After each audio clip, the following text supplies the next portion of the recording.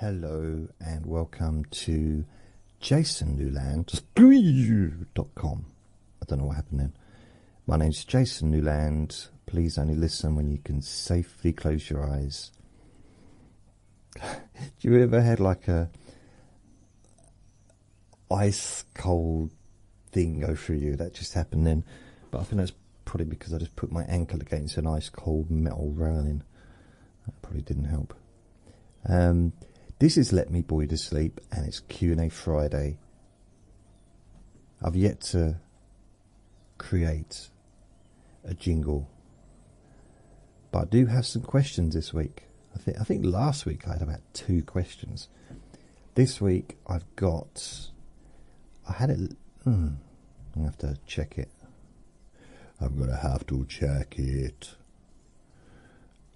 Oh, I've got so much to tell you. So much. No, no, no, no, no, no, no, no. Where are we? Okay. Oh, I just want to say welcome to Ashley, who's just joined my Facebook group, Jason Newland's Boring Group. Welcome. Welcome, Ashley. That brings it to 207. 207. So, welcome. Thanks for joining. Oh, I have 6 questions. I tried to be a bit more specific this week because I do these every Friday. Sometimes my request for new questions gets lost, and it's hard to tell the difference between this one and the one from last week or the one from the week before, because they're all kind of pretty much the same. As far as like any questions for Q&A Friday, so what I've done, I've started putting the exact date for when the next Q&A Friday is. So 2 days ago I wrote, any questions for Friday the 17th of January 2025 Q&A Friday. So I think it's made it a little bit more easier to follow. Not that it's difficult, it's just things, because I release quite a few recordings throughout the week, and I think the things just get lost along the way. And like this week, how many recordings have I made since Q&A Friday, which was the 10th of January? I've done 1, 2, 3, 4, 5, 6. I've made 6 recordings since last Friday. And some of you might be thinking, 6? You didn't put 6 on the Facebook group. I know I didn't. 2 of them I didn't upload. So I did the what is it? Place of Peace, which was a relax and sleep hypnosis daily. That was 218. Then I did 219, which was a body scan. Both very short recordings, unless of course you listen to the long recordings, I guess. What is this doing? Get this current plan. You save 50%. 12 unlimited. Is this for 12 months? Save 50%. Unlimited podcast. 12 month statistics. I thought I already had 12 month statistics. So I'm just looking at something on here. 12 month statistics. Unlimited. So what's different from that? Custom supporters club tool. Customizable player color collaboration feature. I don't think there's any. No, my Spreaker account is offering me a 50% discount for the next, but for the plan above. 50%. Is it 50%?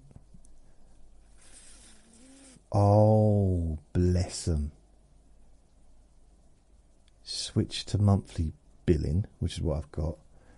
£60 off, £5.40. 2,500. What? This is very strange. So it's £462 a year, and then it says £2.50, £25.60 a month. £25.60? Yeah, £25. That's euros rather. Because at the moment, current plan is I think about 200 and 240 euros a year I pay for my Spreaker podcasts, but that's monthly, so not all in one go. Right, before I start, I'll just quickly go through the standard thing. My website's jasonnewland.com. It's my podcast, basically. Got a little bit of a headache today. I think I might need to drink more water. 14th, 15th, 16th. Really? Oh, I was going to say, the last recording I did was the 15th. So I didn't do one yesterday because I was a little bit flabbergasted by some of the stuff that happened yesterday. It threw me off, to be honest. And I had a bit of human contact, which tends to wear me out a little bit. But that's my website, and if you can't find anything, like where's my stuff gone, or it's not uploading or updating on the podcast app that you use, just go to my website and this will be on there. And there's also links to all the different podcasts. Well, I don't know how, like 1, 2, 3, 4, 5, 6, 7, 8, 9, 10, 19 different podcast apps where my recordings are. Also, if you want to have a laugh and you want to listen to some really, really old stuff, well, I have a laugh, but some old stuff that's not available anywhere else, click on Podomatic, and there's quite a few courses from yesteryear, like from a long, long, long time ago. So that's my website. There's a PayPal link there if you'd like to support me. There's a link to the Facebook group, Jason Newland's Boring Group. There's also a link to my YouTube channel, which is at Jason Newland. Every time I do a recording, I make a 10-hour version for my YouTube channel, and it's just 10 seconds of a screen of an image, and then it's a dark screen for the rest, which means it's kind of ideal for drifting off to sleep and stuff, if that's what you choose to do. And lately I've been staring in the mirror, very slowly picking me apart. Lately I have been listening to some of my recordings.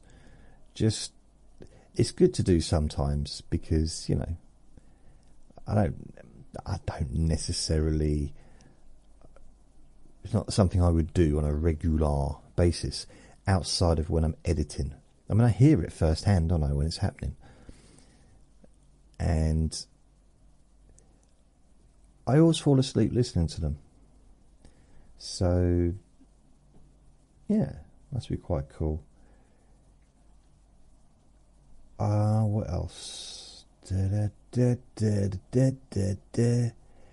a few interesting things. There's stuff that I could talk about, but it's not relevant for the Q&A Friday. But yesterday, right? Those that listen to me regularly, or have been listening for a while, know that over the years I've had a tendency of sometimes, occasionally, doing stuff without thinking. These days it's not usually bad, it's not like, but it's generally not good on me. I'm usually the one that ends up, well, I'm always the one that ends up on the wrong end of the stick, as it were. The wrong end of the stick. And I've got a neighbour who he's elderly. He hasn't got much support. I try and support him a little bit. Try and be here for him, you know, just if he needs me for stuff. And I've said that I'll help him to get things if he needs them. And you know, he doesn't really go online, or he's just nearly 80, and he lives alone, and he's literally just my neighbour, my very close neighbour. And yeah, I've known him for nearly 10 years now, so we got on really well. I knew that he needed a microwave. So on Wednesday, I ordered him a microwave and a bin. So a waste paper basket bin. I ordered myself one, I ordered him one, because they're like £5 each. Because I definitely need one, and I think he needs one as well. So I got him one. And I got, how many more times? I'm just repeating the same thing, aren't I? I got 2 bins, one for him, one for me. I mean, that's the end of the sentence, really, isn't it? But I think they're black, and they're not wicker or anything like that. You know, they're just. I think they've got gaps in them as well, so they're not. Yeah, it's just the standard. I don't know how flimsy they are, and in fact, I haven't even checked to see if they got here in one piece. And you might think, what are you talking about? One piece? There's 2 of them. No, I don't mean make sure they're stuck together, because that would be weird. But okay, I'll go through the whole story. I feel like this is a recording on its own. This is like a separate recording, but I'll just go through it. It won't be a long story. It's before I start doing the Q&A Friday part. So here's what happened. So I ordered a microwave, and then on Thursday, Vinny's barking. I think there's someone at the door. So I look through the door, because I've got a Ring doorbell, so I look through there just to see if anyone's there. Because I've got my door closed, and I try and minimalise his barking for the neighbour's sake. So when he barks when the door's closed, then often means there is someone actually outside the door.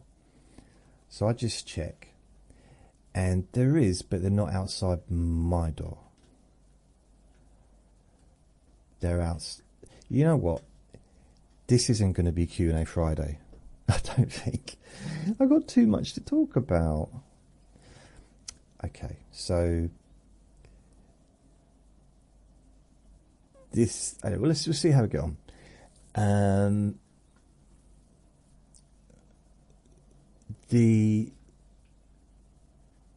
Bearing in mind, I'd ordered a microwave for him. It wasn't expensive. It was like £59. I didn't want to get the cheapest one, but I got like an average price one, which, you know, I know you can pay huge amounts for them if you want, but I just thought I'd get it. It's not on credit. I just paid for it, and I thought it'd just be a really nice gift to give him. And there's part of me thinking, it's not about whether or not he can afford to do it or anything like that. It's more, it's just a nice thing. It must be quite nice to have somebody do something for you. I say no, I have people do things for me sometimes. I mean, I've got a neighbour I've known him for years and years and years, another one. Most of us have been in there for a long time, apart from the lady downstairs and the one that's took over my friend's flat. But the rest of us have been living here for donkey's years. Where does that expression come from? I know you got dog years, which is what, seven human years, isn't it, per dog year, which doesn't seem very fair. it should be the other way round. I think dogs are more deserving, to be fair. They ain't done no harm. Vinny hasn't caused any harm for anyone, and he never will. Anyway,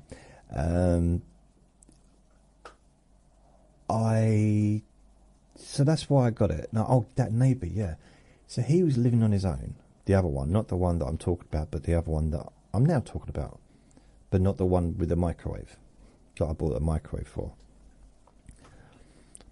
So we'll call him old neighbour number 2, because they're both around the same age. I think he's a little bit older. He's like 81 or something. And as I said, I've always got on well with him. He used to spend half the year away,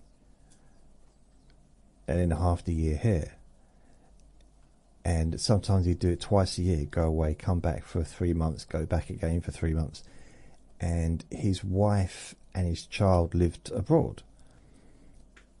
So I would look after his mail and, just take any packages in and stuff like that. He'd let me know, and sometimes he'd just bring me, if he had food left in the fridge, he'd just bring it in there and I'd check it away for him.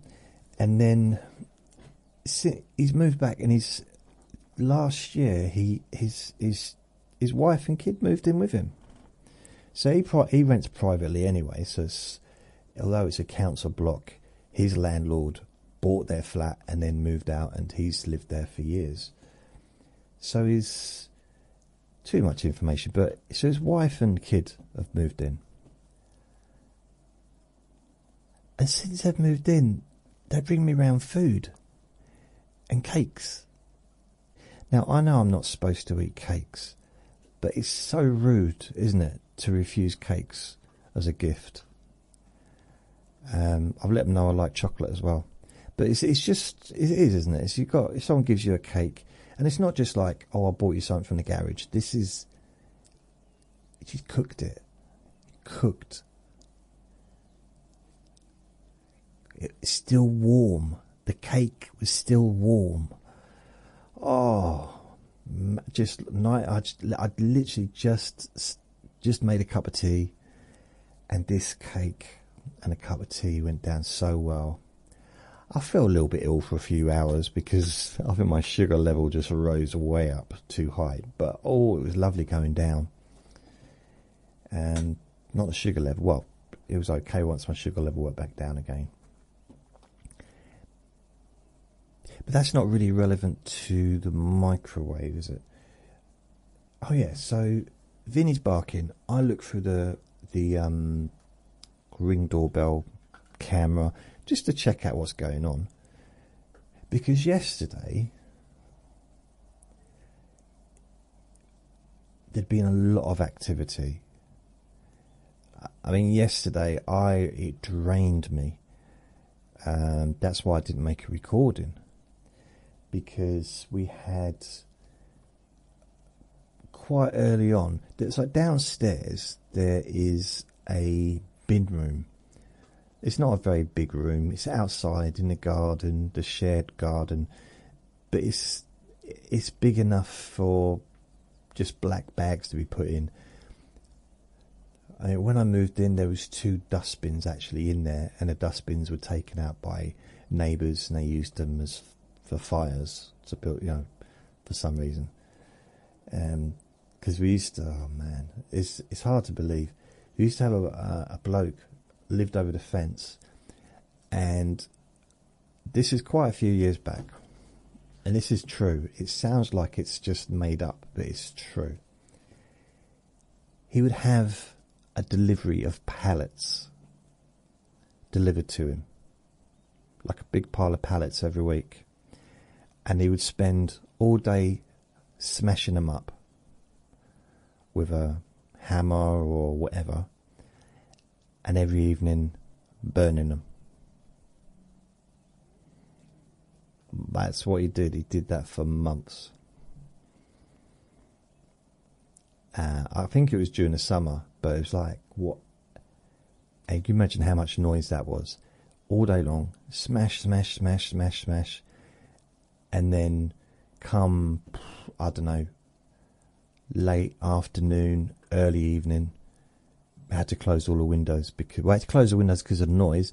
Then I had to close the windows again because of the smoke. It was very strange. What's that got to do with a microwave? Oh yeah. So I don't know if I think he used one of those bins. I'm not sure. I know that someone that doesn't live here took one of those bins and took it over behind the fence because they wanted to build a fire. It's who knows why. And once you've built a fire in one of those bins, it's like a metal bin.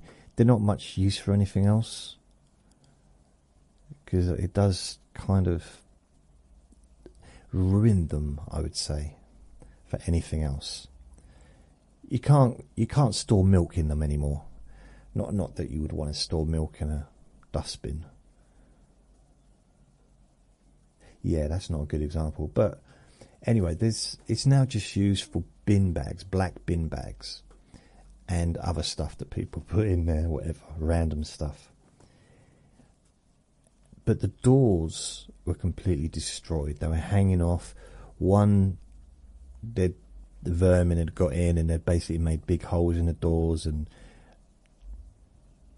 I mean, they'd probably been there for like 30 years. So they were replacing the doors. But it was proper bang, bang, bang, bang, bang, drill, saw, brr. Don't know how to make a sound of a saw. But it was proper full on all day until probably, I don't know, 3 o'clock, about 2 or 3, and then or maybe 4, and then it was gone and it was finished. But it started around 9. So I couldn't make a recording during that time. Another thing that happened is my doorbell kept going off. And I was doing other stuff. So I don't know what I was doing. I think I might have been working on my website or updating some of the YouTube videos stuff, something like that. And my phone would light up if someone actually rings the doorbell, because not everybody rings the doorbell. Some people just knock on the door. But if someone actually rings a doorbell, it does come up as on my screen of my phone. But I missed that because I was... What was I doing? Oh no, I didn't see it because I was in bed. I was in bed. Yeah. So there was a little... This must have been a gap when the person stopped doing the door, the front door, the door, outside, the bin door, not the front door to the bin door, the bin cupboard thing. And so I went and had a little nap, and then when I came back, I'd seen that I'd had a missed... Not only had I had missed someone knock on the door, but I had a missed call from downstairs. So I said, because I called her up, this is my neighbour, "You're right?" She said, "Yeah, we had the council around doing surveys on our flats. And they're just randomly turning up doing it. And they did inform us that they were going to be planning to come around, and this was before Christmas. But they didn't say they were just going to turn up, which I don't think is a great idea to do that. There's a lot of vulnerable people living on their own, and it just seems a bit weird to just turn up. But anyway, I'd missed mine, and my neighbour downstairs didn't have a particularly good time with the one that came into her flat. So I'm like, oh. So we had a chat about that. And previous to that, I'd already gone for a walk. Because of all the noise outside, me and my neighbour went for a walk and took Vinny out. And just to get away from the noise for a little bit, because she was still having her kitchen done. I think the last day was yesterday, but they put a new kitchen in. And so she had noise inside the flat and outside the flat, because the bin room thing was literally just outside her bedroom. I mean, it's outside my bedroom, but it's downstairs. I'm upstairs. And so we go for a nice little stroll and have a chat. But then later on, I call her up because she'd phoned me, and she told me that they came in, and I'm starting to worry, thinking, and I had been left a note, a little card, like a postcard thing, to say, call us please, we tried to come in and whatever, to do a survey. And apparently the reason for the survey is because it's about checking the building's integrity. It's a very old building. It was built around 78, and some of the things in it have been here for 35 odd years, like the radiators, the kitchen, the bathroom, a lot of the windows. There's a lot of stuff that's been here for a long, long, long time. Which is why I've got two neighbours that have had new kitchens. One had a new kitchen last summer, and that was a neighbour over the road, and the neighbour downstairs had a new kitchen like now. She's just had one. And she's also getting a new bathroom as well. So, and my neighbour over there is getting new windows opposite me. So they're rolling out different things that need doing. But I'm thinking, but my flat's a mess. Right, then he just started barking. There was someone in the garden talking really loudly. Like really loudly. Why would you talk so loud? Such a moaner. Yeah, so we went for a walk and everything, and then she called me, and I missed the call because I was in bed. Again?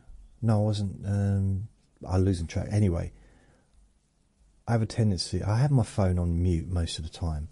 So if I'm in bed, or if I'm making a recording or whatever, I just have it on mute, and I just call people back. I often have the phone next to me, so if the screen lights up, I can see someone's calling.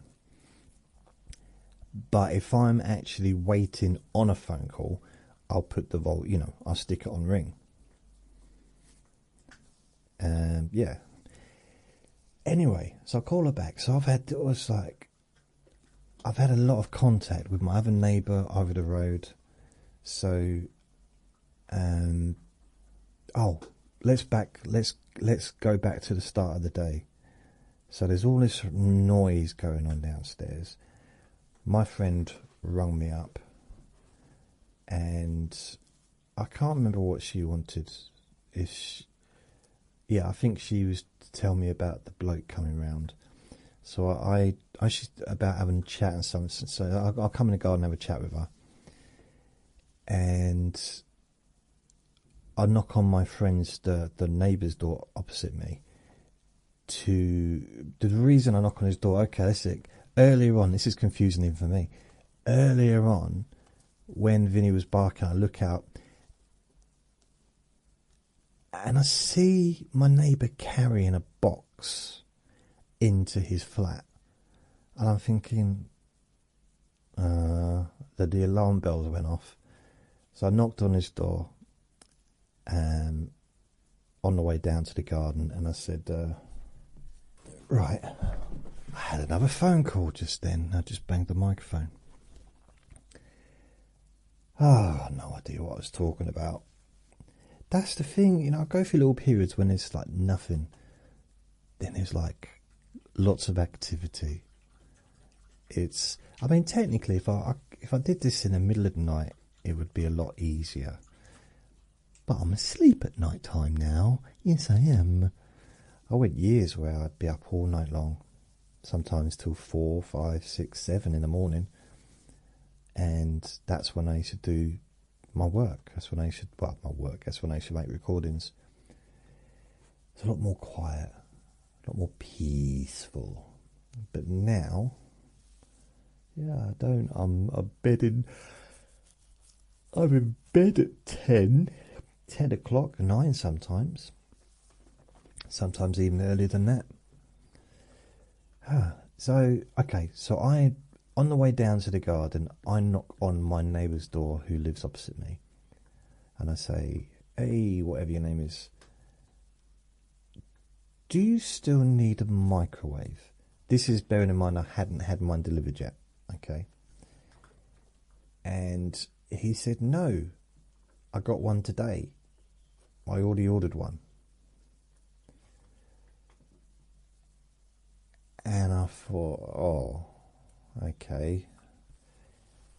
And I thought, so I didn't like, brilliant, okay. I tried to cancel the microwave that I'd ordered from Amazon, but it was too late because it was already out for delivery. Well, you know, I'm back upstairs. I don't know what I'm doing. Again, I have another missed call, and this time it's my neighbour downstairs again. And I'm thinking, we've had a lot of contact in one day. And I was like, wonder what it is now. This is strange. Oh, in the meantime, I'd already had a milkman come round. I just found out now. I had a milkman knocking on the door as well. There's just so much activity, people knocking on the doors in one day. So I'm doing something. I've got the door closed. I've got music on. Just listen to some music. I don't know what I'm doing online. Something. And I see the phone lights up. Someone at the door. But I don't know. What am I doing? It's like I was busy doing something, but I didn't make a recording yesterday. I must have been researching something. Possibly. And I've been trying to work out how to set up what are they called? Tasks. So ChatGPT now have tasks. It's in beta, so it's like in practice kind of mode at the moment. And it's basically like I guess an AI agent, kind of like a miniature AI agent thing that just does a certain task. And I've got two set up. One is create a new task. Okay. How do I set up a new task? I was struggling to get into the task because it wasn't. If I click on tasks, oh, it does now. But yesterday, nothing. But I've got two checked. I've got two tasks. One is find uplifting stories, news stories, and this is every hour search for uplifting news stories. And the other one is check boxing announcements. Again, there's quite often it's the same stuff, which is a bit weird.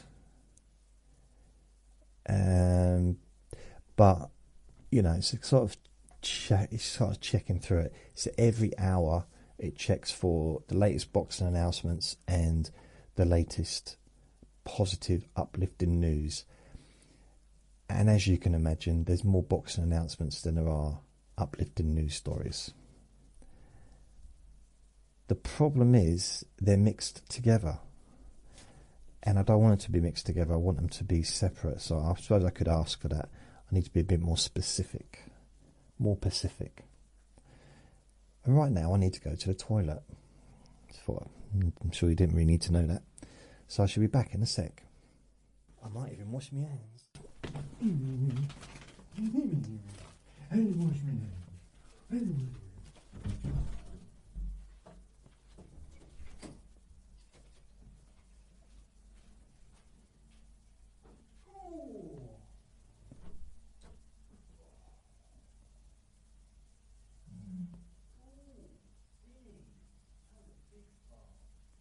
You do make me laugh, you do. Right. Oh, that was satisfying. So, right. So my neighbour, he said he has a microwave. I couldn't cancel it from Amazon. So I'm just sitting in here doing whatever. The phone goes. It's my neighbour downstairs again. And I answered the phone and she said, have you had a delivery? I said, I think so. I've not looked yet because I'm indoors, I'm inside with the door closed, and I didn't check the Ring doorbell,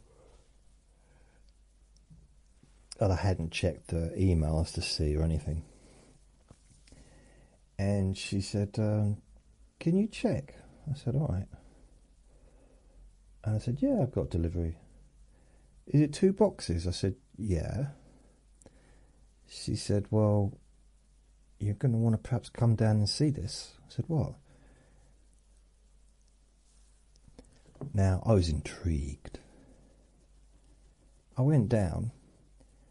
She's also got a doorbell, a camera doorbell.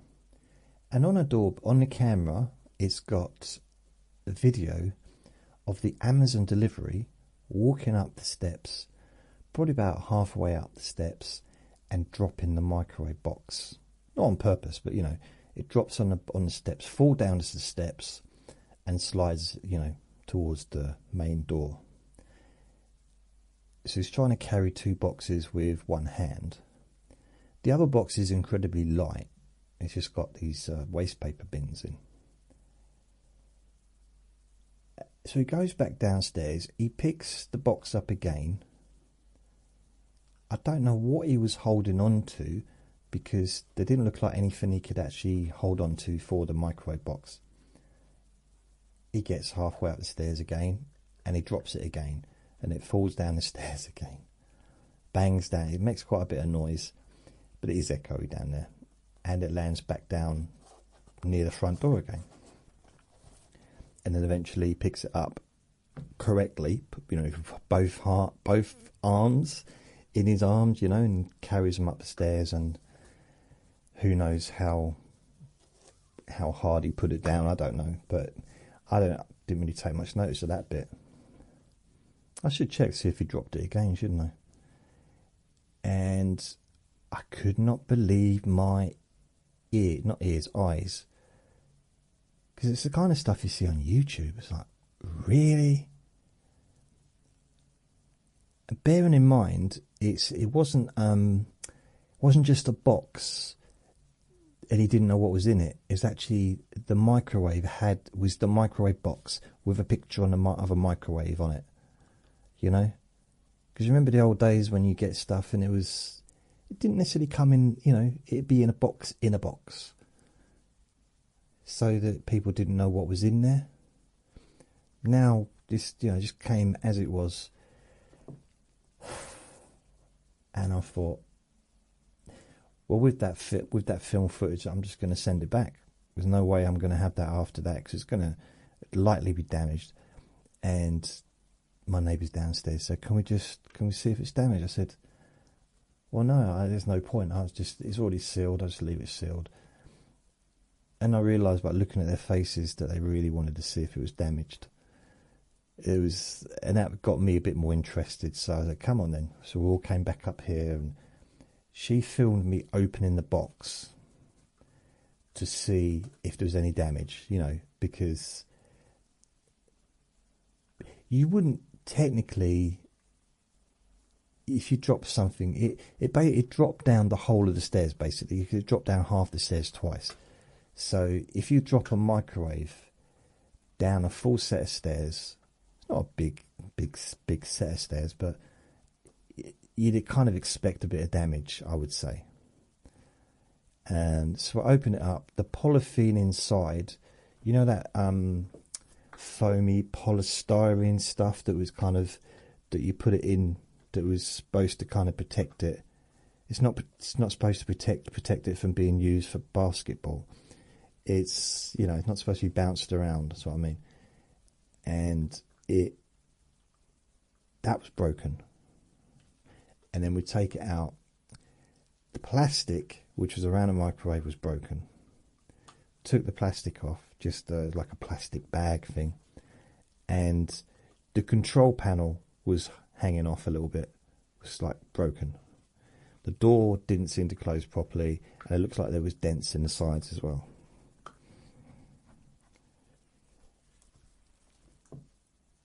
I just like, what? I don't know why I was surprised, but then it just makes me think, I've had damaged stuff in the past, and it's...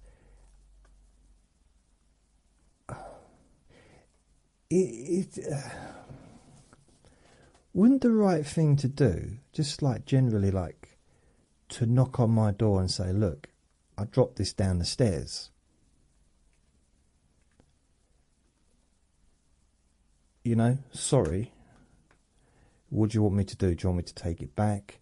Do you want to have a check to see if it's okay? I know they've got limited time, but it's better than potentially losing your job, isn't it? Even if it means you've got to have a later day, in a sense of, I've not told Amazon yet about it. I mean, it wasn't his fault. It's, you know, things get dropped. That's not really the issue. It's just ignoring the fact that it was dropped. And to do it twice.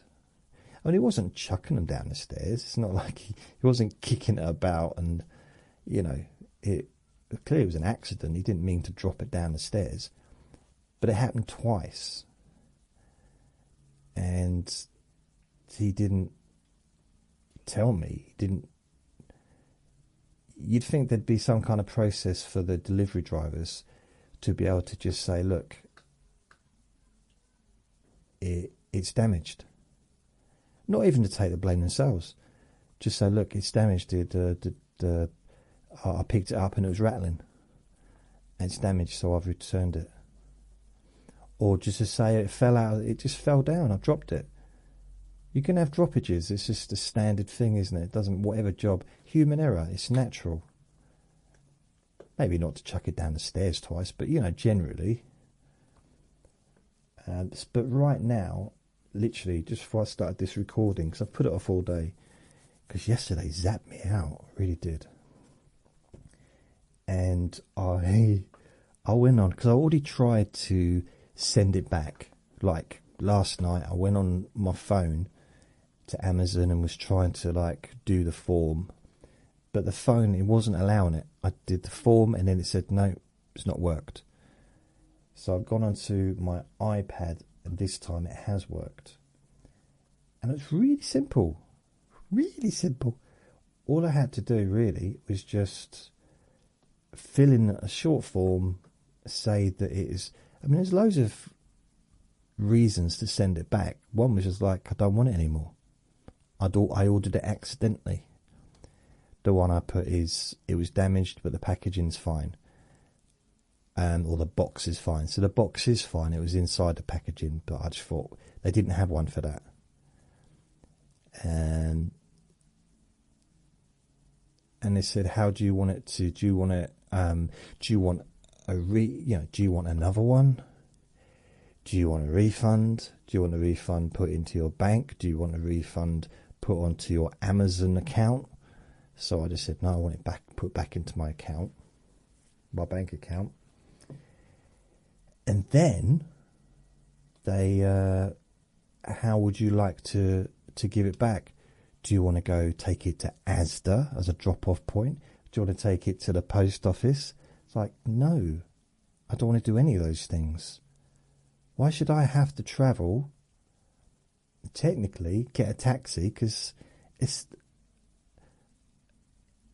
The bus is quite a long way away. It's quite hard to carry something like that for a long distance.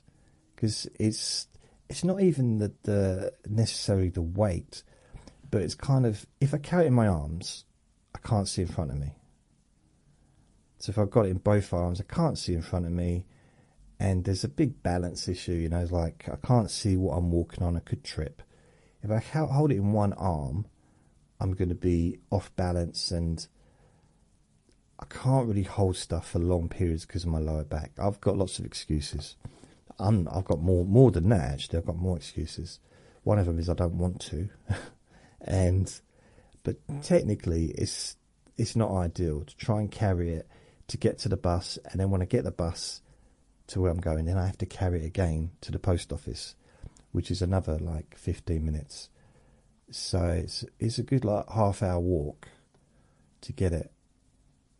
And if I get a bus, it's going to cost me 15 quid.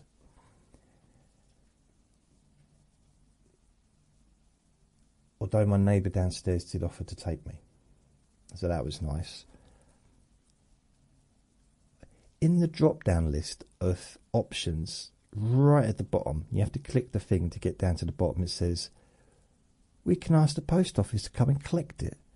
A postal driver or whatever, the Royal Mail rather, will come and collect it from your doorstep. They'll come and knock on your door and collect it. Why don't you put that at the top then?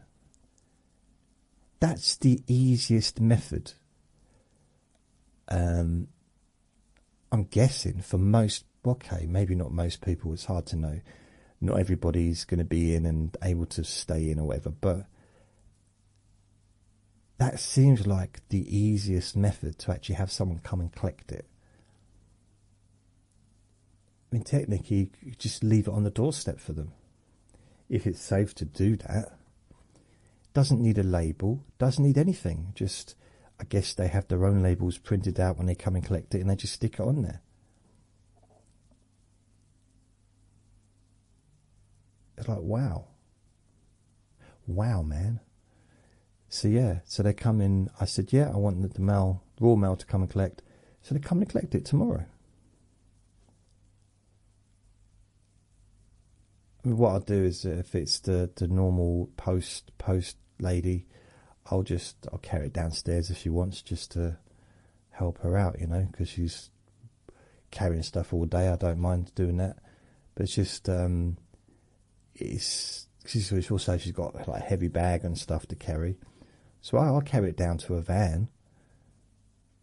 But it's a lot easier than having to take it to the post office. But they put that option right at the bottom, and almost, if you didn't know to scroll down, you literally have to press a down button to get to it. There's lots of I'm not saying they're being sneaky, but there are lots of sneaky ways that websites do things.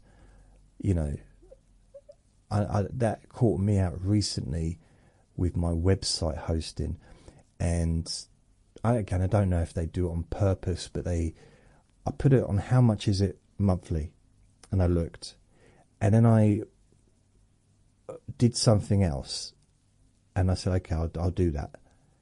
But then it reset it to being yearly, and I ended up paying for the whole year, and they did refund it. But it's like, no, that's not good. Another thing that I don't know if you noticed, it doesn't happen as much, but there was a time on the internet where they almost betted on people's impatience. So the screen would come up, and you click on a link, and then the screen would move down, and it'd be an advert. Like you hadn't clicked on an advert, but that's what would come up because it moved the screen a bit, so that it's like a second delay. So the screen would come up. You click where you want, but in that time, the screen moved up an inch or down an inch. It's like, it's frustrating. So yeah, so they're coming tomorrow. That'll be the end of this little adventure. I haven't given him his bin yet. I'll do that later. And I'm going to borrow some tape off of the neighbours downstairs to reseal the box. And that should be it. Blimey.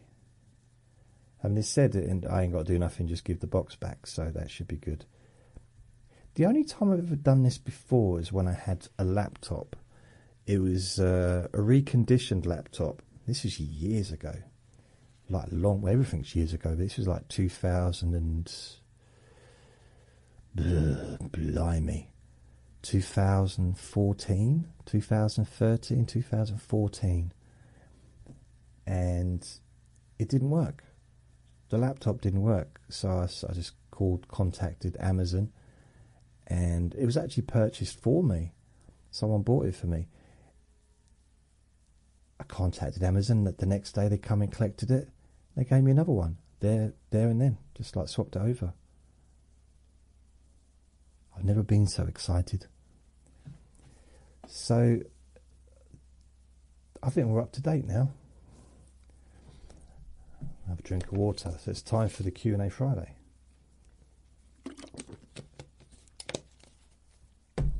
Or, no, I'll do the...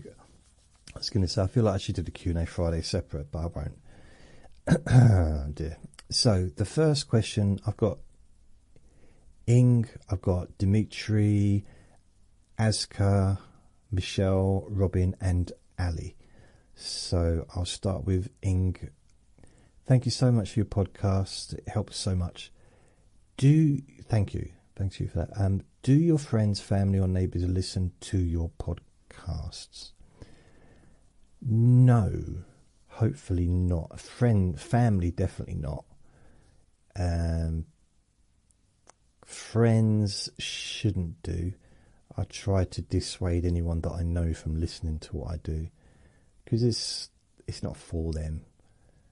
I've had a few people say, "Oh, I listened to your podcast last night," and there was one particular situation. This is going back again, 2013 time, and I was having coffee with a friend, and I said to him, please don't tell anyone, because I sent some Valentine's cards to somebody, but it's Valentine's private, it's secret, and I didn't want anyone to know it was from me. It wasn't anything weird. I just sent some Valentine's cards, that's all. But it was secret, and it wasn't one of those situations where I just wanted to send a Valentine's card because I was in love with her. But nothing was going to come of it, so I didn't leave my forwarding address on there. Yeah, it wasn't anything. I said it was. I keep saying it wasn't anything weird. It sounds weirder than why I say that, doesn't it? But it wasn't. I just didn't. Because he said, "Oh, I'll tell my daughter." I said, "No, don't tell your daughter. I tell my daughter everything." No, this is a private conversation. I don't want you telling people. It's not anybody. It's my daughter. I was like, no. I want you. This is between me and you. I'm just telling you this is what I've done. I've not told anyone else. I just sent it. It wasn't a big deal, but it was like becoming a big deal the way the conversation was going. And I saw him the next week, and we sat down and had a coffee. We used to meet up every week, and he started laughing at me, like just laughing. And I was like, "What?" He said, "I was listening to your recording, your podcast." I said, I think it was probably a Jason Chats recording, or he might have been watching it on YouTube. I said, "Okay, why are you laughing?" He said, "Remember when you said don't tell anybody about the Valentine's cards that you sent?" I said, "Yeah." He said, "You spoke about it on your video." I said, "Did I?" He said, "Yeah. So you're telling me not to tell anyone, but you're just telling the whole world, or anyone at all that even doesn't want to know, that might see it." And I thought, oh, yeah, it's kind of a point. But my theory is this: nobody anywhere near where I am would listen to this or would watch my videos. That's how I figure it. Nobody knows who I am. There was a time when I was predominantly American audience, especially on YouTube, but also on the podcasts. It's America or the USA still the majority, like percentage-wise, out of all the countries. But it's not as dominant as it was. It used to be something like 80% USA. Now it's not. I mean, there's a lot more people in my country now, or in Britain, UK rather, that listen to my stuff than ever before. There never used to be. I didn't have a very good percentage of people in this country listening to my podcasts, but now it's, over the years it's grown. And also like Australia and Canada and multiple countries. It's yep, I'm going to check the stats. What is a geolocation? This is for the last 30 days. So the United States, this is on all my podcasts, well, most of my podcasts.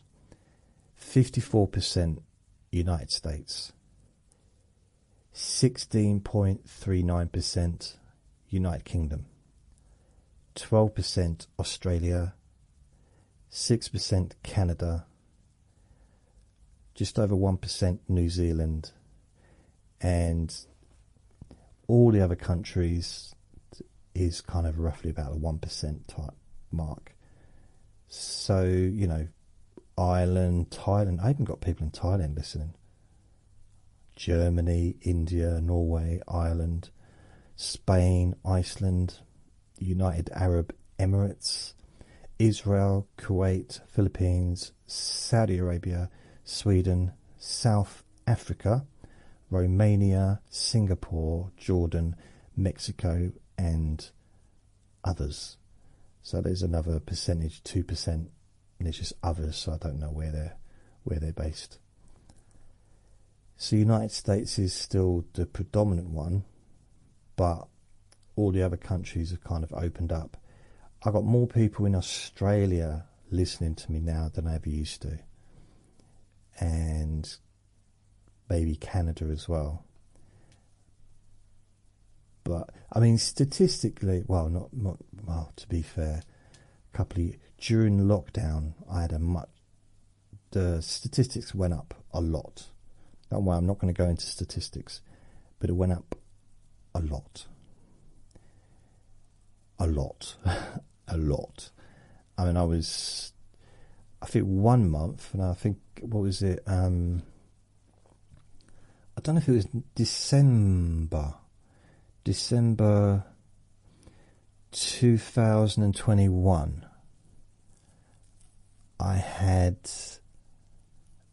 over 900,000 downloads just in that month. Yeah, just under the million. 940,000, I think, if I remember rightly. Which is, I've never got close to that in any month since or before. That was just one of those strange months, I guess.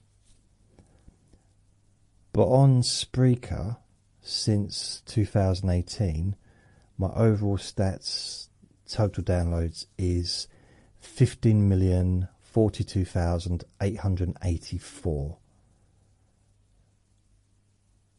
And yeah, so far, again, it's the last 12 months.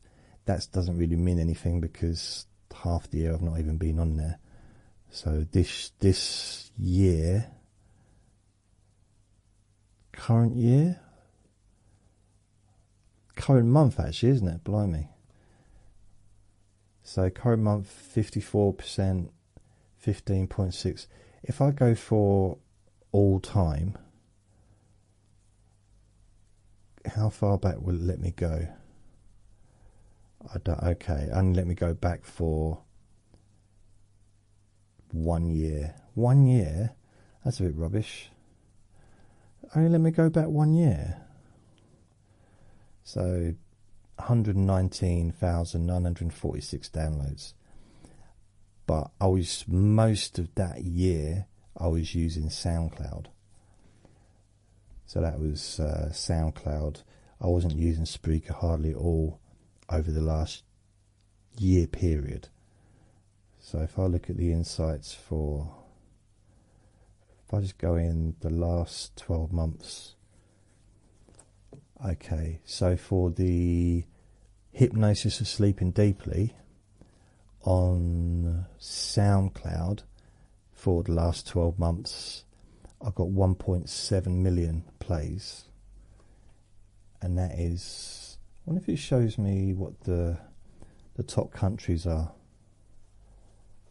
top locations. If I go to countries, so it's not giving me percentages, but United States of America 735,000, United Kingdom 237, nearly 238,000, Australia 157,000. So it's gives you a rough idea. And the top listener was Wanda. So thank you, Wanda, if you're listening. Yeah, blimey. So I wonder if I go, let's have a look at the Let Me Boy to Sleep. What was that one? What have I got with that? Jason, okay, it's that one. Beep, beep. Right, so let's have a look at the stats for the last year, the last 12 months. So yeah, on the Let Me Boy to Sleep podcast for the last 12 months, bearing in mind this year I've not been using it much because I've gone back to Spreaker, 539,000. So in the last year it's what, 257, so 2,200,000, 2,300,000, about between 2.3 and 2.4 million, 2.4 million roughly, and the last 12 months. So it's all right. I'd expect a bit more, but it's all right. It's okay. It's not too bad. So see, any opportunity to talk about stats, that's me. I don't think any. Although I did have a weird incident years back in 2009, 10. I was in London and I was helping out in my friend's comedy club. I was in university at the time. So I was just helping out. I think it was the build up to Christmas, so it might well have been 2009, December. Possibly. Yeah, that would have been. Anyway, what happened is I get a text message just to my normal, text email. But I'm at work, but I'm just checking. So I'm in the office there and we're just taking orders for Christmas and stuff. And this person said, are you related to, and listed my dad and my brother's names. And that was freaky. I'm like, what the hell? See, what I'd been doing, I've been sending out, offering sessions. What was I offering? I don't know if I was offering some kind of to help. I was contacting driving schools to offer help with getting over driving test nerves, which is something I actually used to do in person with people back in groups back in 2006, 2007 time. So I was thinking, so it's only a few years after that, so 2009, I contacted pretty much all of the schools, and I think I was just going to offer the schools, I was going to make some recordings, I think, and just offer the schools a chance to just, I can't even remember, maybe just to have this, buy the CD or something, or just have the recordings for free.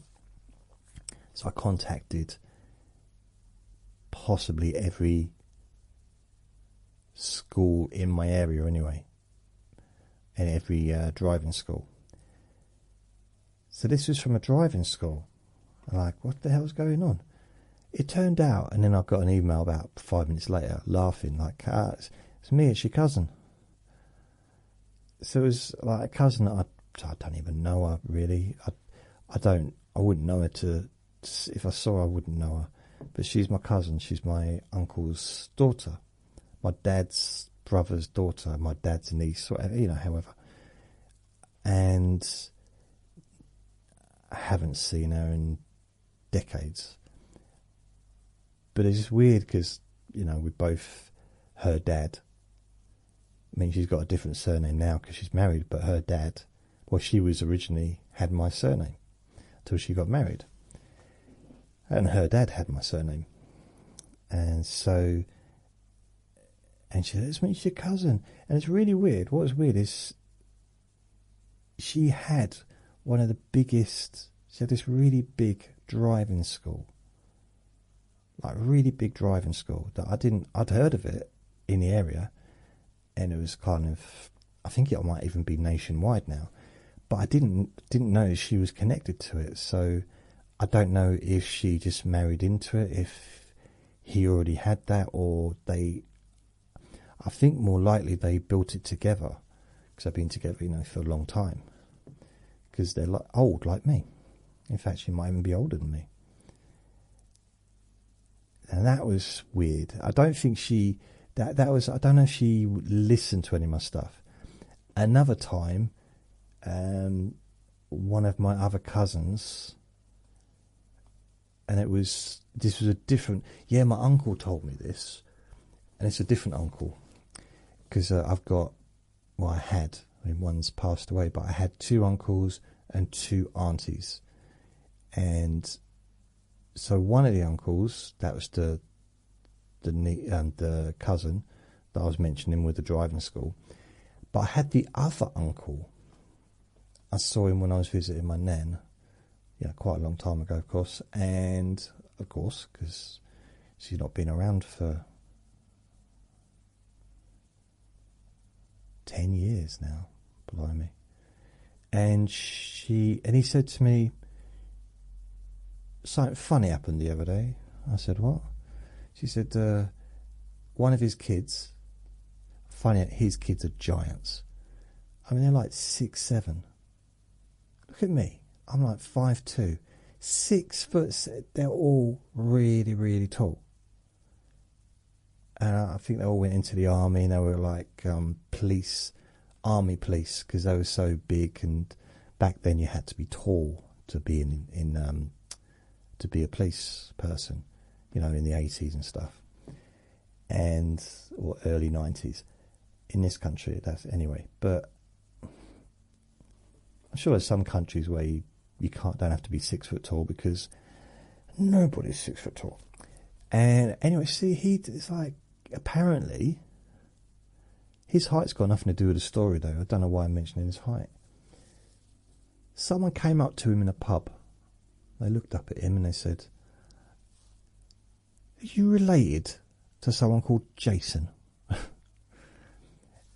And he said, yeah, it's my cousin. See, I know their names, I just haven't seen them for years.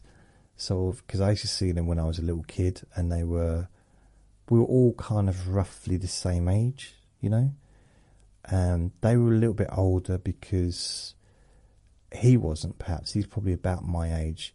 See, my oldest, this is my dad, his older brother was 80, and he sort of left. He departed a couple of years ago. Well, it was 2020. Or was it 21? 2020. And that was my dad's oldest brother. And he was born about 1940. Yeah, 1940.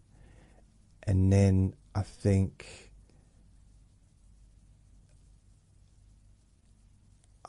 my nan, because basically my nan got pregnant when my granddad was on leave. I know I don't really want to think about that, but he was on leave and I think 1939 that all started, and he came back. Maybe he came back in 1940 on leave, I don't know. But anyway, he didn't see his son. My granddad didn't see his son until 1945. So my uncle was already like 4 or 5 years old at that point. And my dad was born about 46. So there was about 6 years between them. Yeah, that makes sense, doesn't it? So they came home 45, and then my dad was born next year. So he was the second out of the 5 of them. 4 of them. 5 of them. Yeah, 5. But technically the brothers and sisters, or all my cousins and stuff, they're all quite close age group. Like I've got a cousin who's around about the same age as me. I got one that's about the same age as my older brother. So, all kind of in the same kind of ballpark, really. In our 50s, I suppose, now. And even my little brother he's 8 years younger than me. And he's now, what am I? I'm 44. I'm 44, I'm blimey. I wish I was 44. I'm 54. He's 46. No, I'm 44. So he's 46. So he's 46 now. So he'll be 50 soon. Anyway, what was my point? Yeah, someone came up to my uncle, my cousin rather, and said, "Do you know Jason? You relate to someone called Jason? He's a really good-looking fella. Does YouTube videos. Really handsome. It's very distracting how good-looking he is." They probably might not have said that. And he said, "Yeah, it's my cousin." I mean, that was the whole story, to be fair. But so my uncle didn't know I did this stuff, and no one really knew. I don't think it's something that my dad brags about. I brag about it because I find it's impressive. I've always been impressed by myself. I figured, well, no one else is going to be, so I might as well. But yeah, no one listens to my podcasts family-wise. I think occasionally, because on Facebook, I was loud with that. On Facebook, I generally try and block everyone that I know, like in real life. Not everyone, but most, because I don't want them listening to my podcast, because this is my private. It's like a private diary, like a private journal, and it might seem weird, like, if it's private, why are you doing it publicly and thousands of people, are listening? But it's not about that.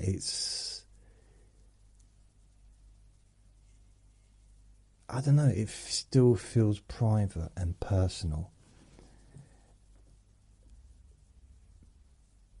And I'm not self-conscious talking to you as I would be to someone that I actually see in real life. And so, yeah, I'm pretty sure that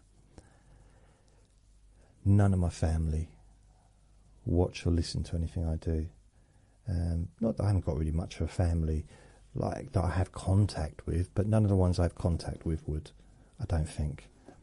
And nobody I know is impressed with what I do. I guess they just think of me as being a bit weird, and therefore what I do would be a bit weird. And I'm probably not someone that people would take seriously. And you could argue, well, not surprising the way you talk. Like, okay, good point. But I can be serious, and I can focus on serious subjects. Although tend not to when I make these Let Me Bore You to Sleep podcasts, but I do, do still mention stuff and talk about real things that are going on in my life. Neighbours, no. Although in the past I did make a recording for my nan because she had osteoporosis. Basically, her bones are just crumbling really through age and through the disease, and she had a lot of pain in her shoulders and in her back. And I made her a recording to listen to. This is probably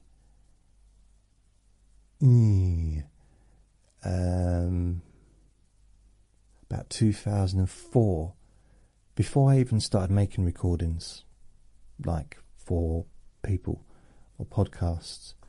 And I made her an audio recording, and I think I did one for my auntie as well that's also got osteoporosis, because both my aunties have got it and my nan's got it, so it's kind of a genetic thing. They're the two things I need to kind of watch out for when it comes from my nan's part: osteoporosis and macro degeneration for the eyes. Because so both my aunts have got the osteoporosis, and bearing in mind how many breakages and fractures I've had over the last few years, I'm not sure how strong my bones are, but a doctor won't test, they won't do anything. I did ask, I said, can you not test me to see if what my bone density is like, just in case I need to take one of those big old tablets. I just figured catch it early, and I do drink a fair bit of milk, which has got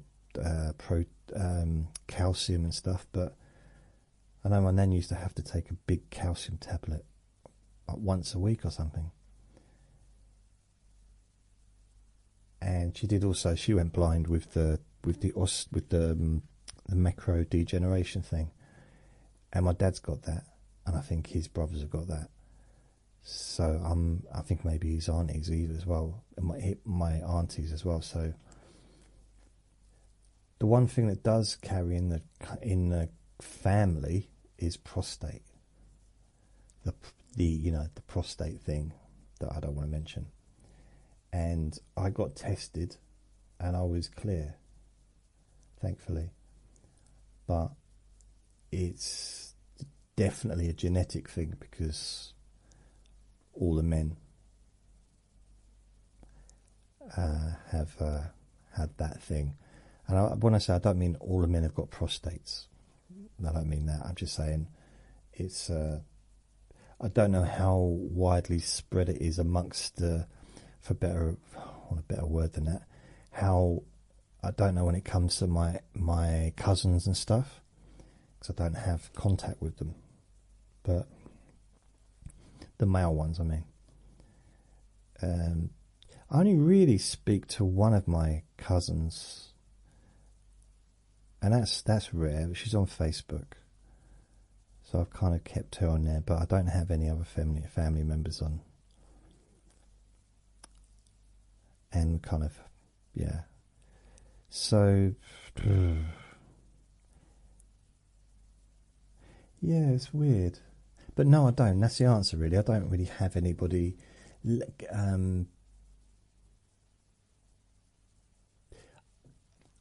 Yeah, no. I don't. As far as I know, nobody does.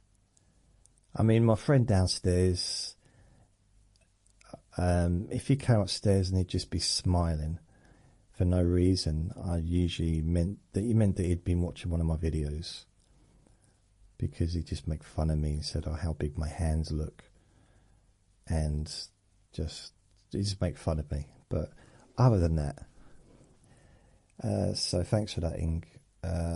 Dimitri asks, or says, since it's recently been the anniversary of Humphrey Bogart's demise, I wanted to ask if you liked his films, Jason. And if yes, what are some of your favourite of his pictures? I wouldn't know. You do. Honestly, I can never guess what question you're going to ask. I did not expect Humphrey Bogart to be mentioned. The only Humphrey Bogart films, and I don't know a specific one, but would be the gangster ones he used to do, where it'd be like, "You dirty rat," and there'd be, is it like Machine Gun Kelly? Was that one of them? And I used to like those movies, all of them really, because they're all I quite liked them, quite quiche, quite, I don't know, the way that they were filmed, they were really filmed well. Because they didn't have special effects.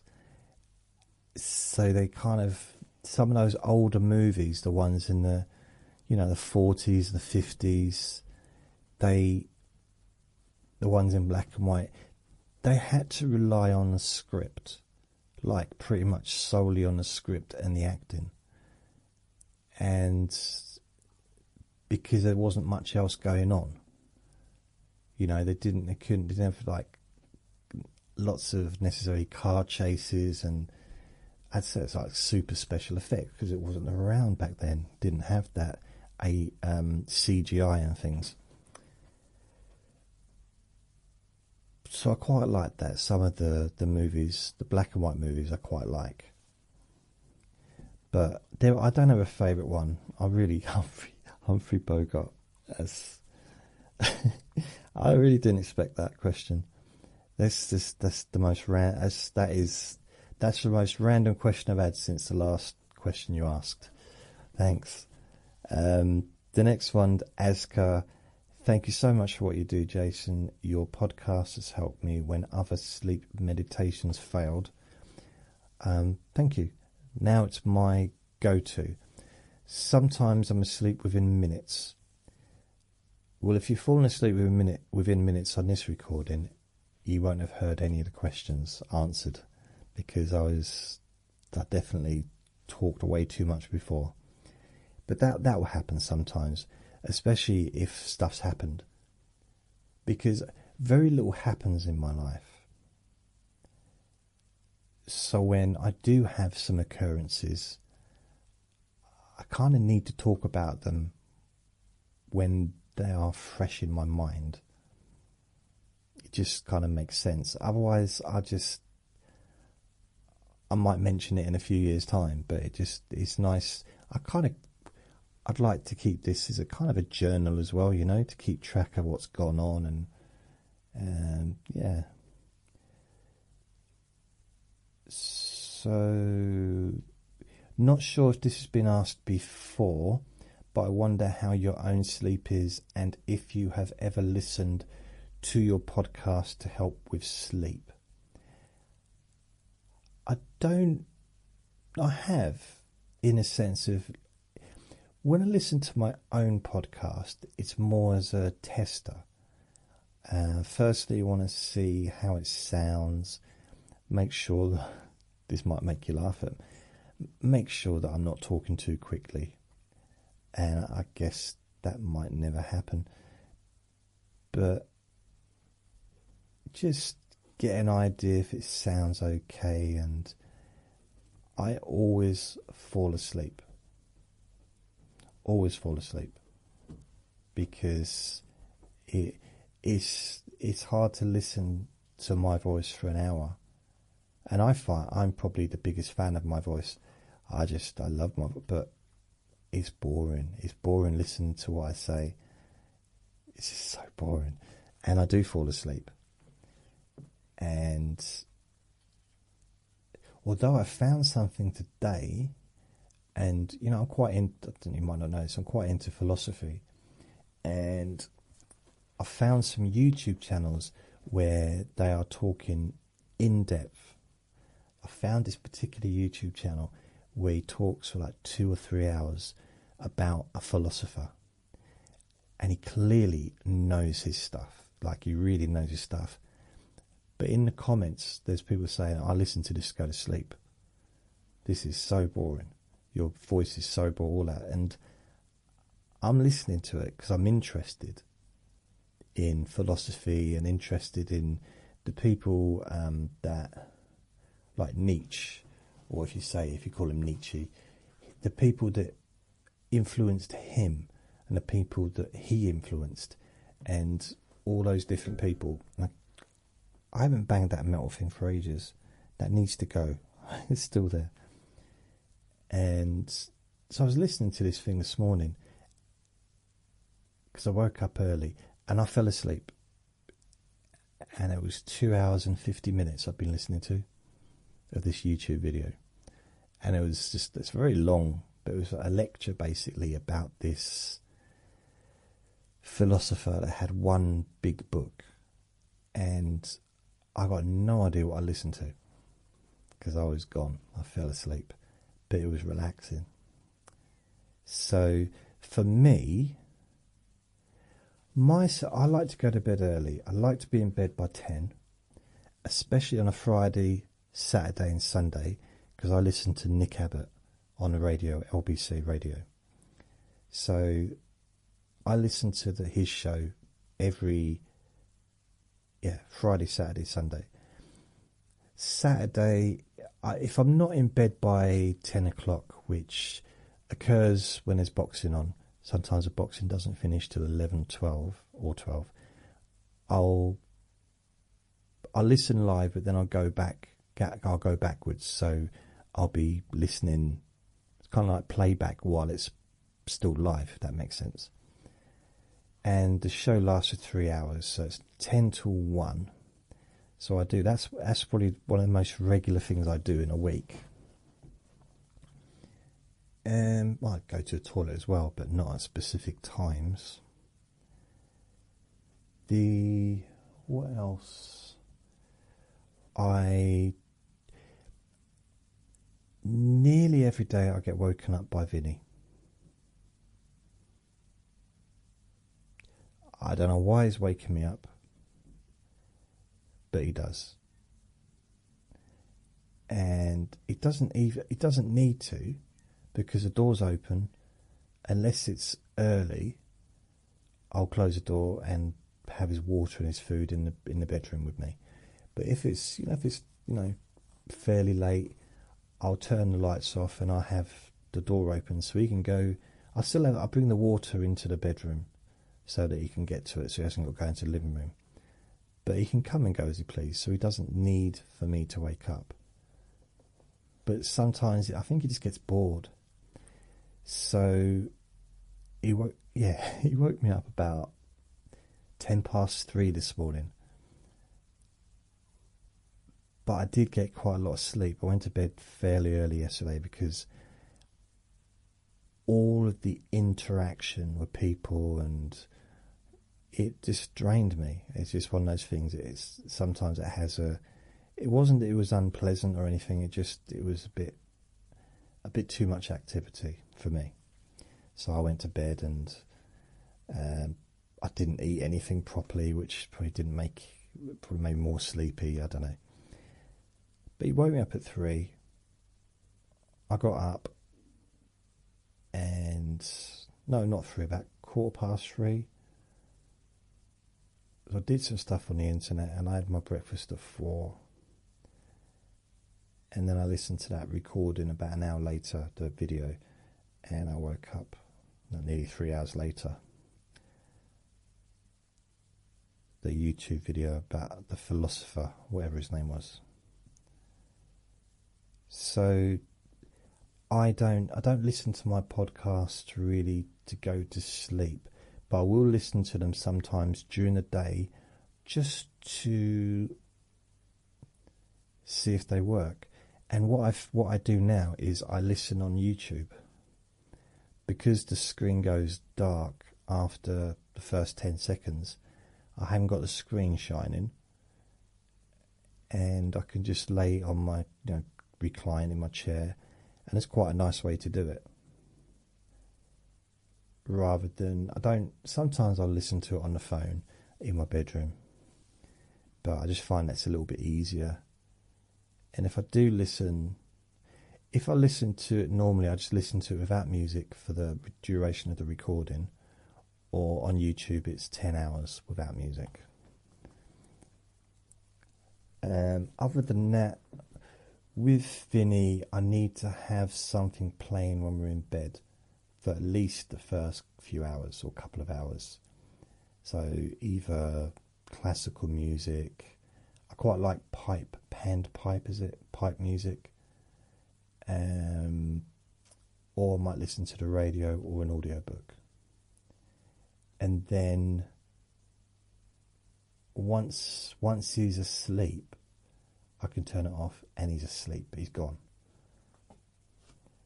But I don't want to, I'd prefer not to have that playing, other than Friday, Saturday, Sunday, because that's for me rather than for him. But it benefits him as well, because if there's no distraction, he will hear every single sound.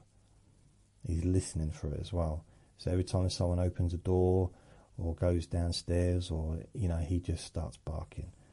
And 10, 30, 11, 12, it's just not a good time to be doing that. Yeah. So thank you. And apparently I did say your name right, Aska. See? Yay! I've done something right this year. I thought So thanks for your message, for your question. Michelle asks, have you ever been to the United States? No, I haven't. However, are you inviting me? I do. What does it say? Just listened for the first time last night. Loved it. I just looked at your thing. This is from 10th of October 2023. Blimey, that's ages ago. Wow.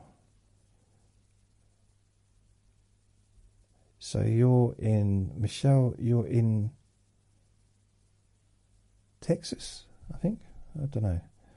Anyway, I'm just gone to your profile just to, because it said there.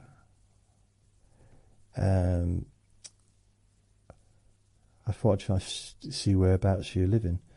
But yeah, I'd like to go to America or to the USA, because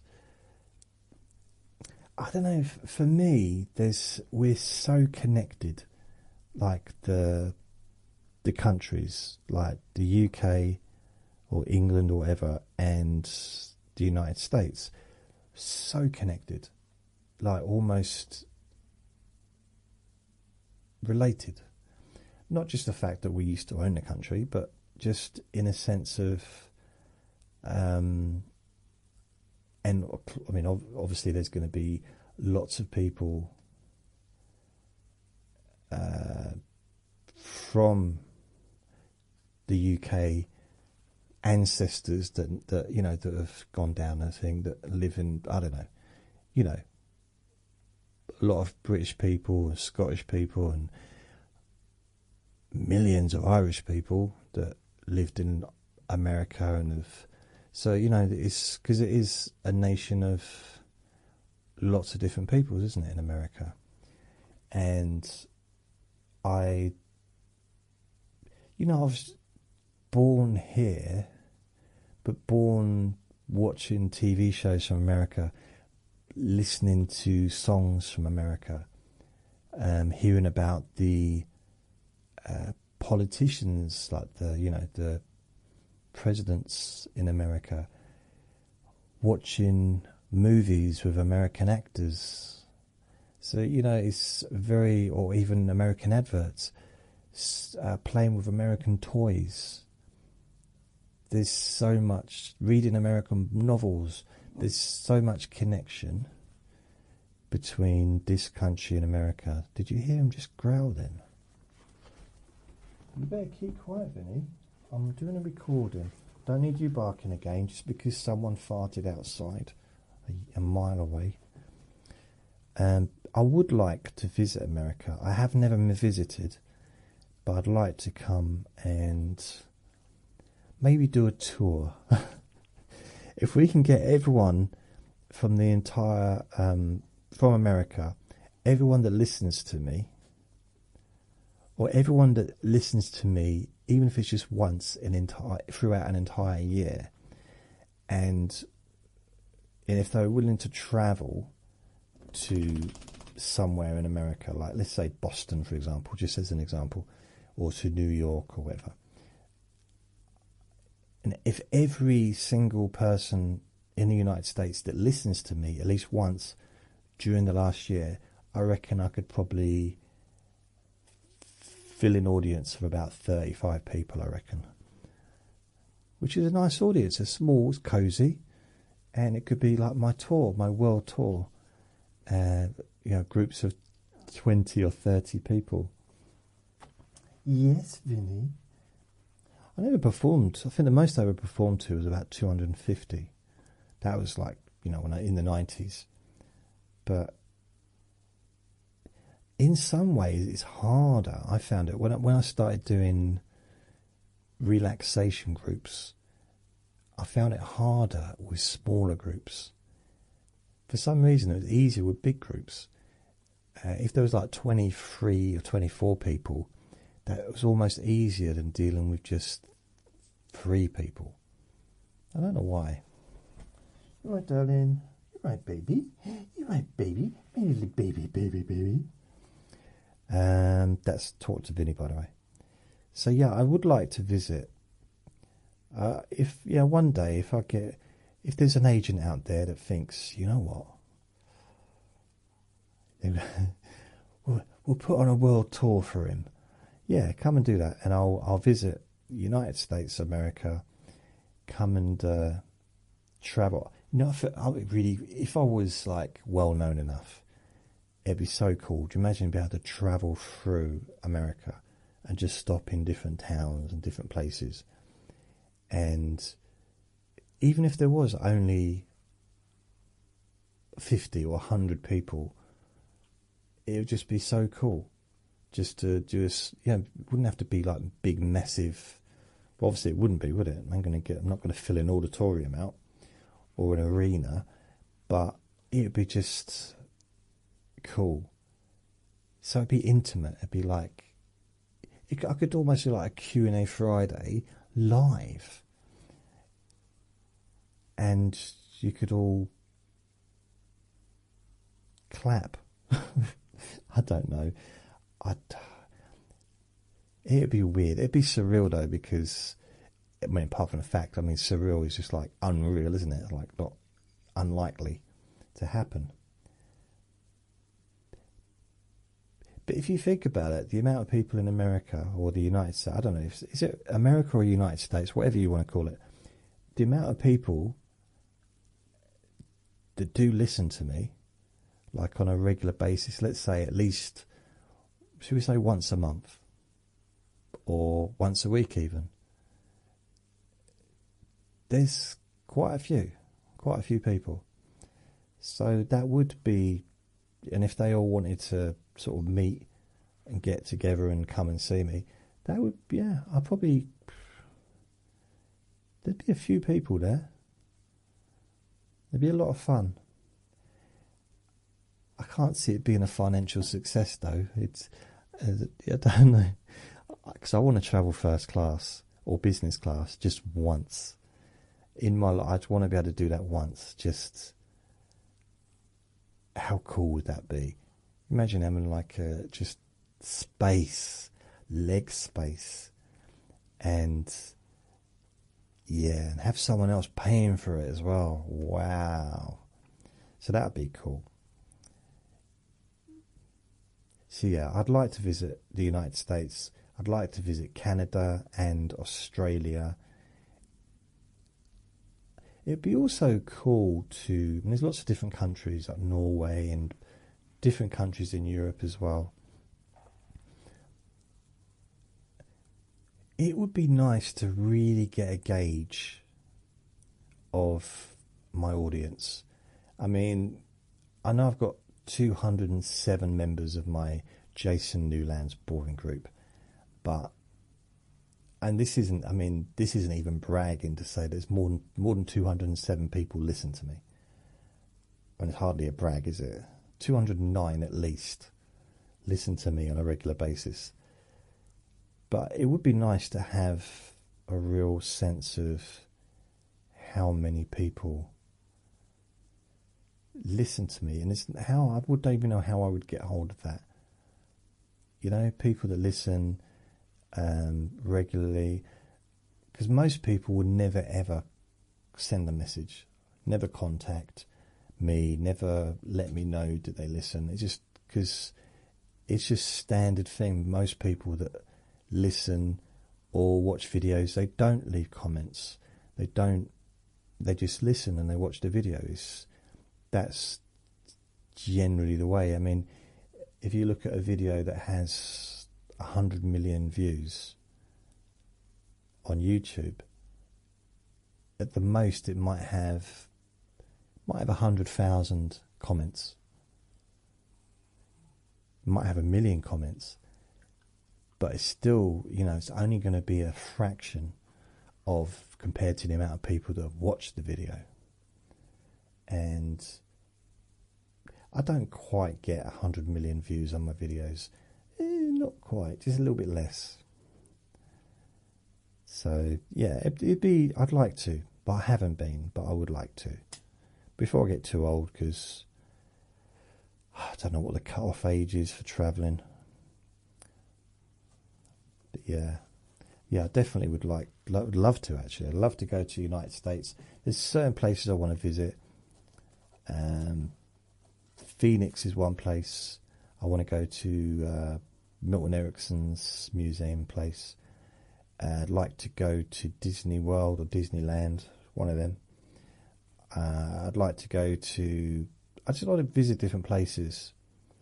And...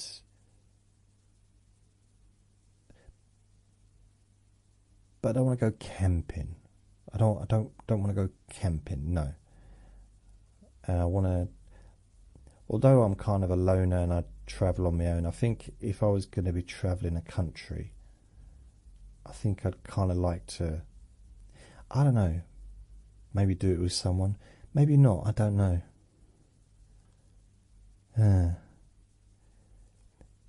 Because the idea of going and being on my own to start with might be think, oh, but the way I am, I do generally do things on my own. So it probably wouldn't bother me going to another country. I've gone to other countries on my own before. So it probably, I guess I'd just get to speak to people, wouldn't I, once I got over there. So yeah, I'd like to. But I know that wasn't a question, would I like to go to America? But I mean, I did have someone offer me the opportunity to come to the United States to do like a guest speaking at a university about, you know, what I do, the hypnosis stuff, and what I do and how I do it and why I do it. And this was just before lockdown happened, and then kind of nothing happened from it. But part of the reason is because I didn't jump at the opportunity, which I should have done. I was scared. I was. I should have just jumped at that opportunity, because that could have led somewhere. I don't know where, but it was all paid expenses, you know, travel, staying. You wouldn't, you know, I wasn't going to get paid to do it, but I was basically going to get myself a holiday in America for a week or however long. And I was scared. It's weird. I just didn't know, what am I going to do? Am I going to stand in an auditorium with all these students, and what do I know? I don't know anything. Well, I ain't got nothing to talk about. It hasn't stopped me, but, you know, technically, I don't think I've got anything to say, really. So, yeah, it didn't happen.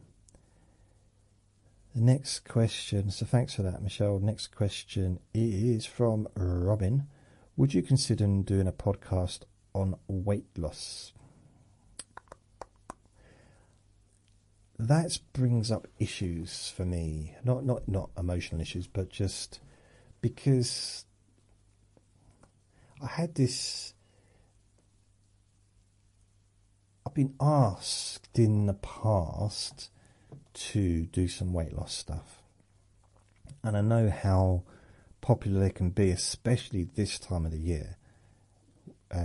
Beginning of the year, January, with all the New Year's resolutions, and all I see at the moment on TV is weight loss adverts. It's like every advert seems to be slim fast, or I don't know what the other one is. Weight loss, Weight Watchers. That's it, Weight Watchers. And I imagine in some countries it'd be maybe trying to sell that new weight reduction pill thing. But the problem I've got is because I'm overweight myself, and it just seems I can do it. I can do something where how to cut down on eating, because I have done that myself as well. I've reduced my sugar intake, but it just seemed a little, okay, hypocritical is probably not the right word, because it could be argued that there's a lot of things that I've done hypnosis sessions for that I don't do myself, so I don't necessarily follow my own advice. Not that I really give advice, but maybe I don't take as much notice of my own recordings as I might benefit from. But I did have someone I used to work with contacted me back in 2000, and I think it was 2014, maybe 2014, and asked me would I do hypnosis with her. Bearing in mind I've not seen her since 2000, and I stopped working with her in 2000, the end of 2003, so I hadn't seen her for 11 years. I've seen her a couple of times, but not for a long time. And she said that she'd put weight on and she was trying to lose some weight. And she used to be like absolutely really, really thin. And not that that's really relevant to the story, but I said no. I said no to her because I was overweight. I mean, I was a lot lighter then than what I am now. But I just didn't feel right, me trying to, in person especially, because there was he was like a director of a hypnosis organisation training, and I remember seeing him on YouTube talking about weight loss, and he was very large, like he had a full-grown adult inside his tummy, big, really big, and he was talking about weight loss, and for me that just looked silly. Not him being big, I'm not making fun of how someone looks, but I mean, you could argue I just did by saying it looked like he had a grown human being in his belly. But I'm just saying, I'm just going to give you an example of like someone's pumping air in there, just up his bum. I don't know, but he needed burping. What I'm trying to say is, it seemed very incongruent to be offering someone advice. It'd be like, for me, it'd be like someone going to have a smoking cessation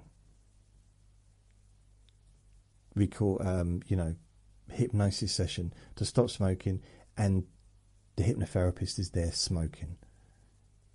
It's like, it doesn't work. It's like, and the fact that they can stop any time they want is besides the point. The fact is that it doesn't work. If you know they're doing something, or even imagine if you'd gone to a hypnosis person and you'd gone through a hypnosis session to stop smoking, and you feel really good about it, and you're walking home and you see the hypnotherapist outside the pub smoking. That could undo everything that had just been done. Then you might be thinking, how do they get that far away from the... I've just left this office and they're over there. They must be transporting themselves either, or they've got a twin. But I don't necessarily mean in the same day. It might be the next day that you see them. But it could undo the good work. It's, you know, if it was doing a weight loss recording, okay, if I look at it a different way, let's say I did a weight loss podcast, and most people don't really know what I look like. Probably, you know, most people who listen to my podcasts don't go on YouTube. They don't listen. I'm not saying they don't go on YouTube, but they don't go to my YouTube channel because it's not a particularly a busy place. My YouTube channel, although there is over 2,000 videos, but you know, it's a podcast more that people use. So imagine you listen to a weight loss recording. Been listening to maybe a month to this podcast that I've created. And then you see that, oh, you go to my website, maybe you want to say thank you or say, oh, this has been really good, cheers. And you see, oh, it's a YouTube channel. I didn't know we had a YouTube channel. And you click on it and you see a picture of me dancing around in a little t-shirt and stuff, or a little basque, and my belly's bouncing around. And I'm eating a burger, a Big Mac, and I don't know, do you know? I was going to say smearing cheese on my head. I don't know why I'd be doing that. Grating cheese into my mouth. So it might undo some of the good work. Now, I'm not saying, I don't have a video of me dancing around with my belly bouncing around and grating cheese into my mouth. That would be weird, although I kind of want to do that now for some reason. But yeah, I've thought about it. Maybe I can give it a bit more thought, because I have lost weight. I lost over a stone. So yeah, so that's the answer to that question. I don't know if it was useful. Ali asks me, how did you come upon hypnosis? Ooh. So, I'm going to do it chronologically. I knew about hypnosis, stage hypnosis, because of Paul McKenna on TV during the 90s. I thought it was funny to watch. I didn't really know what was going on. I wasn't particularly interested. I'd never seen anything live, even though I'd been in a live comedy environment for nearly 10 years. I'd never seen anyone do hypnosis on the comedy circuit. And then in 98, I had my eye on these two books. I was going into the bookshop regularly in the West End. It was not Foyles, I think it was Books, etc. It wasn't Blackwell's, no, Books, etc. I think, because there was a few really good bookshops just round the corner from Tottenham Court Road train station, which is just up the road from like Leicester Square and all that stuff. And not Leicester Square, yeah, Leicester Square. Piccadilly, well, they're all kind of quite close together. Piccadilly Circus, Trafalgar Square, it's all just a walk away. And Oxford Street, Soho. And I keep going into this shop, and I'm going in there every week, and I'm buying books. And a couple of times I look at these books on hypnosis, and they're both like introduction to hypnosis, how to do hypnosis. And I look at them. One's got a green cover, one's got a blue cover. And I put them back. I look through it, and I'm getting more and more interested, and I put them back. And then probably a couple of weeks into January, I buy them. And that was the beginning of my little journey. So I read them. I did yeah, I started learning NLP. I did an evening course in NLP, neuro linguistic programming, which had a lot of hypnosis involved in that. And then I started buying more books on hypnosis and ordering videos and watching them, and it just from a library, not like an online library thing. And then so I did my training in 99, started training in 99 time-ish, NLP, hypnosis, and just kept collecting books, just doing different courses over the years, and did another one in 2002, still collecting books, and 2004 I tried to start a pain relief service, free pain relief service, and in my local area, and no one wanted any, it just didn't take off. But I started doing hypnosis sessions with friends and family, just pain relief or relaxation, things like that. So I got a little bit of experience. So it's a long time after I'd started even learning that I did anything with it, really. And it wasn't until 2006, although in 2003 I was making recordings for myself, relaxation recordings, like audio ones. In 2006 I then launched myself doing the free pain relief service. I ordered, I think, about 50,000 postcards, something like that, maybe 100,000, but I think it was about 50,000 postcards, and I delivered them all around the town. And I started getting people contacting me for the free pain relief service. So I started going around people's houses any evening after work, because I was working. And at the same time, I contacted a alcohol and drugs charity, saying, I'd like to offer a relaxation. Actually, it wasn't. I offer help. And to start with, every Monday evening, I'd go there for quite a few months. Every Monday, and I would do like a course, 6-week course, with people with alcohol issues, and it'd just be there'd be a relaxation session at the end of the night. I'd be there for probably 3 hours, and there'd be a break halfway through, and then we'd do like different techniques and NLP techniques, hypnosis techniques for helping with cravings and things like that. And they were quite popular. But the relaxation sessions seemed to be the thing that people liked the most. And I started doing relaxation sessions only. And then I extended on. In 2007, I started doing relaxation sessions in a drug and alcohol charity as well, a rehab place. So I was in 2 different places doing relaxation groups, relaxation sessions. And it would be the staff members and the clients.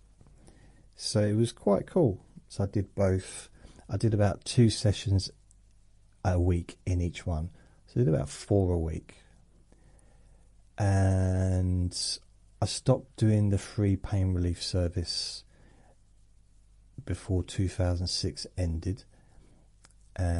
But it did, by the beginning of summer, I'd gone from going into people's houses to renting a therapy room on a Saturday morning. So I'd just see people from 9 till probably 1.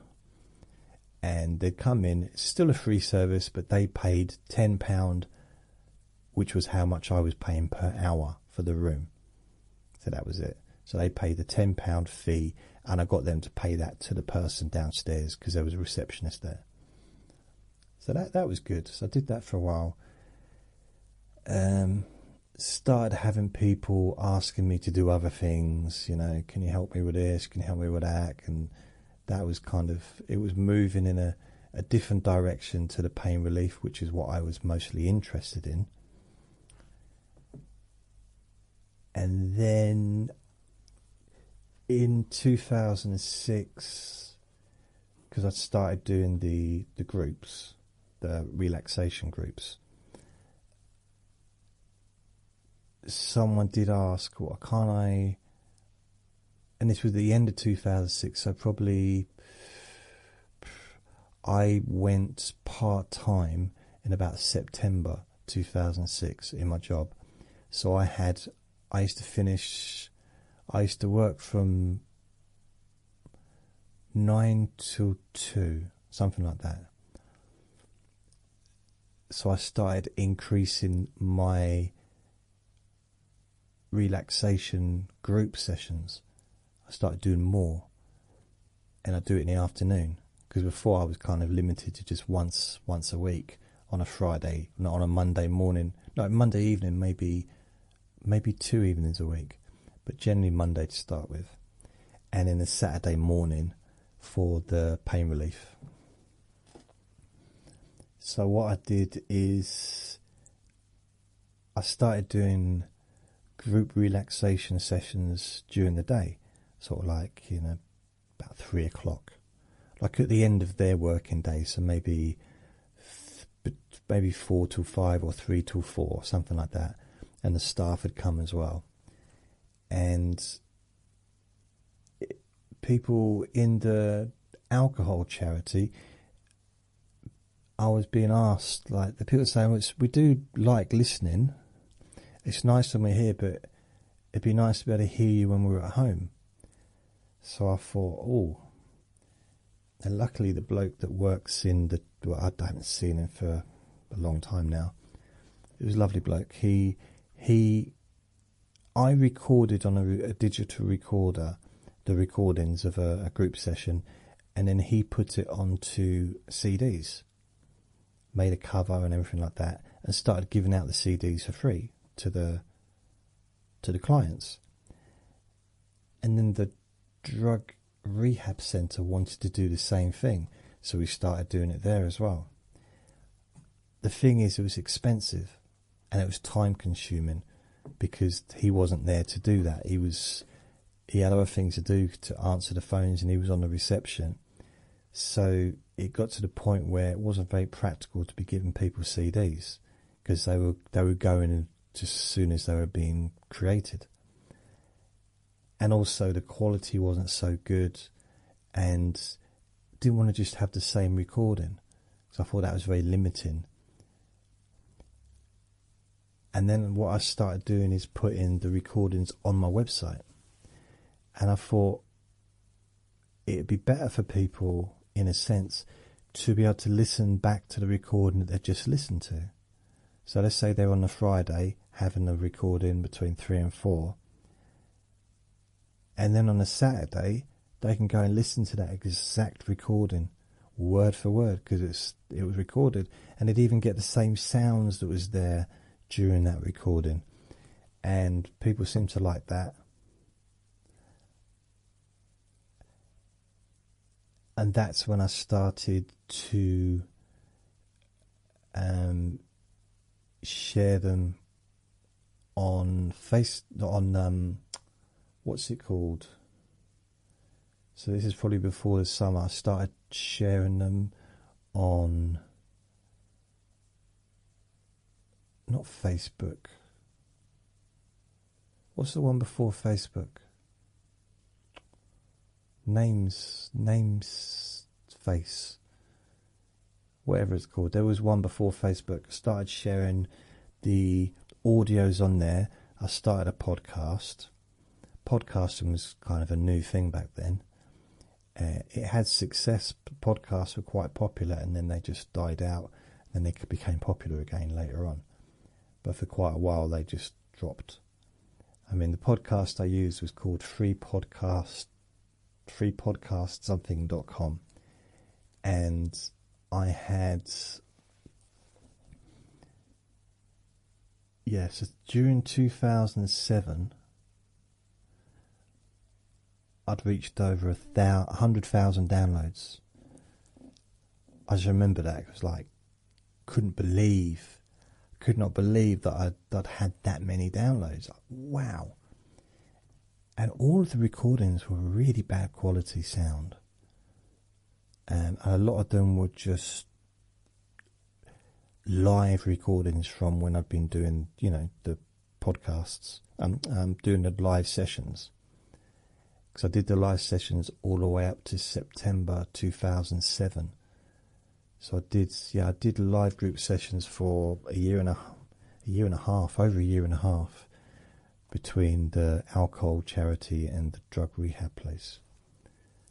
I only stopped doing it when I moved to do the university course.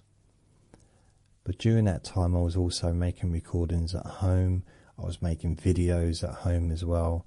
And I started posting videos and podcasts onto,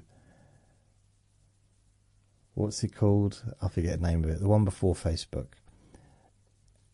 And that started going really well. And it was also a really positive place as well. So get a lot of encouraging words from people. And the videos were awful. They were like really, you can see them on YouTube actually. They were black and white, and the sound was terrible, the image was terrible.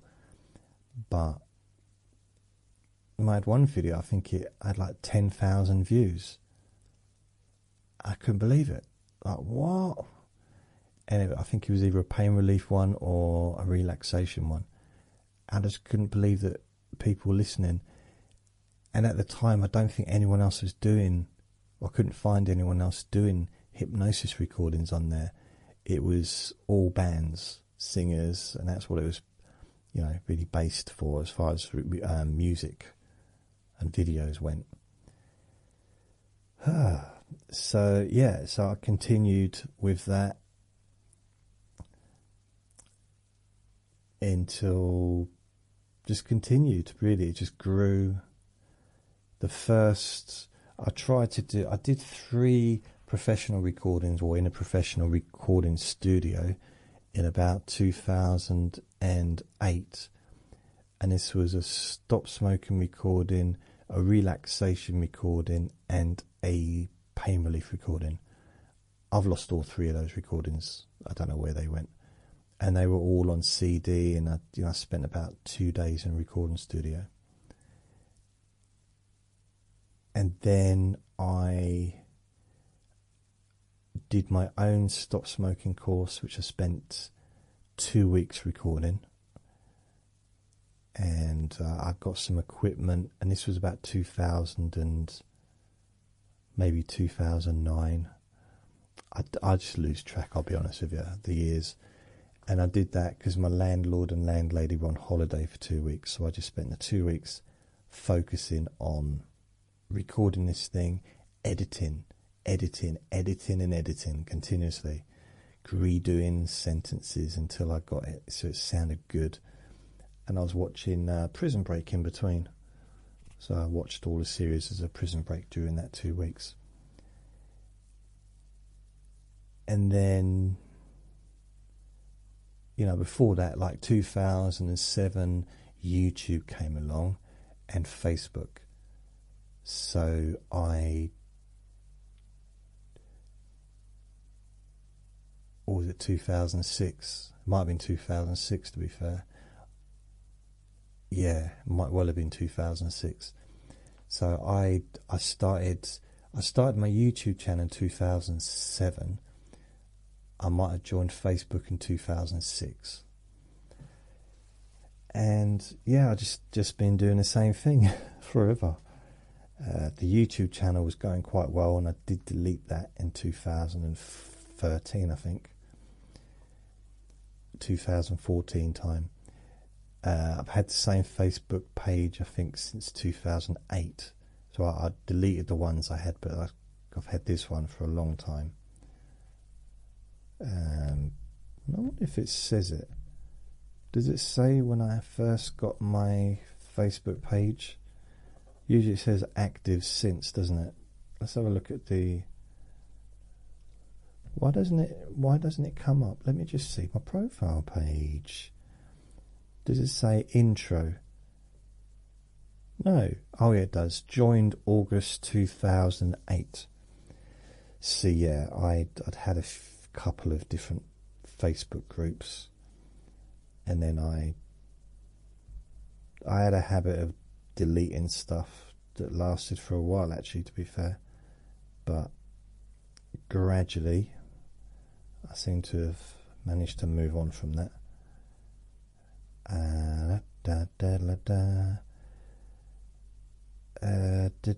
So yeah, and then it's just progressed, I guess, since I've moved to here, the last nearly 10 years now. I've tried to increase or improve the quality of the equipment that I use. And I think the turnaround was, I'd say, 2018, when I started doing this podcast. And I became a little bit more regular than I had been before. Sometimes I'd go weeks, sometimes, well, maybe not months, but definitely weeks without making recordings. But once I started doing this podcast, I was a lot more regular, not just with the Let Me Boy to Sleep recordings, but also with some of the other stuff I do. And yeah, so I lost a lot of the early stuff, especially the recordings that were on my original podcast, the freepodcast.com, whatever it was called. Early 2008, they stopped doing stats, and then they deleted like half of my recordings without letting me know, and then they just closed, and the rest of the stuff was gone. So I lost hundreds of recordings, but it's alright, it doesn't matter. But it is what it is, innit? I can't believe it's dark outside. It's dark outside, Vinny. How can it be dark? How can it be dark outside? It doesn't make sense. So, and here I am, all these years later, nearly 19 years later. 19 years I've been doing this stuff. Since 2006. I mean, it was January 2006, probably about now, this time, when I just split up with my girlfriend, and I was sitting at my desk looking at my laptop and deciding I'm going to print some leaflets up, or some postcards, but they're leaflet postcards, and I printed them up, and printed up like 50,000 or whatever it was, and I'm going to start and I built a website,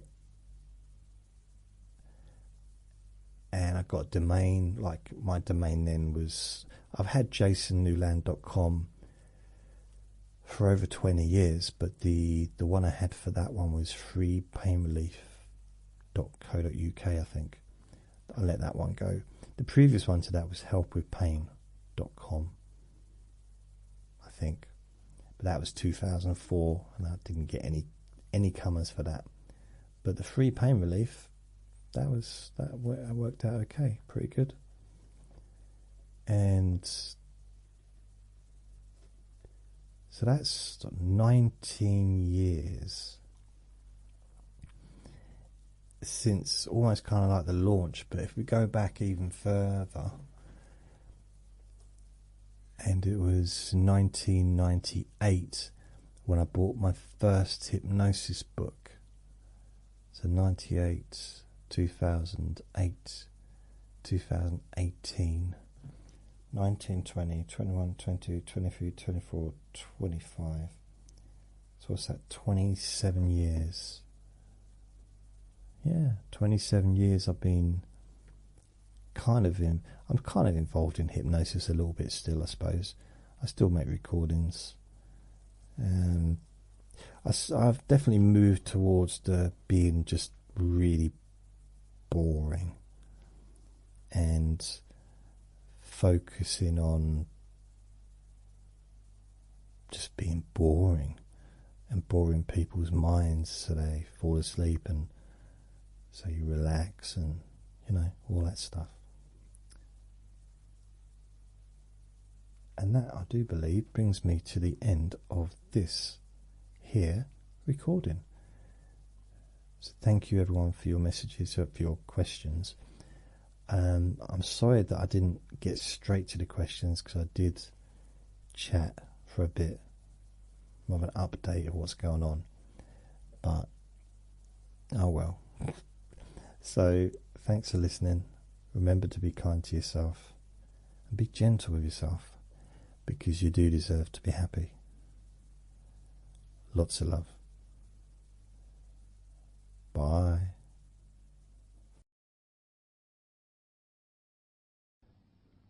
Relax in a more deep and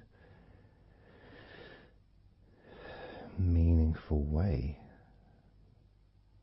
Maybe in a way that can not just allow you to feel calmer now and throughout the time we spend together here, not just relaxed at the end of the recording when it's finished and you can enjoy that sense of comfort and peace, but also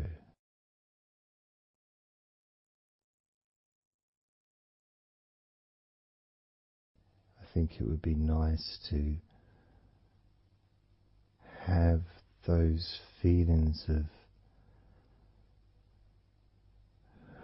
relaxation continue for longer after the recording is ended, so that you can still benefit from listening to my voice, maybe in a few hours' time, perhaps tomorrow.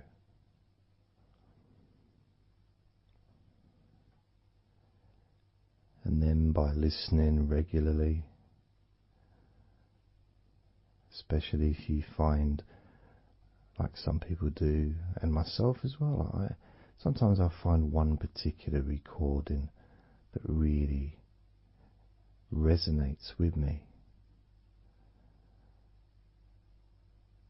and I just listen to it over and over again, like every morning, every evening.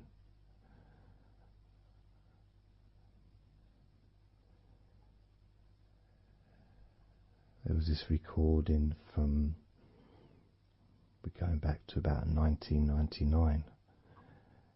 It wasn't hypnosis, but it was a guided visualization, so it kind of was hypnosis really.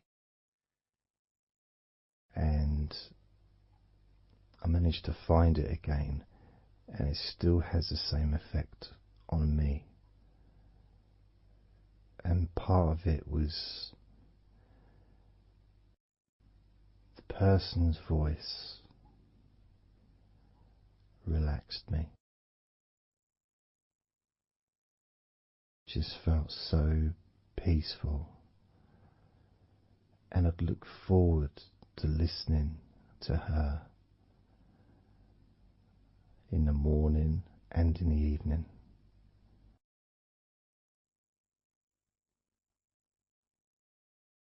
And I knew before even pressing the play button that as soon as I'd done that, pressed the play button, this was in the days of CD players, pressed the play button. In fact, it might have even been a tape recorder. I'd lie down on the bed and then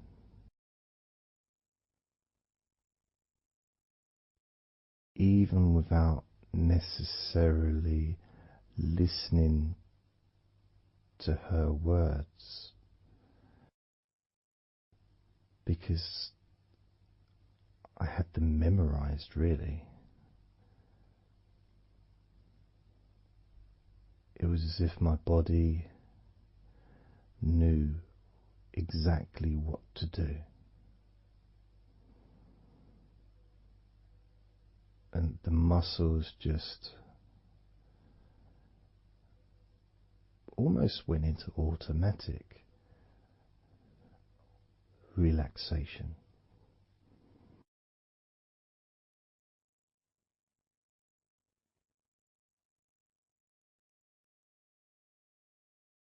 And I remember my mind would slow down.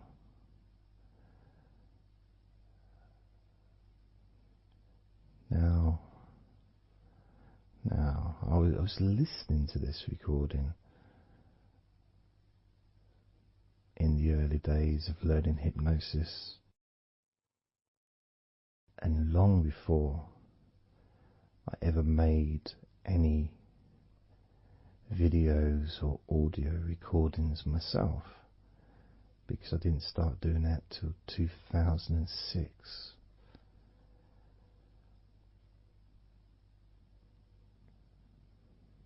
But I knew how helpful I found being able to just let go, to have that trust in the person that I'm listening to.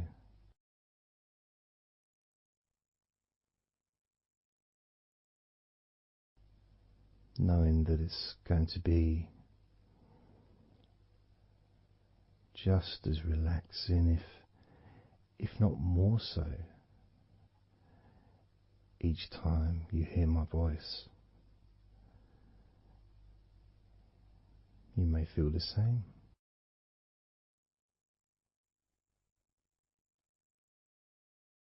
Some people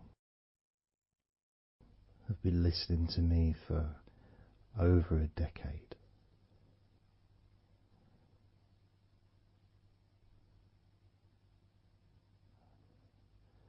Maybe not solidly, obviously not 24 hours a day, but maybe people come back. Some people maybe listen every day.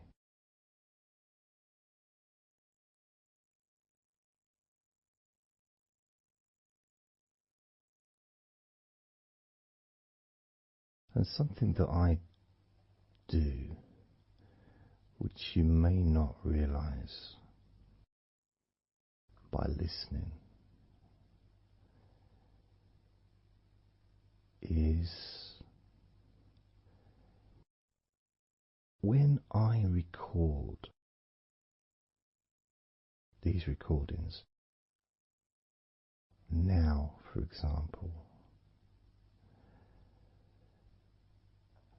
I also am affected by the words that I say.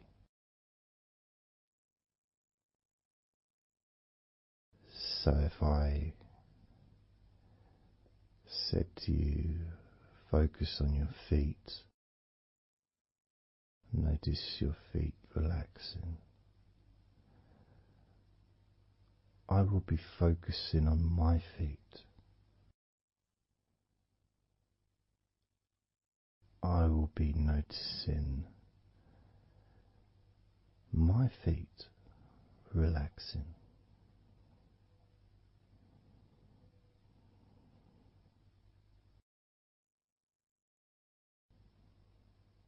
If I said focus on your hands,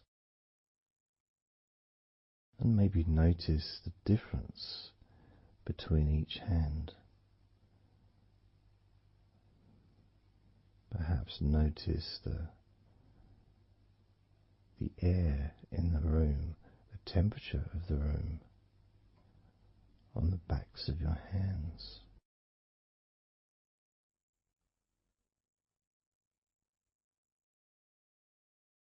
You may start to notice what almost feels like a very light breeze, even though there may not be any type of breeze at all where you are right now.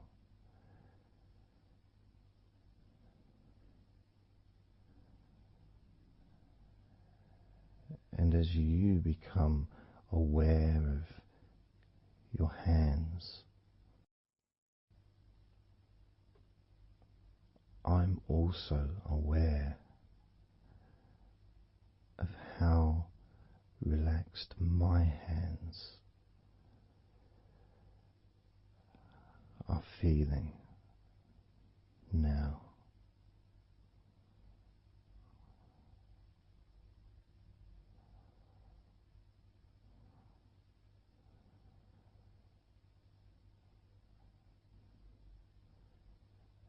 And when it comes to potentially drifting off to sleep, which may be the reason you're listening,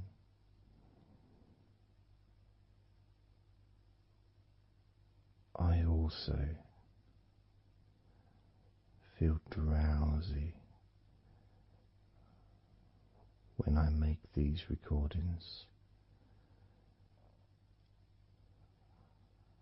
I also notice my mind drifting.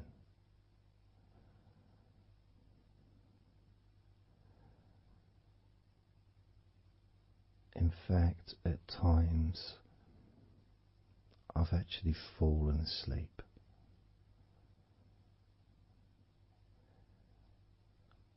without even noticing.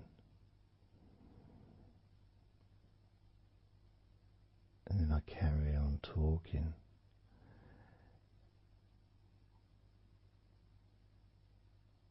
And it's only when I listen back to do the editing, I hear snoring. And I think, I don't remember snoring.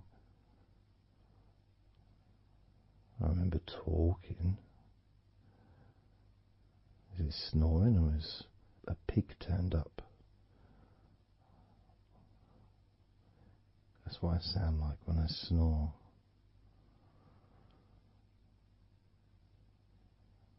And I get really into the whole experience.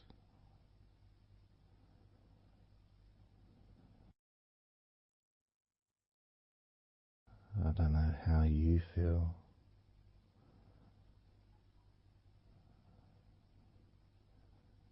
How relaxed you feel in your feet. How relaxed you feel in your hands.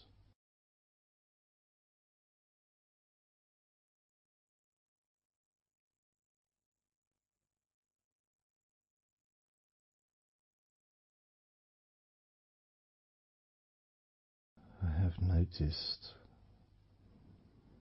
more and more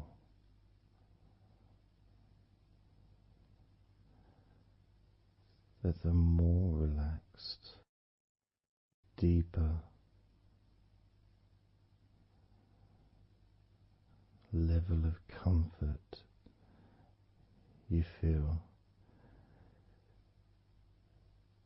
the easier your breathing becomes.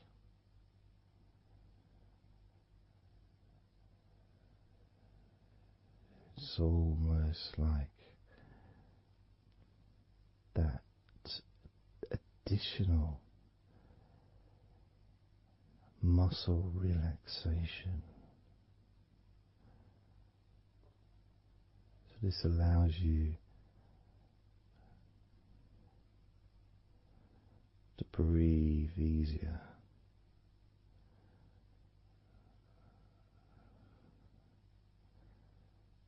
without necessarily focusing on your breath.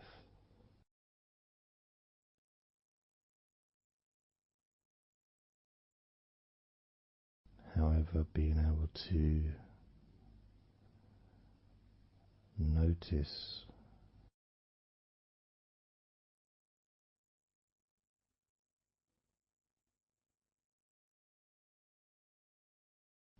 the ease in which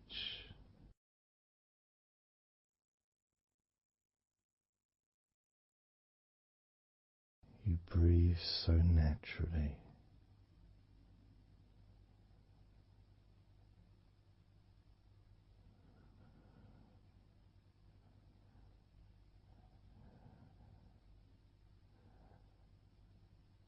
You breathe so very easily and smoothly.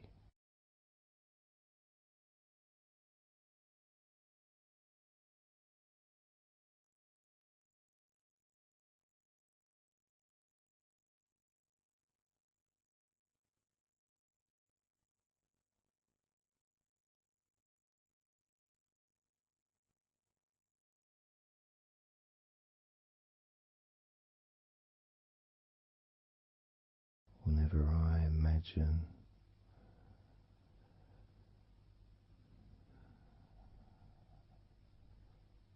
my breathing improving,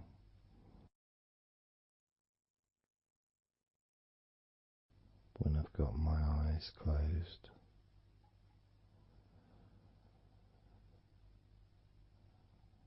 I tend to visualize a beautiful field with trees and flowers,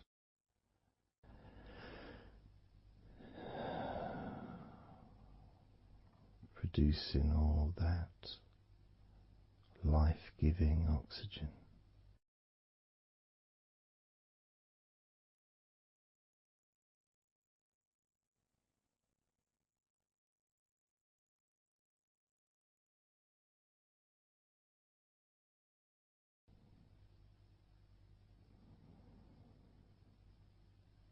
It feels nice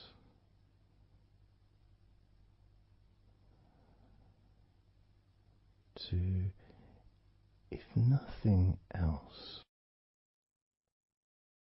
just taking some time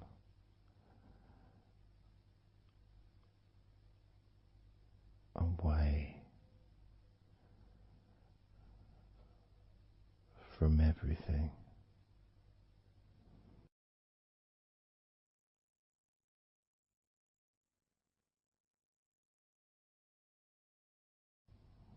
Enjoying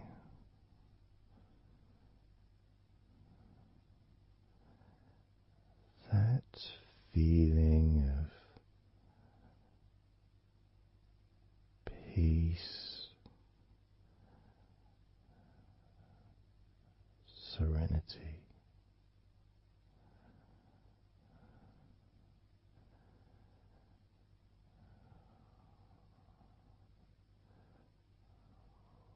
with a joyful heart.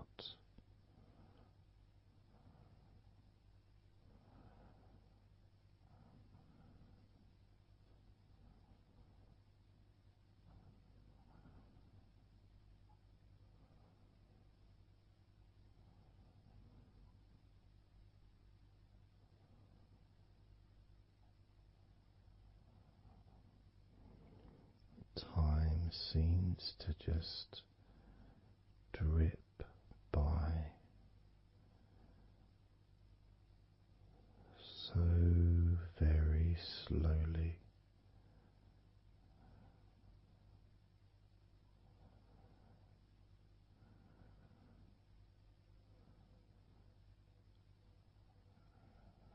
Relaxed,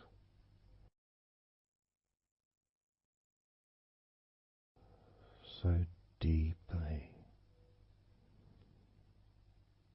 peaceful,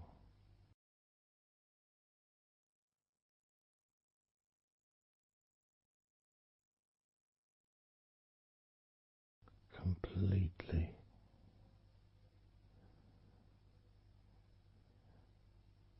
unattached to any thoughts whatsoever in this moment.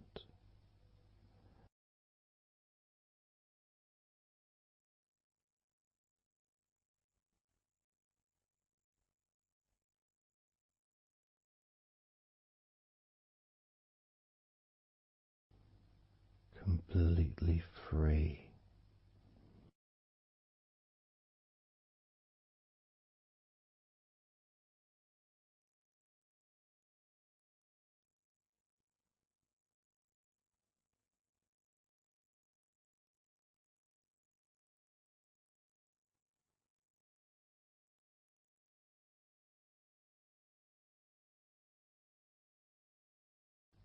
noticing that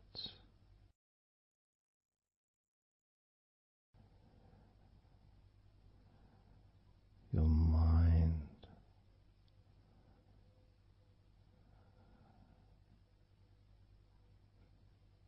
has slowed down,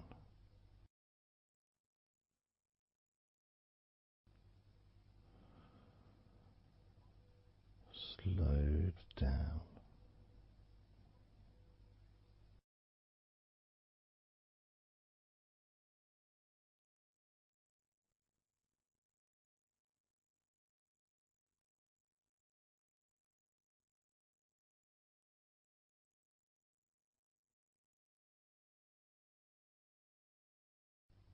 because nothing really requires your attention.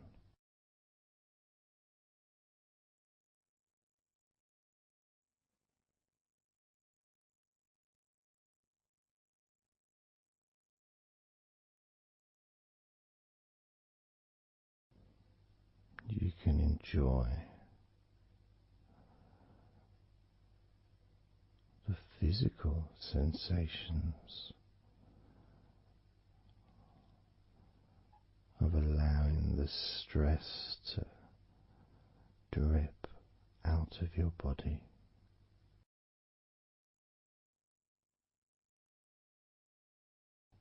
drip in out of every part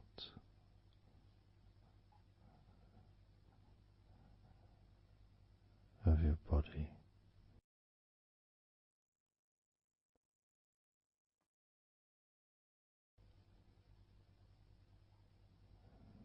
and being released from your brain and your mind.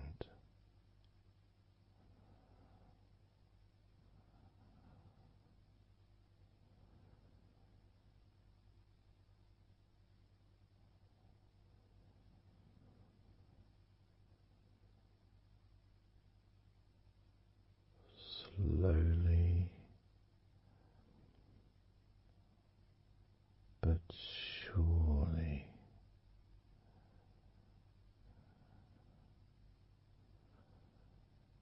the muscles in your legs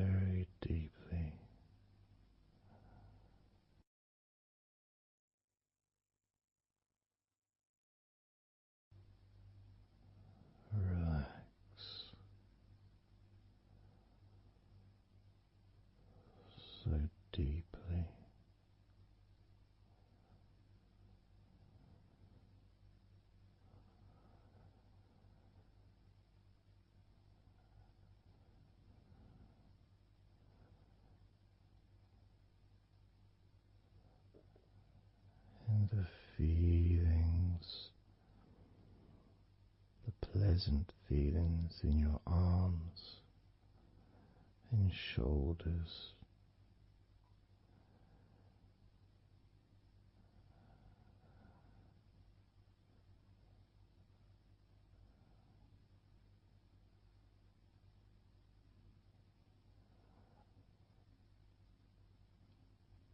Deepening each part of your body further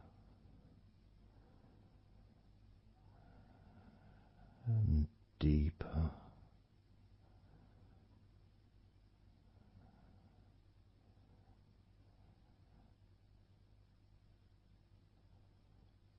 and deeper.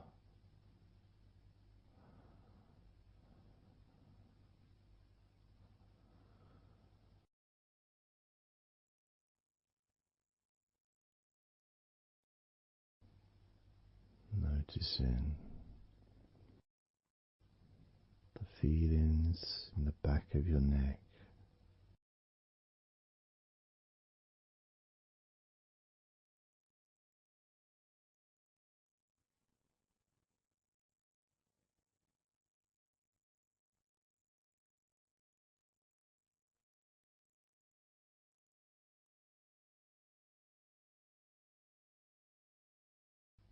the feelings in your wrists,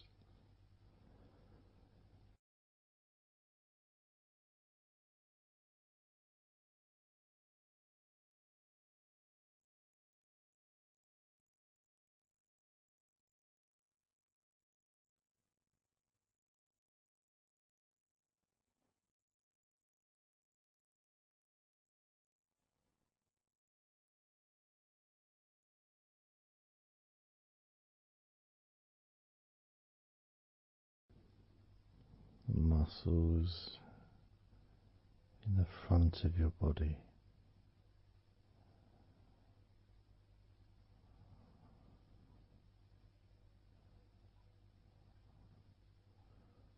are also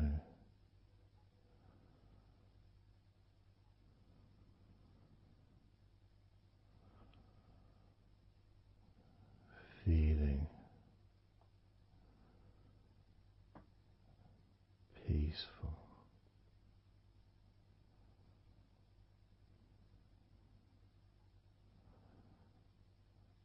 Deeply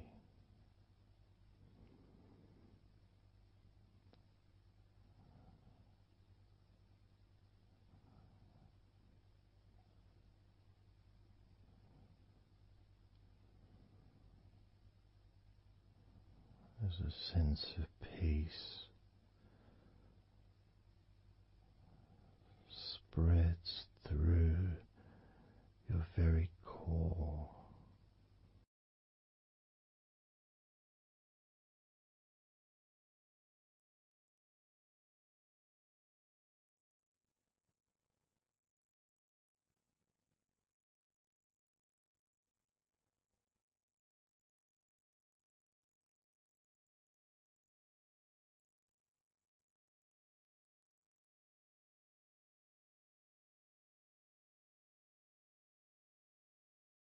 even when you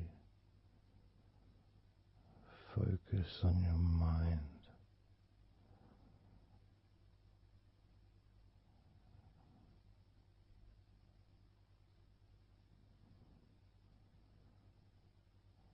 Your mind becomes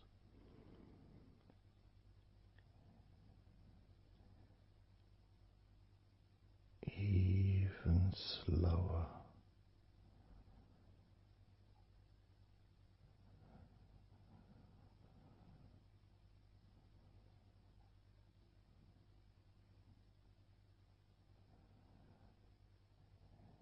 even deeper.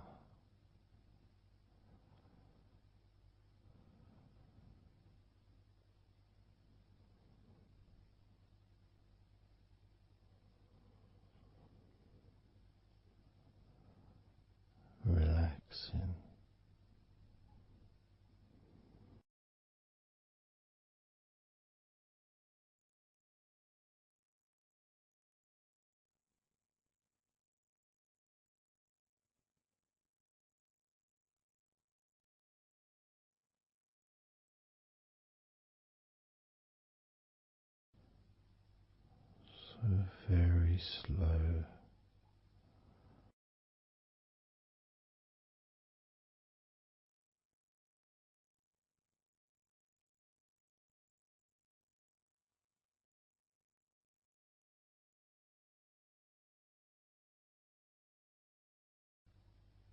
your stomach.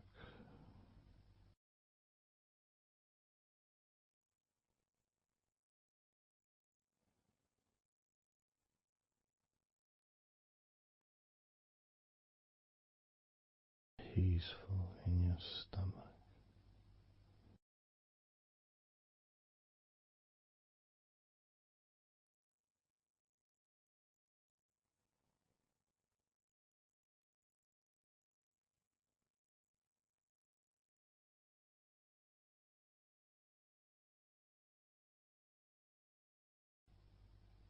Your back.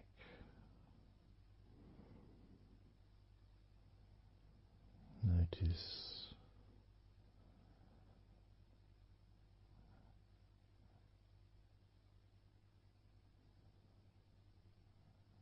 Notice how relaxed you now feel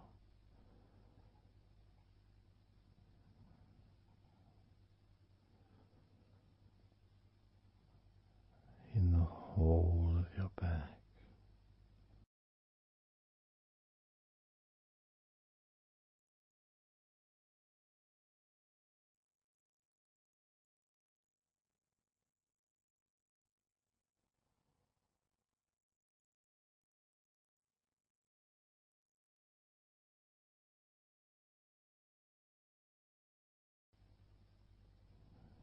Your spine,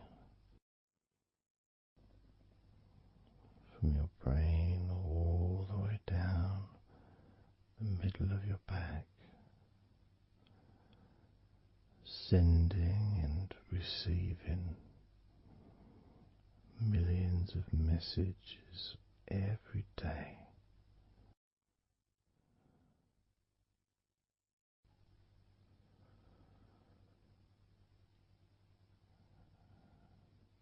Deep comfort increasing.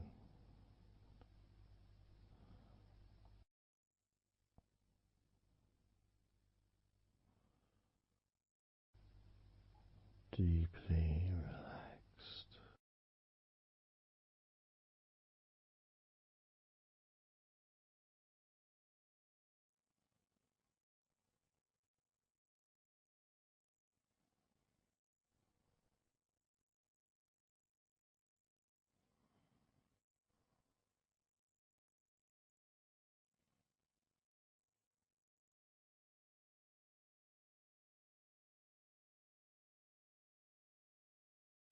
Your knees,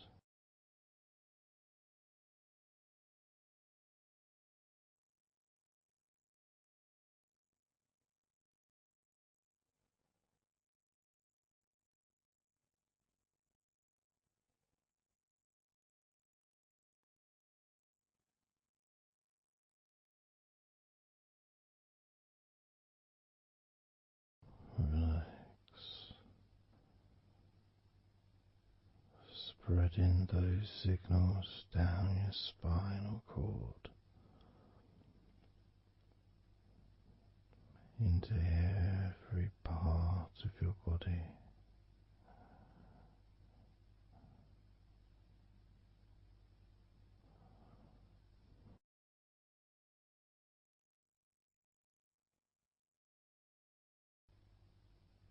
Your shins and your calf muscles,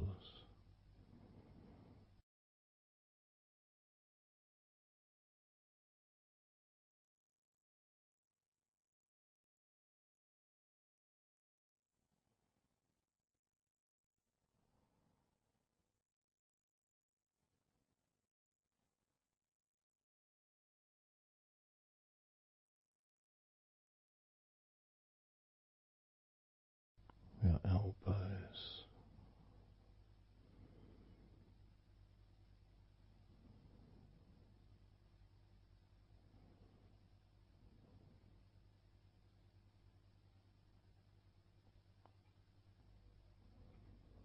feelings of peace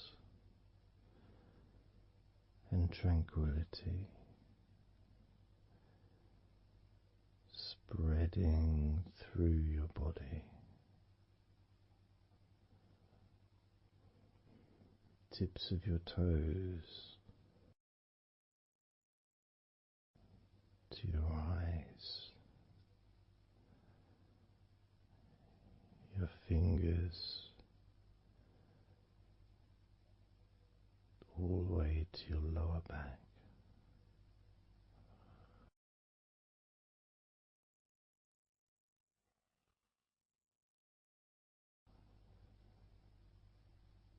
And letting go, really letting go.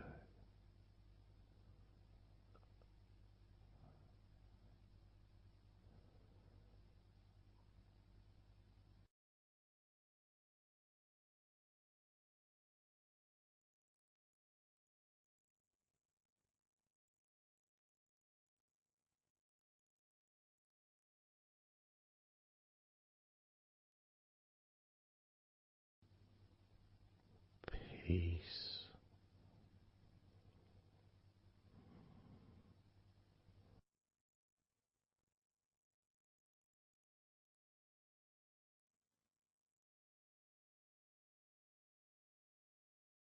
Drifting,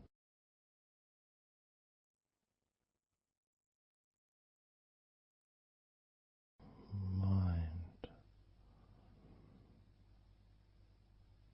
just wandering away,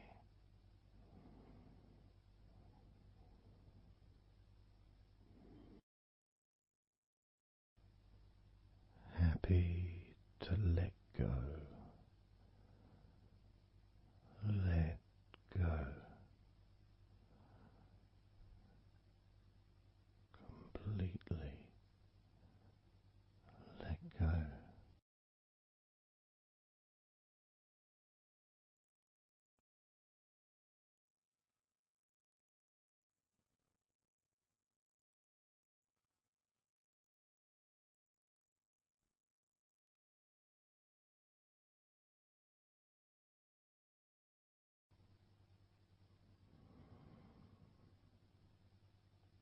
So tranquil,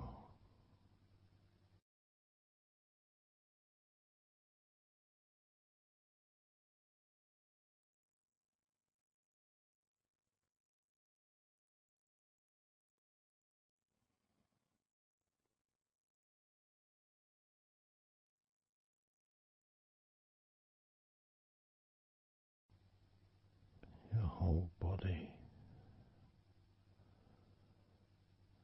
enjoying a sense of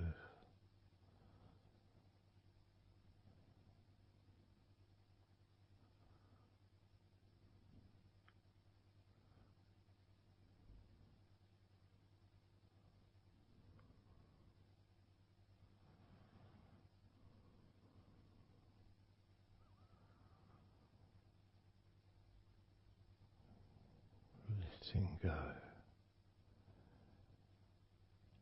even more.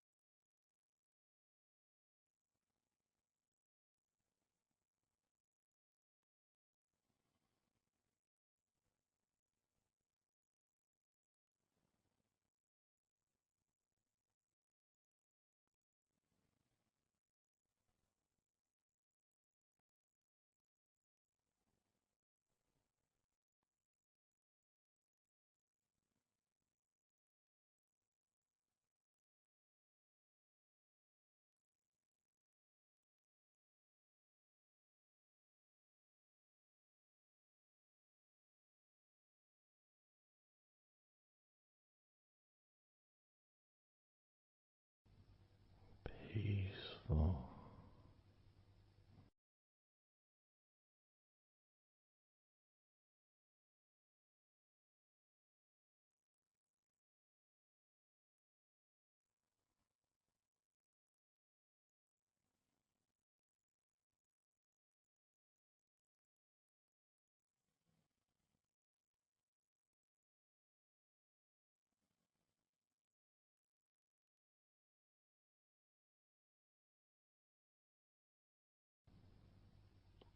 enjoying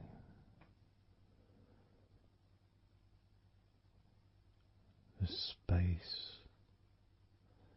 this space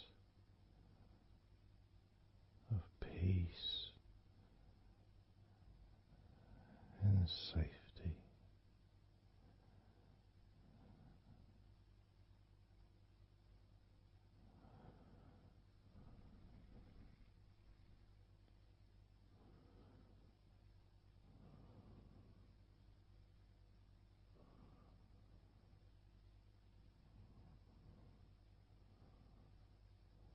So very,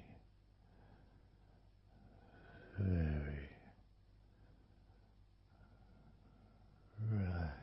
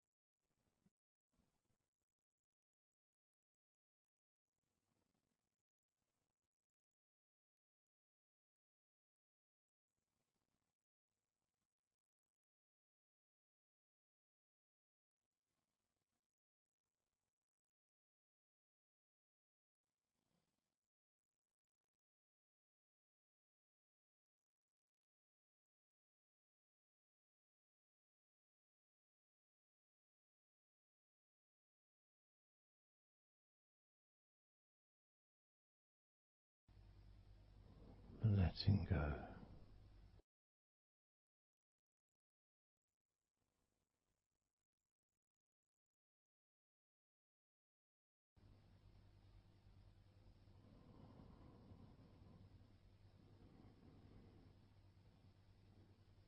Maybe we can just focus on the different parts of your body, just to notice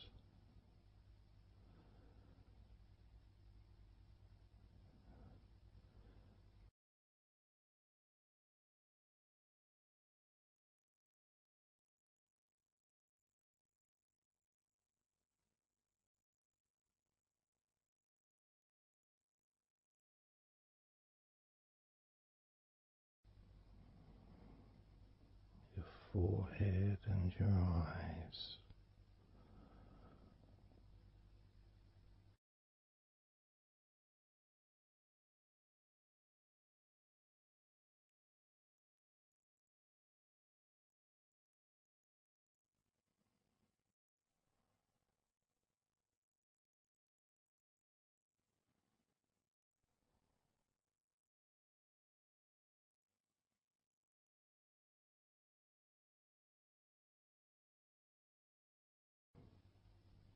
Your jaw,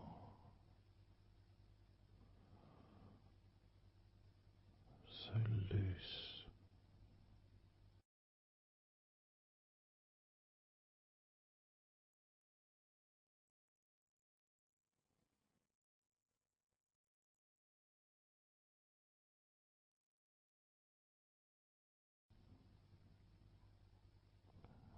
Noticing a sense of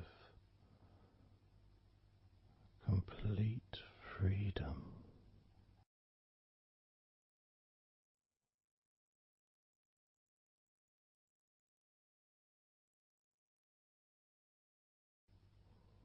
Absolute freedom.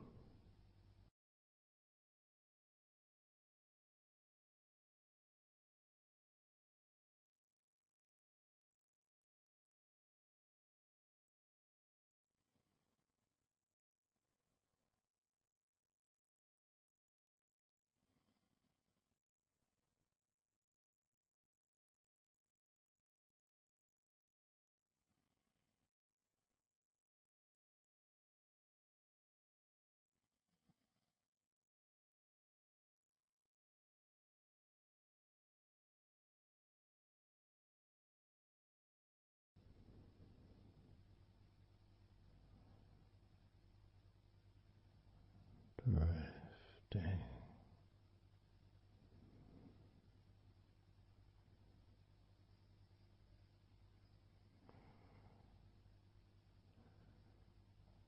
drifting,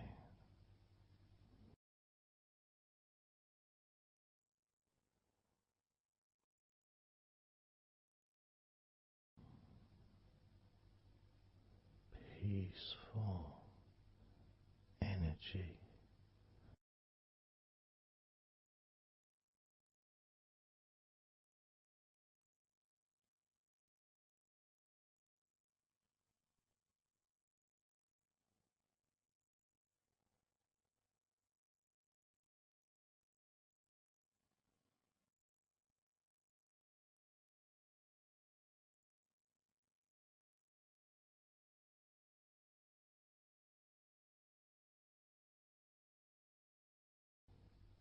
Peace to breathe so much easier.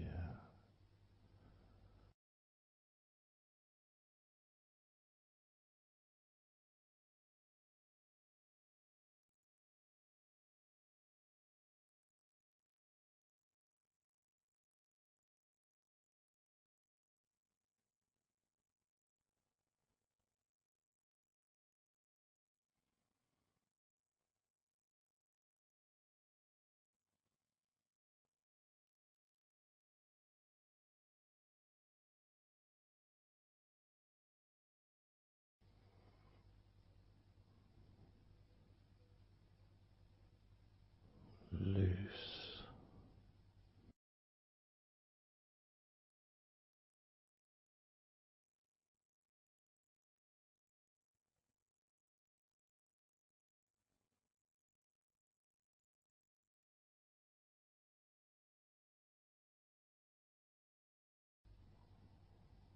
You may have or may not have noticed your mind drifting.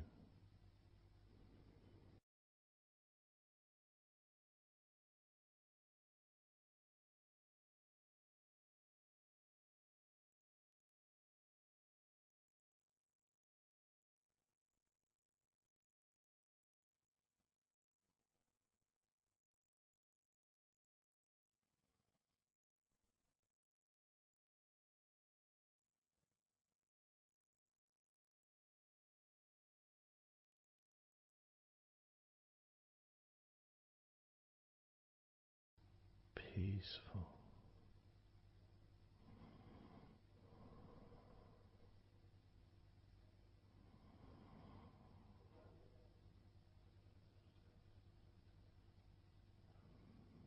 Moving even more deeply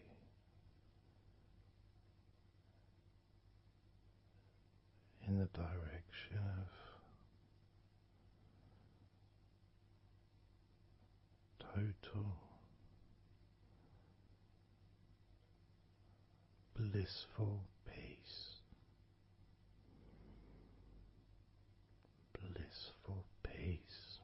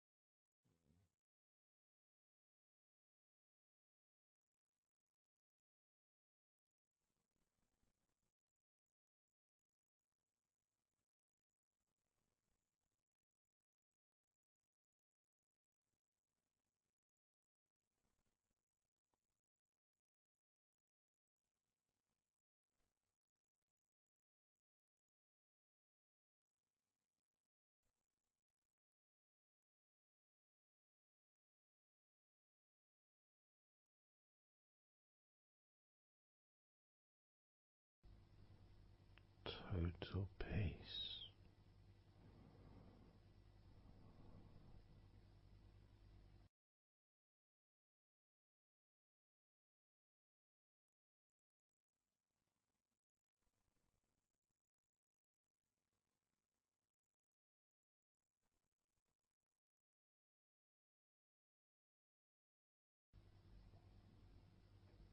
Calm, so calm,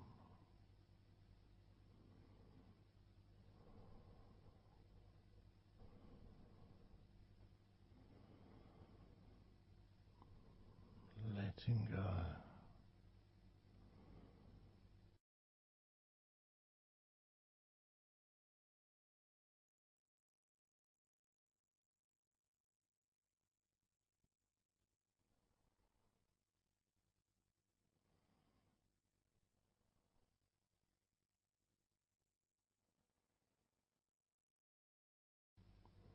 Peace of mind,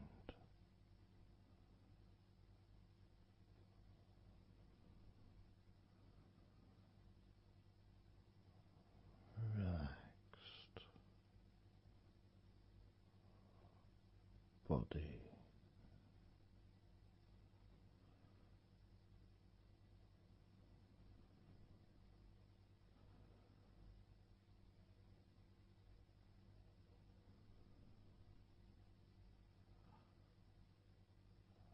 so relaxed,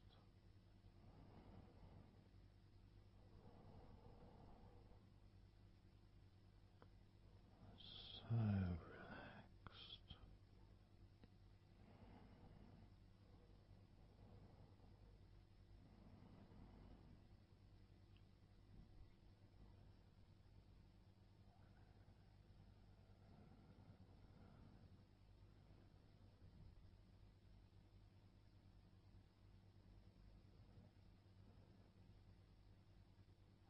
Your body feels almost invisible.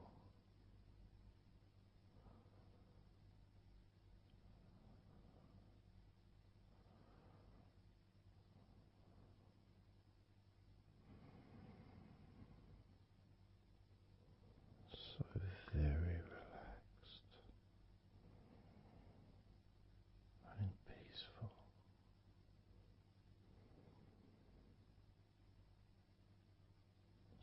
So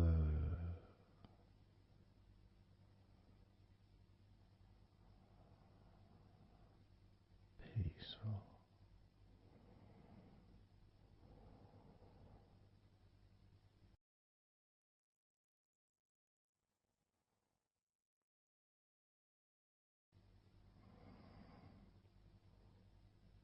Relax,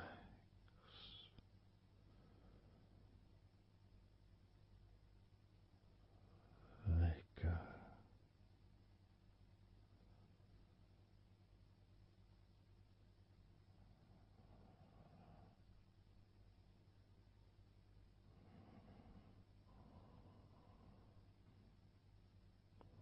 So peaceful.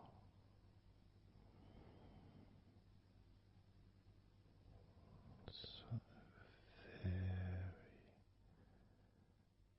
very peaceful.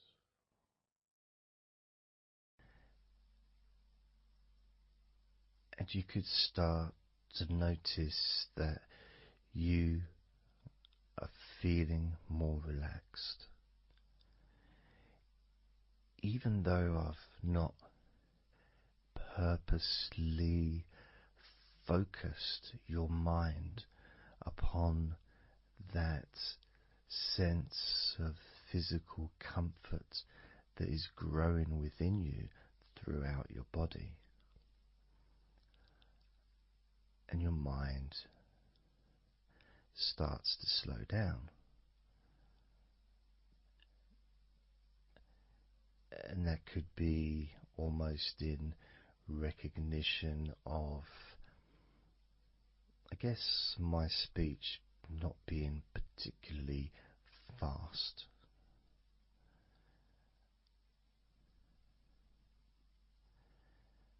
things just generally feel calmer just by listening to my voice.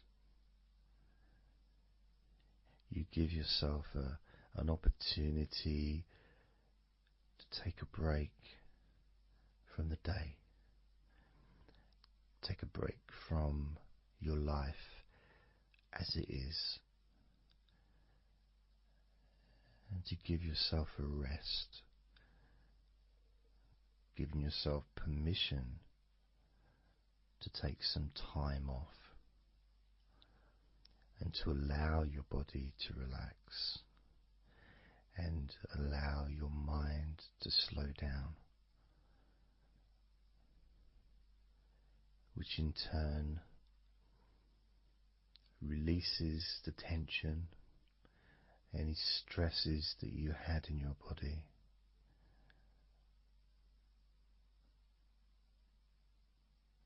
It's almost as if the parts of your body just open up, allowing the negativity out.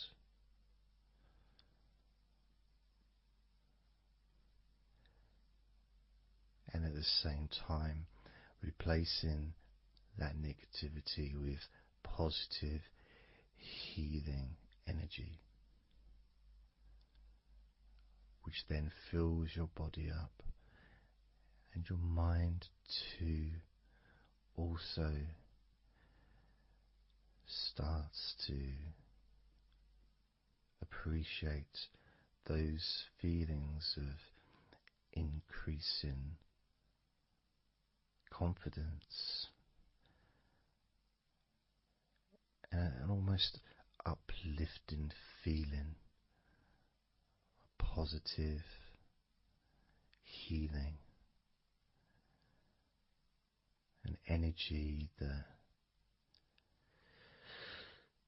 spreads through your body like a wave of comfort. And all this comes from just allowing yourself a few minutes, maybe half an hour, however long you want it to be, to just rest.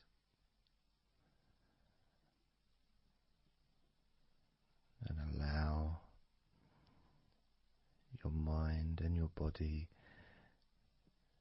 to almost reset itself to the settings of comfort and relaxation, calmness, which allows more room for feelings of pleasure and happiness to move around your body and into your mind, almost as if your mind and your body are sinking together, almost mirroring each other with that growing positivity and calmness. And it feels nice. It really does feel nice to know that you are the one that has allowed yourself to feel more comfort and to experience more of this deep relaxation spreading throughout your body.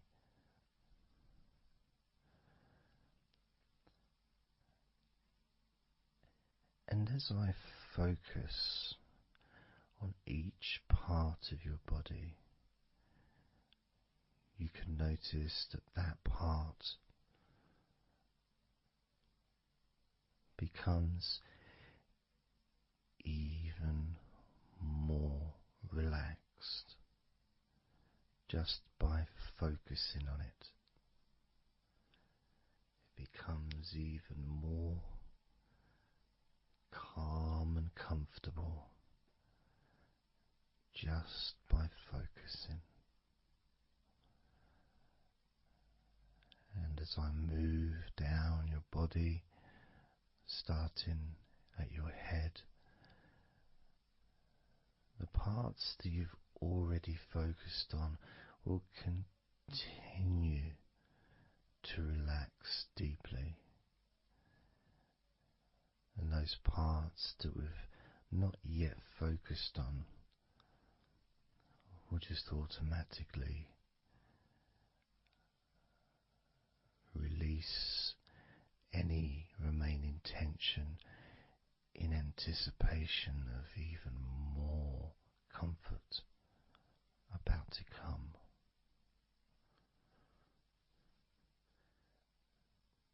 Now, I'm going to start by focusing on your forehead. Just being aware of the feelings of your forehead. And any background sounds, like Mr. Herbert the pigeon, can just allow you to feel even more relaxed. It just means you're in the moment. This isn't a sterile environment. This is the world. I live in the countryside, so there's lots of nature sounds around.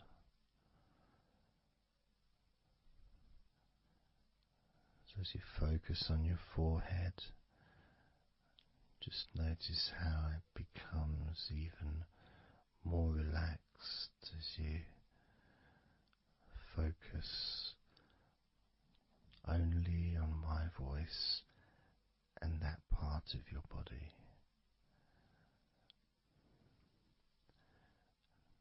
Moving down to your eyes, focusing on your eyes, noticing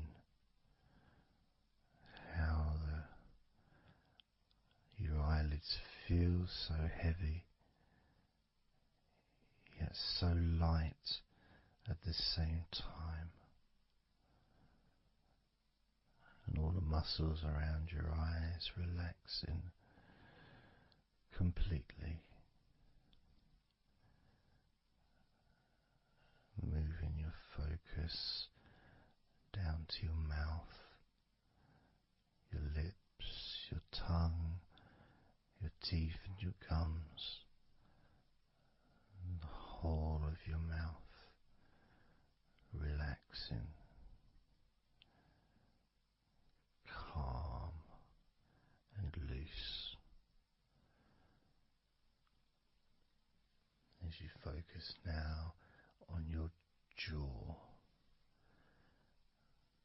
not just the part of your jaw near your mouth and your chin, but all the way up the sides of your face to your ears, that whole of your jaw,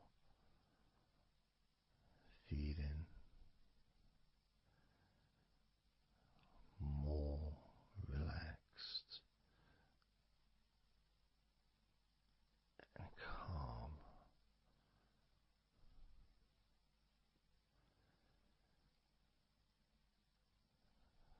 Focusing on your neck, the front of your neck and your throat, relaxing and loose and calm. The sides of your neck, the right and left side of your neck, relaxed and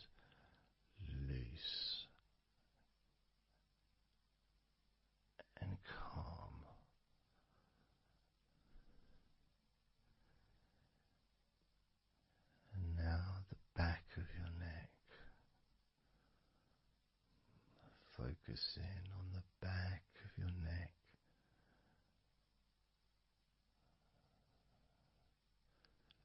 letting go of any tension that may have been there before, and enjoying that sense of increasing comfort and release that you can experience in the back of your neck.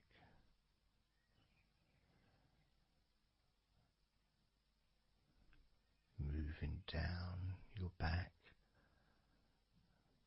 and moving either side of your spine, right from the top of your back all the way down to the bottom of your back.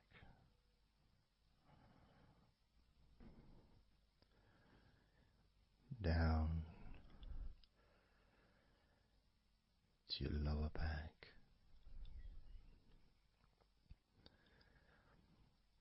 As you move up and down your spine, you can feel the muscles either side of your spine relaxing even more.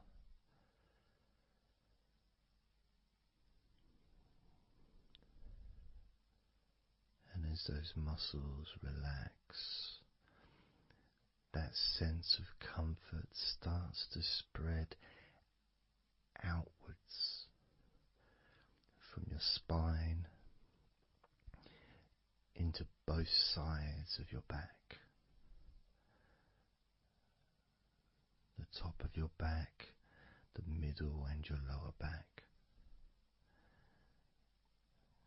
And as you scan gently and slowly up and down your back, as the muscles in the top of your back relax and become looser, the muscles in the middle of your back also seem to just almost divide from each other, separating and almost melting.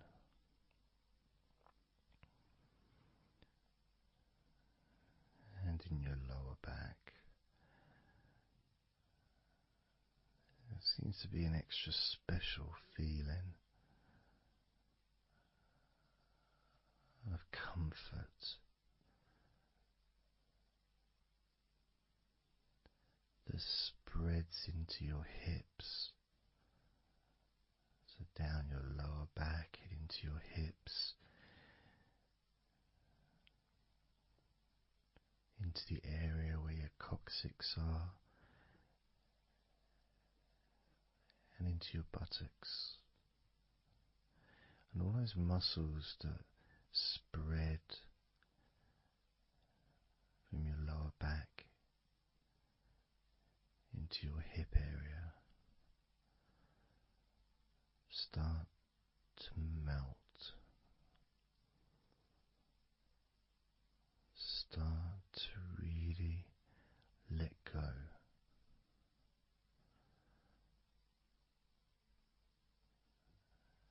And even though we're about to focus on your shoulders, your back and your spine will continue to let go. Continue to relax so calmly. As you focus on your shoulders, you may notice that they're already feeling really loose. They're already feeling calm.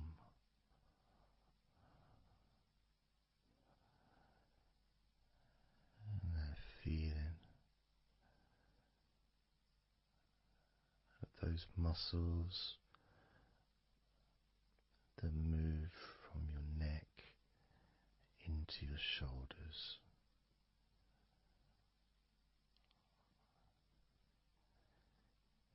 Feel so soft and gentle, so smooth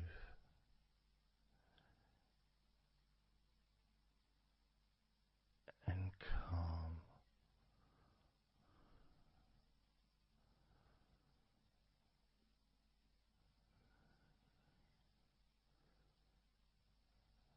And the feeling in your shoulders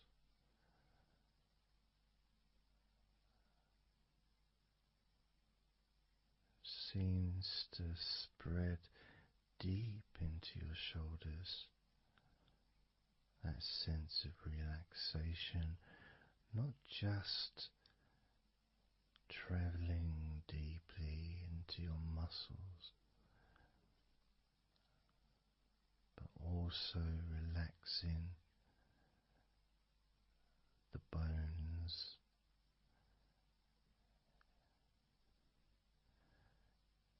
and moving all the way to underneath your arms, relaxing that whole area between the tops of your shoulders and underneath your arms, healing.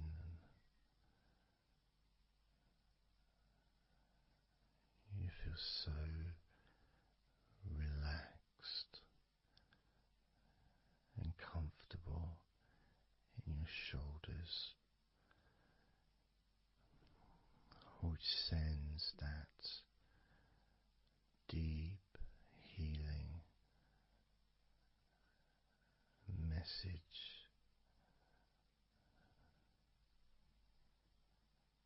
into your arms.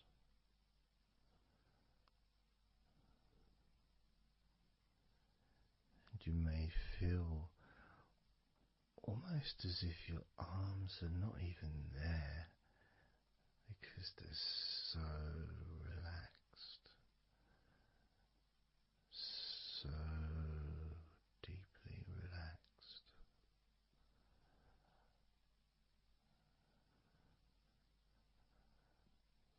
So, so calm.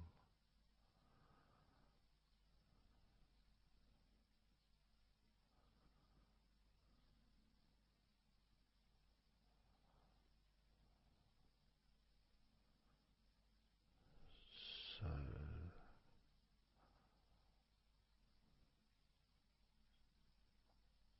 loose.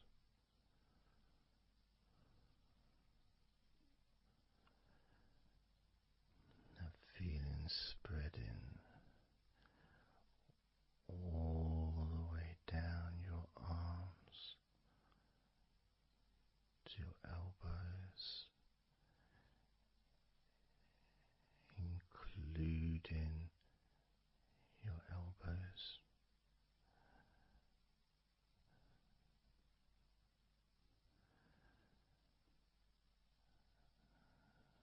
Circumference spreads all the way into your wrists, your forearms and your wrists,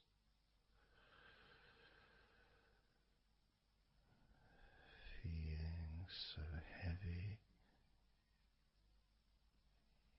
yet at the same time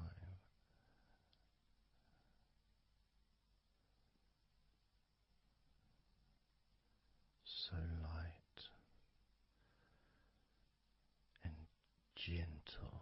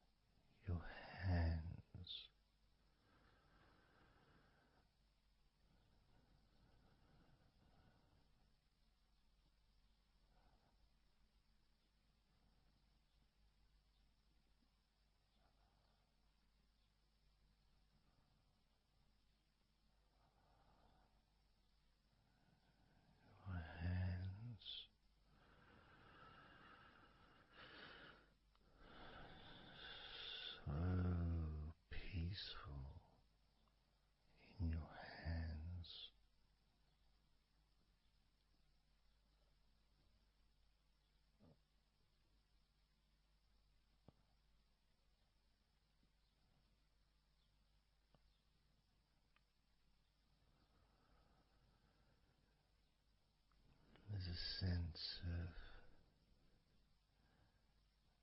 real peace.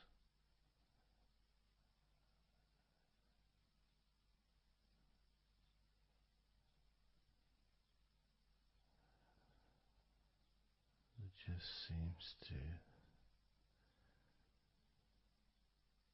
feel so familiar when your hands relax deeply.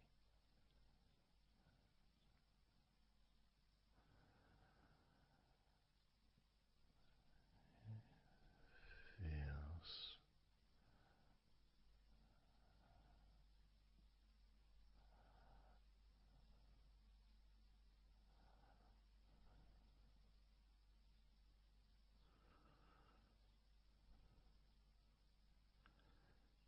your fingers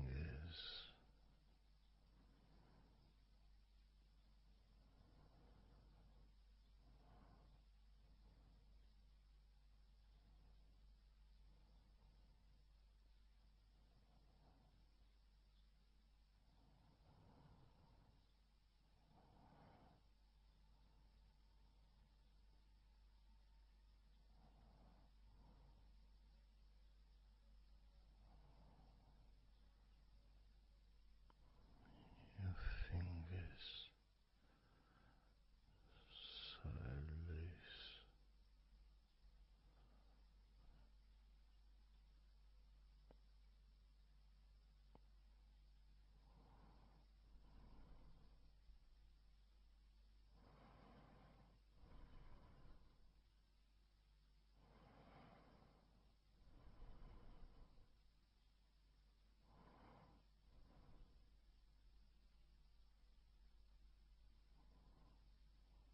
Your fingertips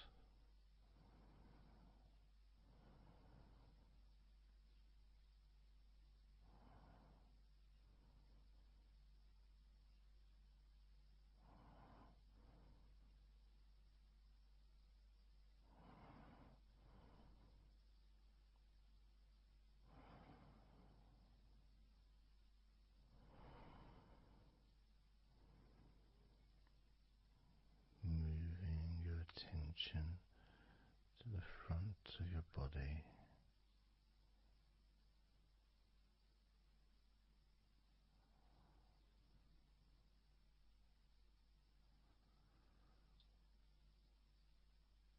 So comfortable.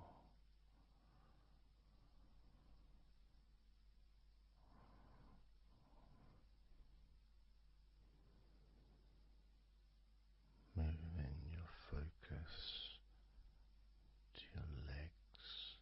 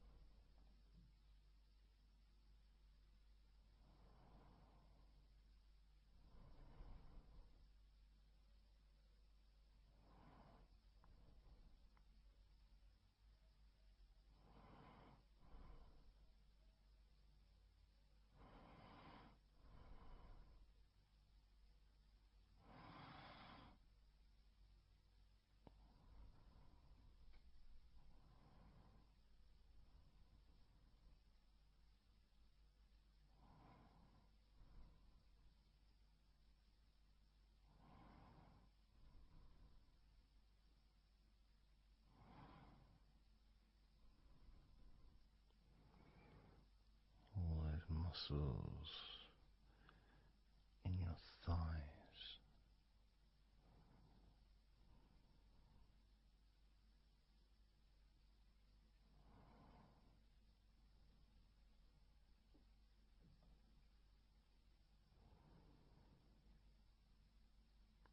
Your knees so relaxed.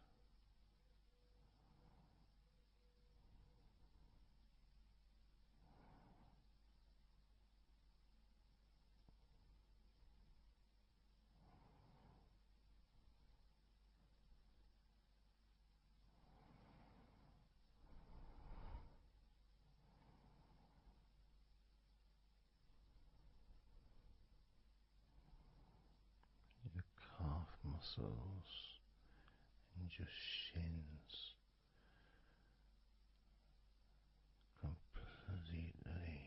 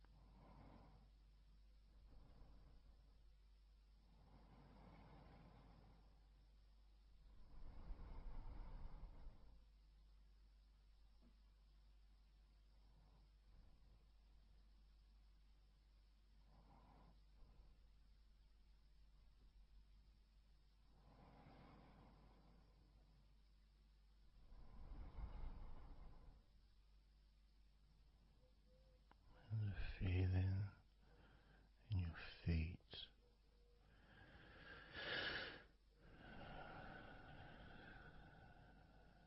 so peaceful and so calm,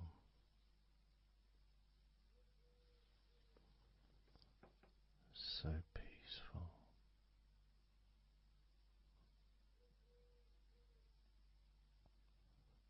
so calm.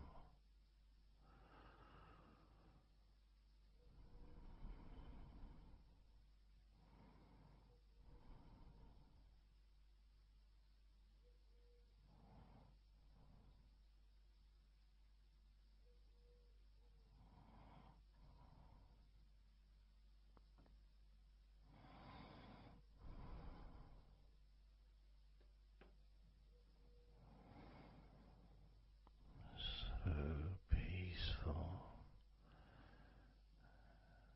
so calm, so peaceful,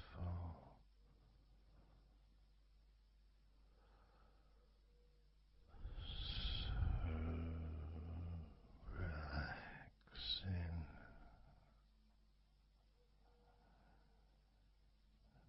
peaceful, so calm.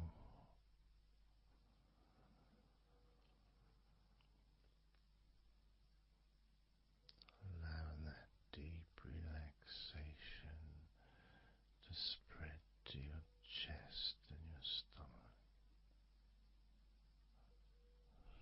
So relaxed,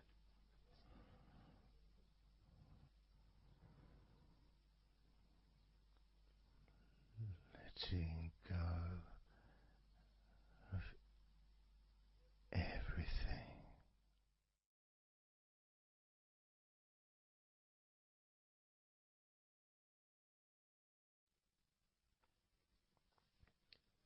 So I'm going to start counting down now from 20 down to 1.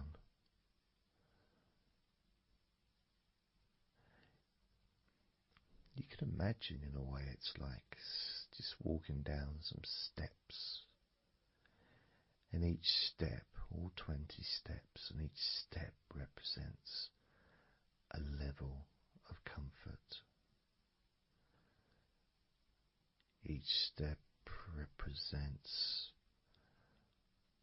a deepening of that comfort.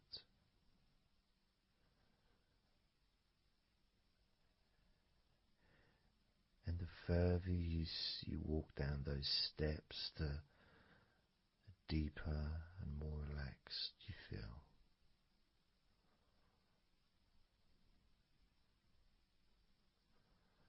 So, starting with number 20.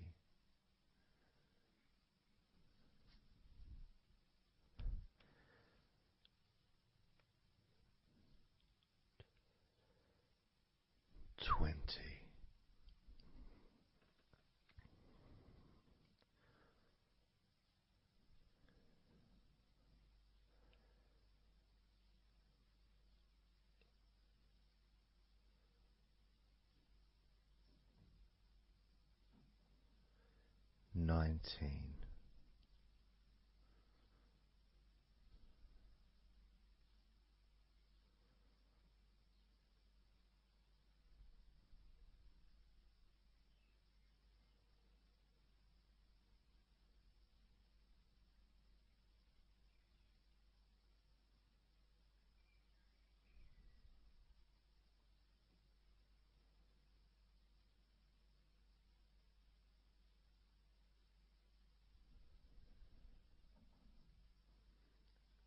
18.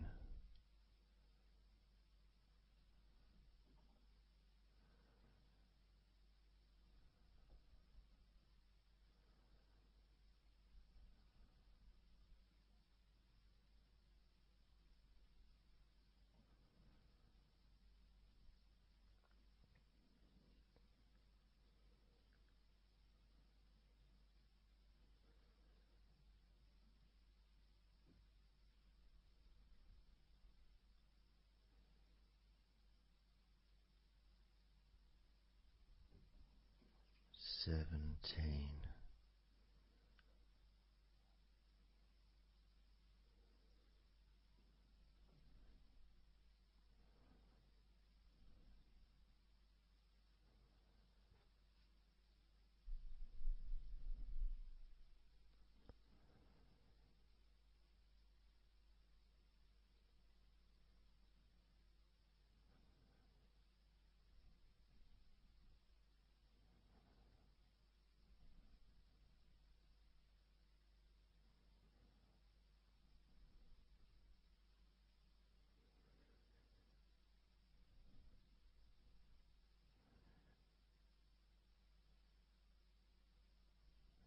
16.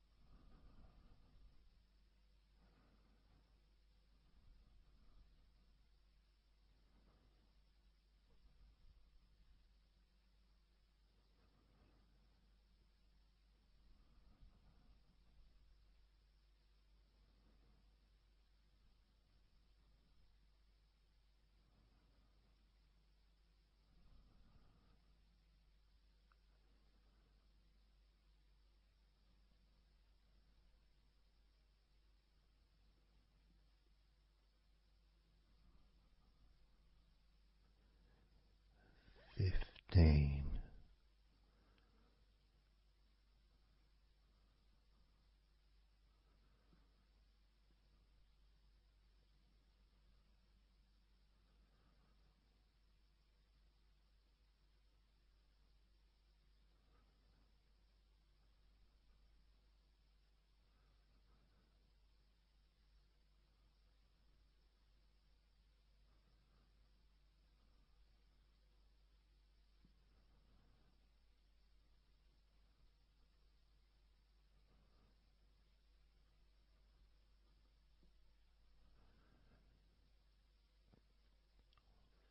14.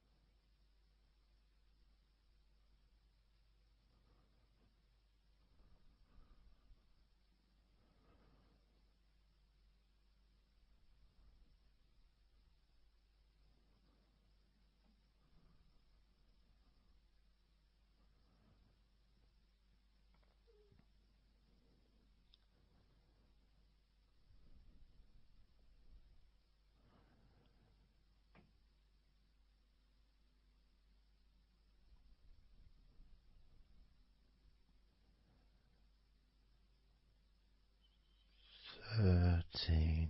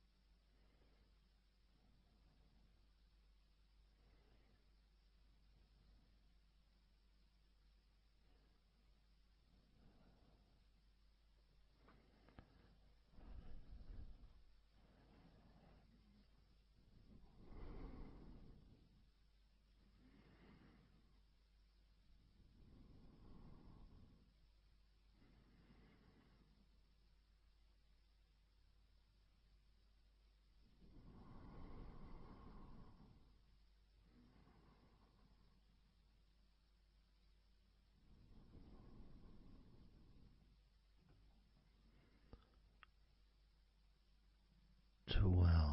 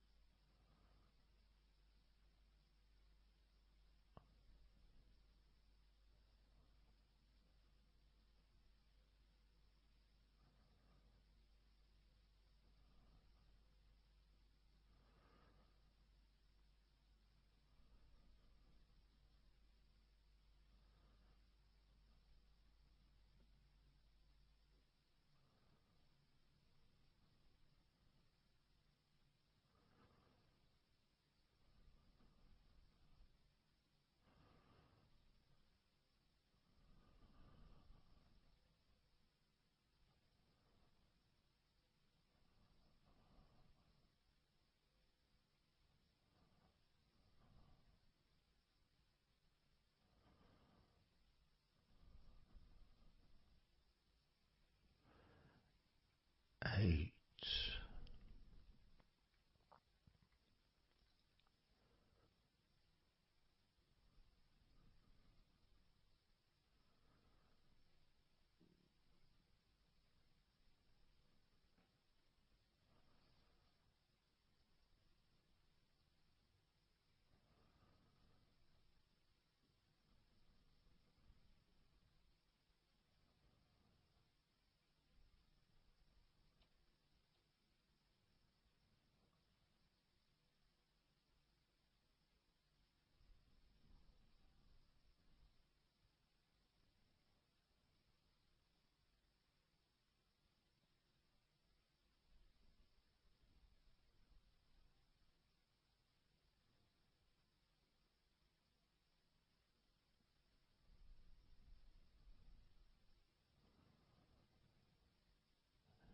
7.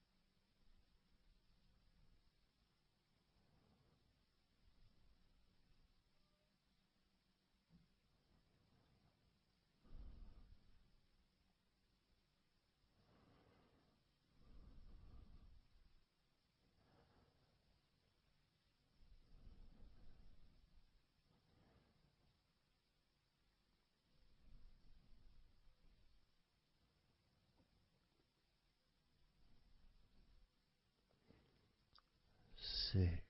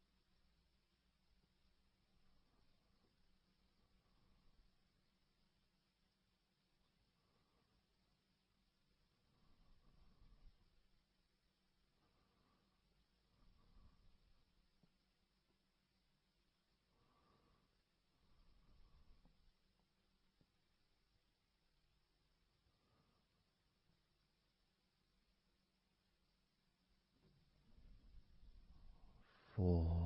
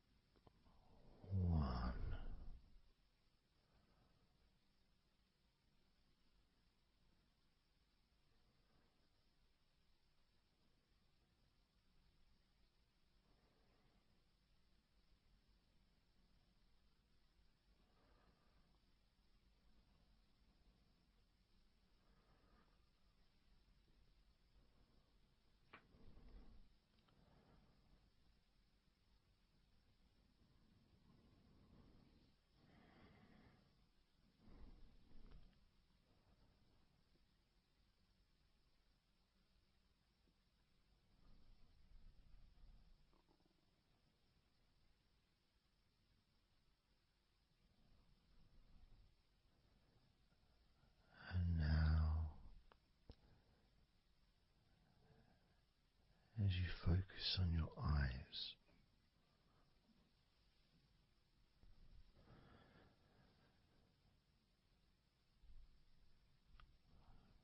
we're going to count down from 10 down to 1.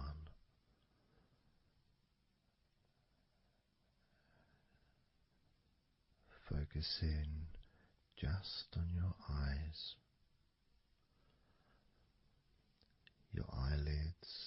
muscles around your eyes, your eyeballs themselves, that whole area that makes up your eye.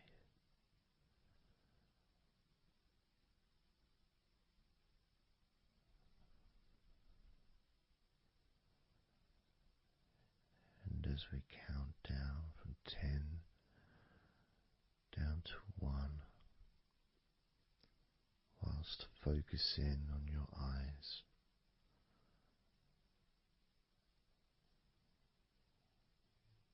you will become twice as relaxed with each number counting down, and you may find that all you want to do is just drift off to sleep. And if that's what you want, then just allow yourself to do that.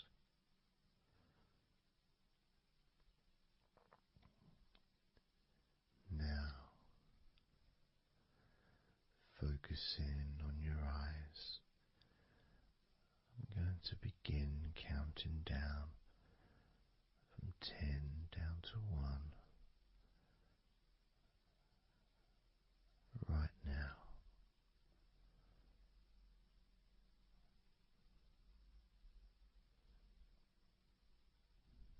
10.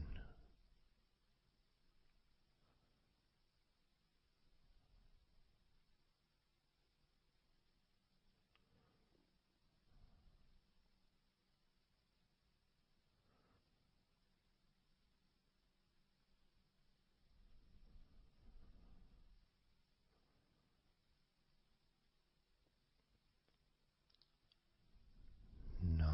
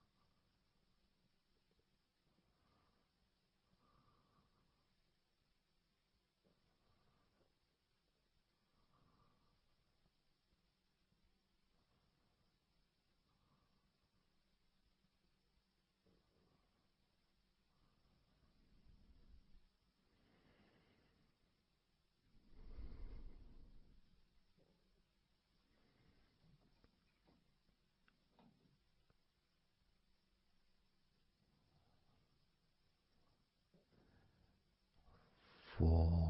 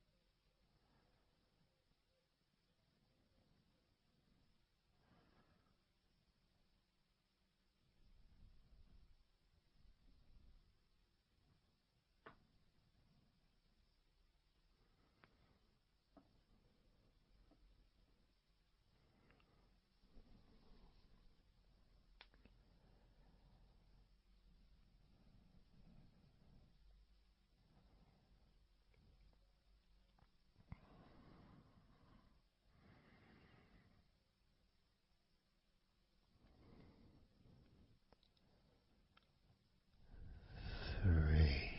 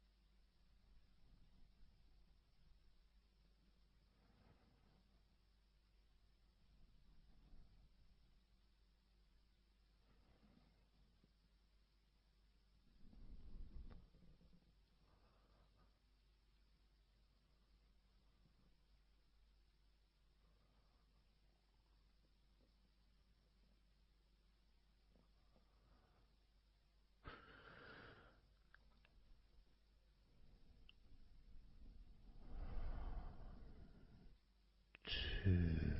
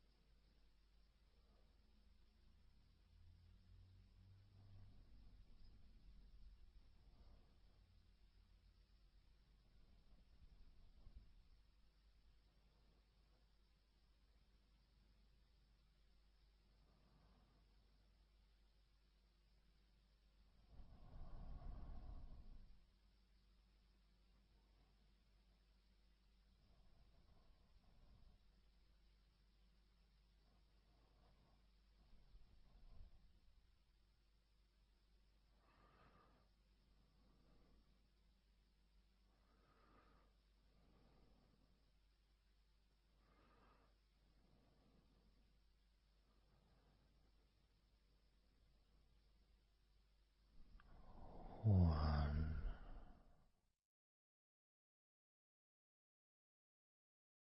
So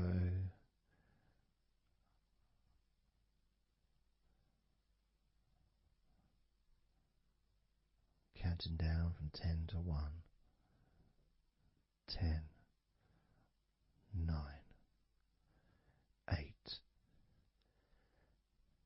7, 6, 5, 4,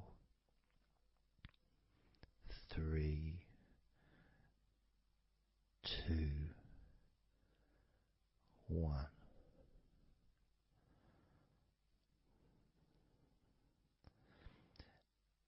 And maybe that was a bit too quick in order to relax. Maybe it's a bit too fast for you to notice the calming of your body.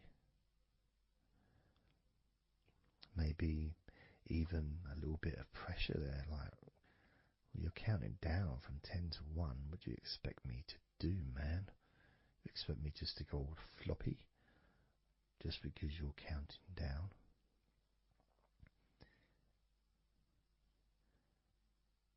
We could try again, but this time I'll go a bit slower.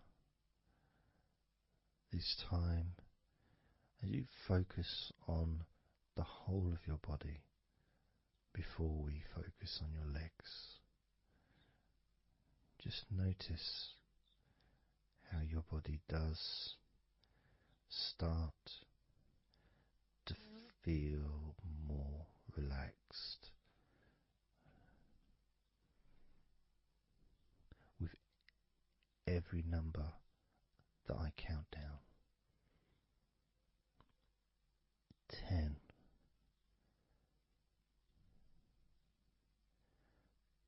9,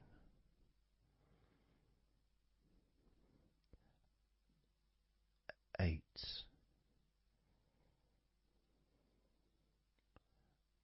7,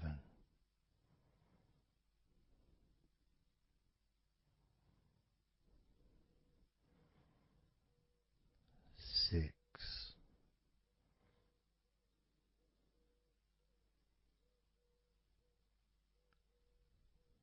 5,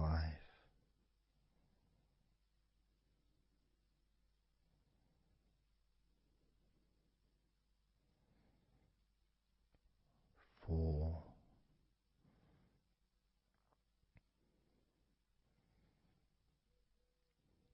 3,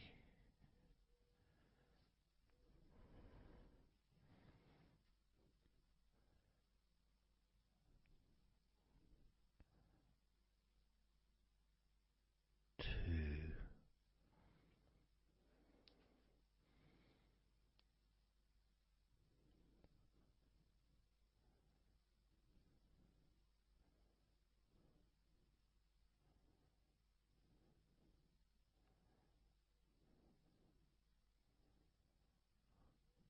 1.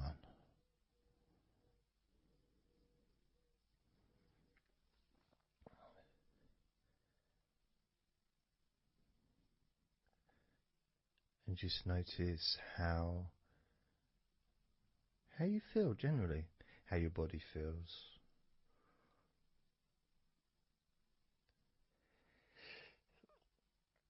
It's not necessarily even about counting down from 10 to 1. It's that space that you have, that space between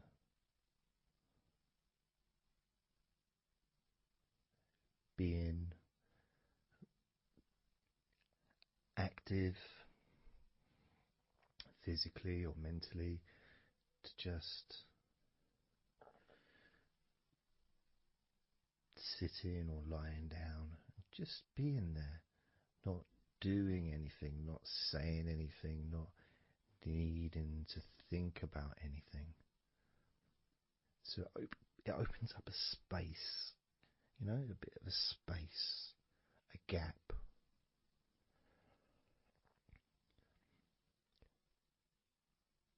And the more I count down from 10 to 1, the bigger that gap becomes. So there's that gap of calmness, of comfort, relaxation.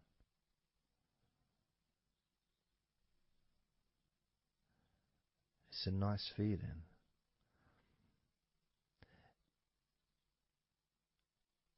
And it moves those stresses or discomforts physically or emotionally, moves them away.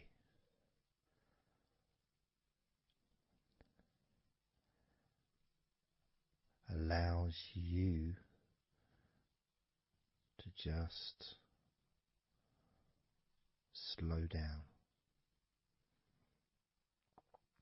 So I'm going to count again from 10 down to 1 and notice that gap widening. gap. And as it widens, it's almost like the stress and attention falls into the gap.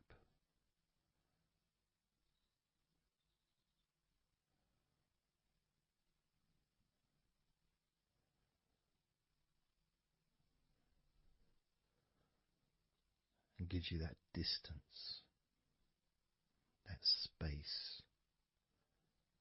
Now, 10, 9,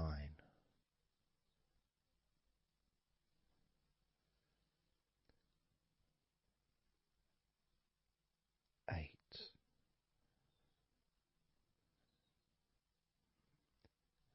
7,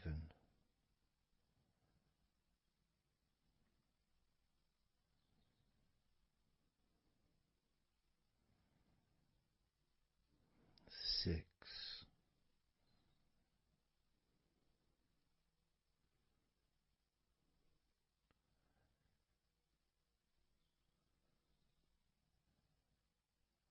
5,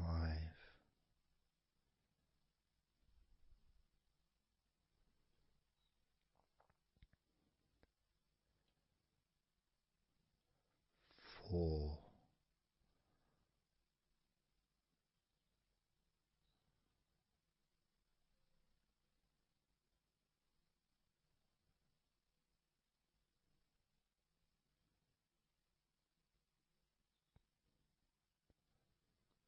3,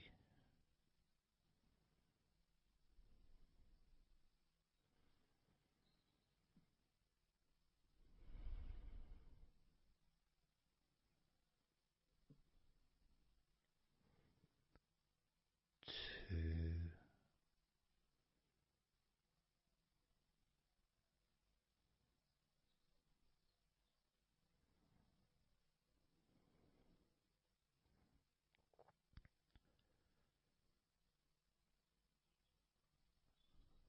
1.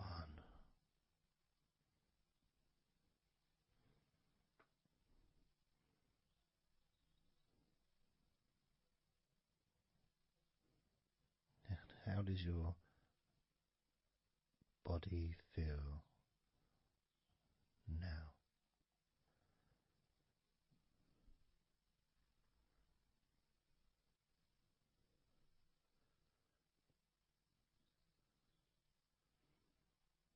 Can you notice that you're feeling calmer?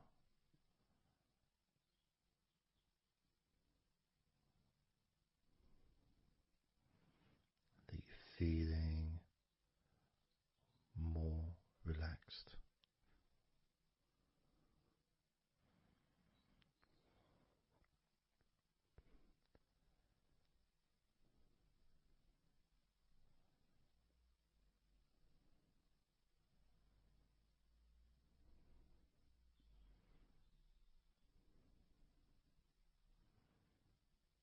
As we now focus on your legs, just your legs.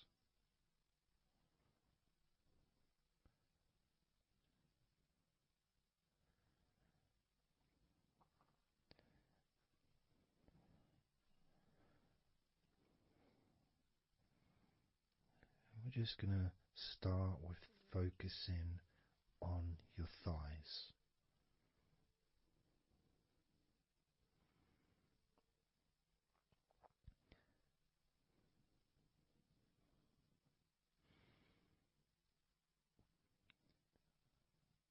Of course, it's not the most exciting thing to be doing because I'm sure, like most of your body, there's not a lot going on right now.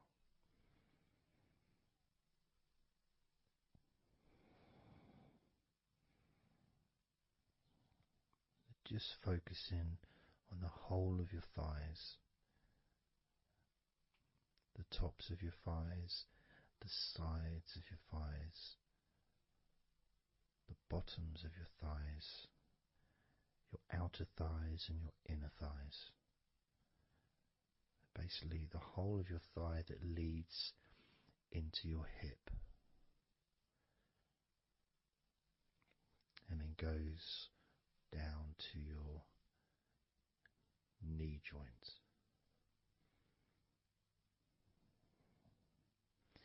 Now, this is a big area.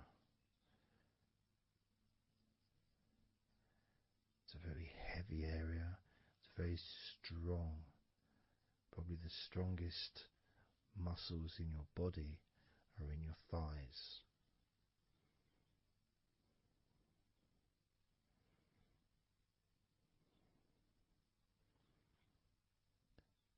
But I don't think we perhaps give enough attention to our thighs.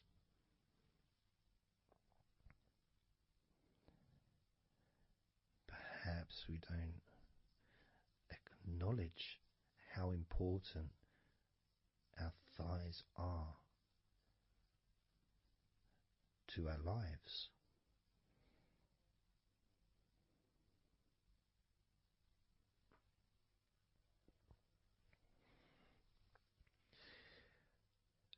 How much they actually do for us all through our lives.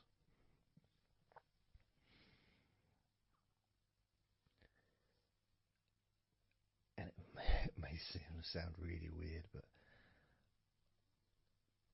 I think that all of our body parts, especially our thighs, need some TLC. A bit of love shown, a bit of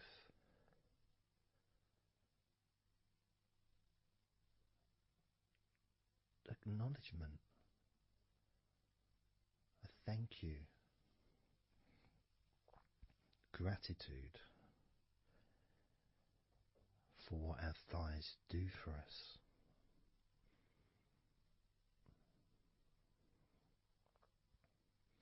And I know this may sound a bit strange. Maybe you think, why am I? Surely I should be out in the garden hugging a tree or something. Well, it's hard to set a microphone up on a tree. That's why I'm doing this indoors, otherwise I would be outside hugging a tree. No, I can't see the television from the tree.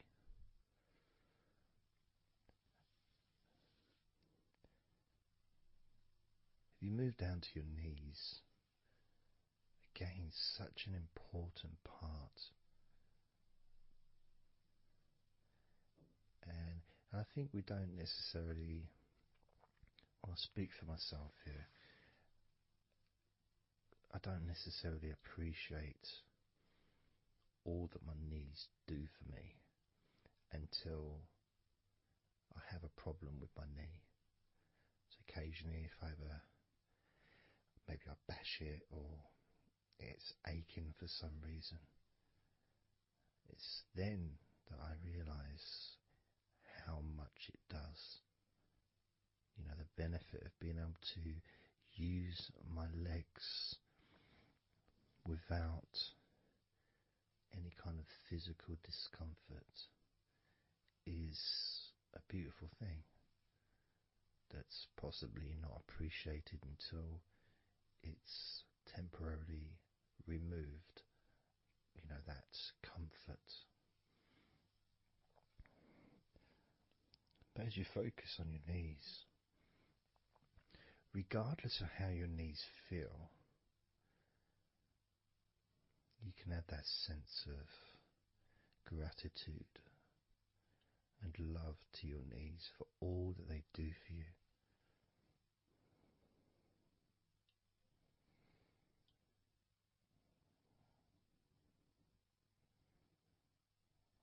And you can still have that attention on your thighs and maybe notice how your thighs feel.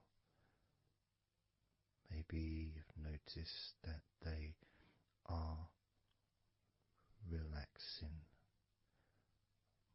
more deeply.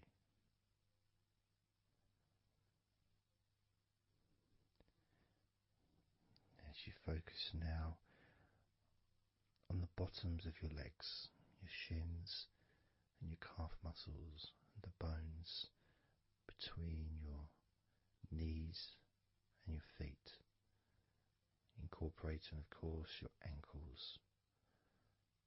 So important.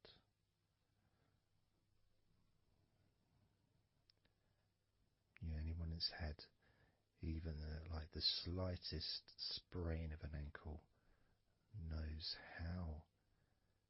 how much we take our ankles for granted.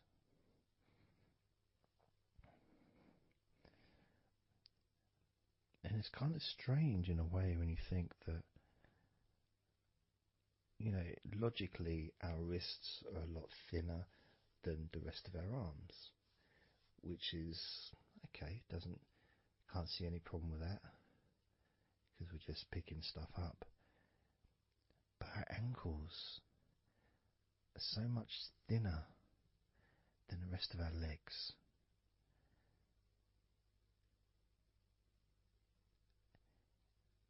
And from a physics perspective, or logical even, it doesn't really make sense that all this weight would ultimately be resting on your ankles, then leading to your feet. That thin area, thin bone, yet it does so much great work. Supports us, supports our body for a lifetime. Helps us to balance, helps you to get around and be mobile.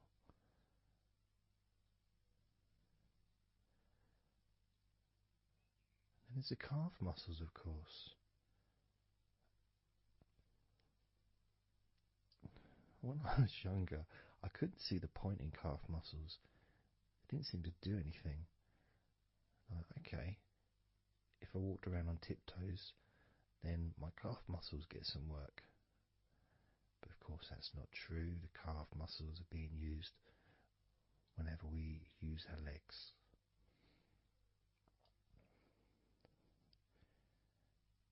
And your shins, there to protect your lower legs, shaped in a way almost as a protector for the bone.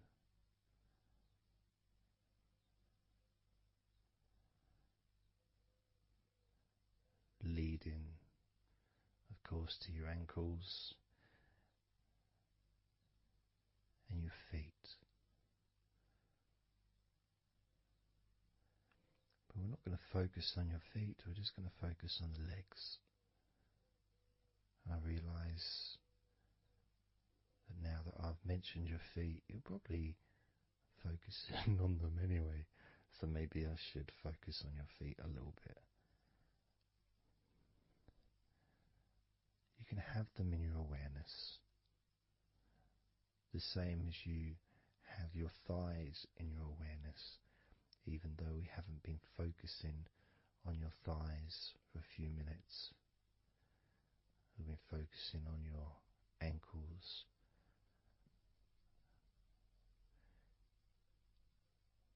there's still that sensation of comfort in your thighs. And there's that movement of energy, because the thighs hold lots of different sensations. Of course, there's the muscles, the big, strong muscles that we have in our thighs.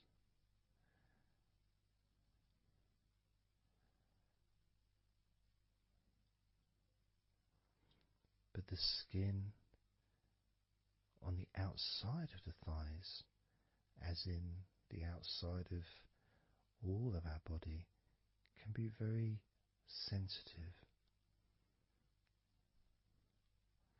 sensitive to the touch, sensitive to temperature.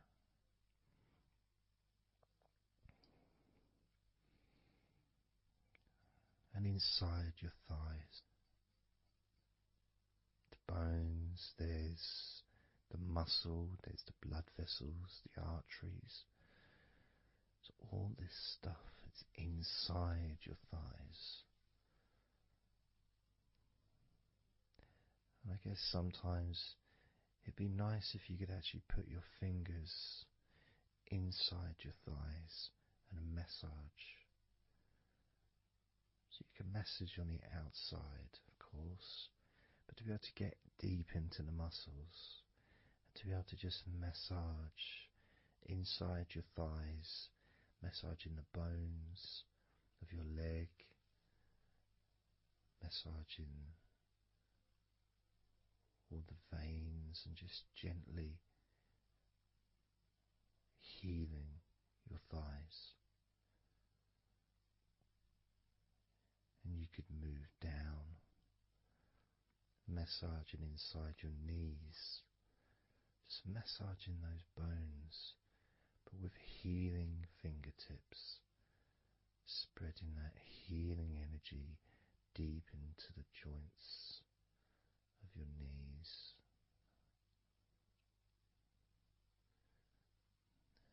Of course, there's the back of your knee, the inside crease where your knee is. It's a very sensitive area. Feels very nice when you stroke it. And that might be because it's an area that's not really touched very often. It's almost like a hidden part, that crease in your legs. It's almost like a part that has a sensitivity which is a little bit different.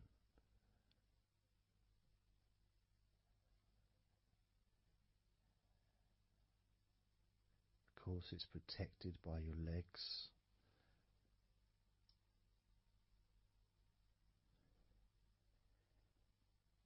So you can imagine putting your fingers into that crease in your legs.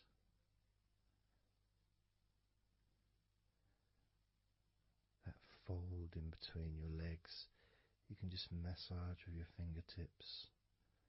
Imagine your fingertips going inside, massaging the muscle tissue. You can of course feel the bones of your knees healing through your fingertips.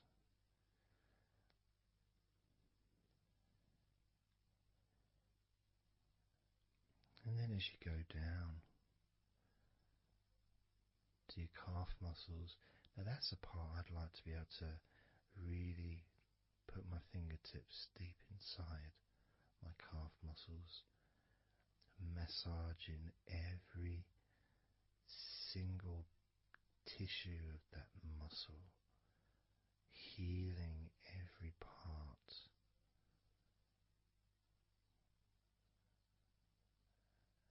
And then doing the same for my shins,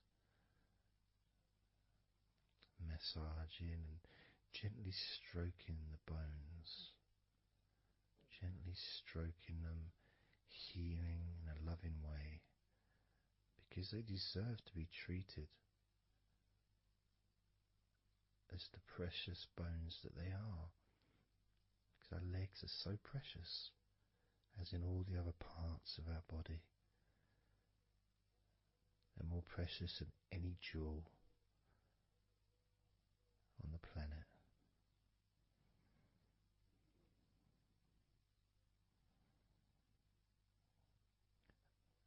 And when you start to think about your legs in this way, it can change your perspective. It might sound a bit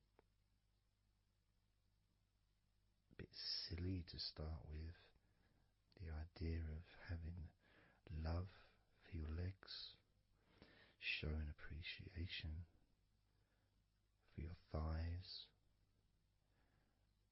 wanting to be able to put your hands in your thighs and massage the muscles and the bones, and to get your fingers deep in there, releasing all tension, just to show how much you care about your legs, how much you care for what your legs do for you regularly. Your knees, your calves, your ankles, the strength of your ankles, considering how thin they are compared to the rest of your legs, especially your thighs. Yet they're so strong, so flexible, absolutely amazing things. Your ankles are truly a gift because of what they do for you.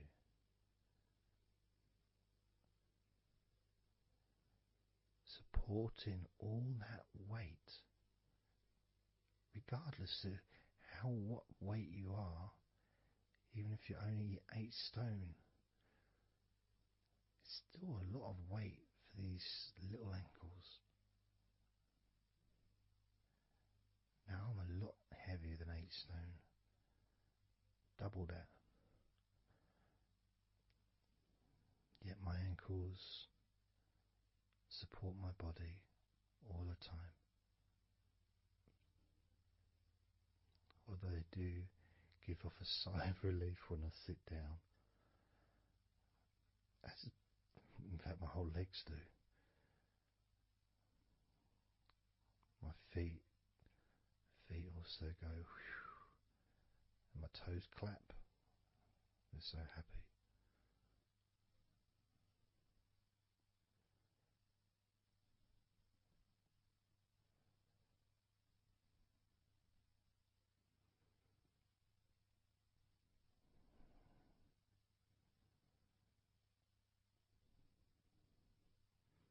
Your legs really are amazing. And I know that talking about your legs is possibly among the most boring things you've ever heard anyone say, possibly. But boring or not, everything I said is true.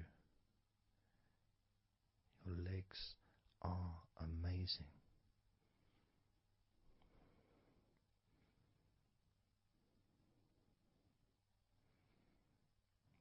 Your legs deserve not just respect,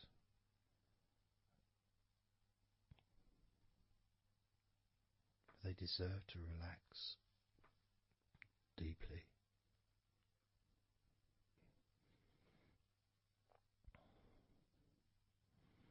They deserve to take some time out of the day to just let go completely.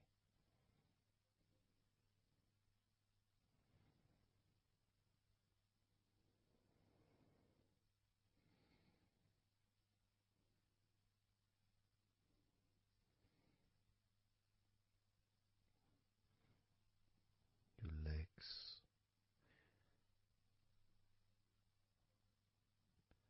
really can relax.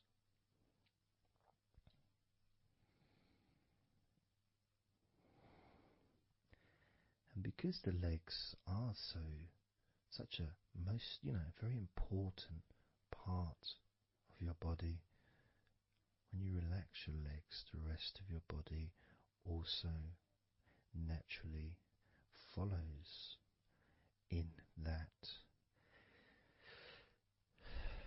journey of comfort.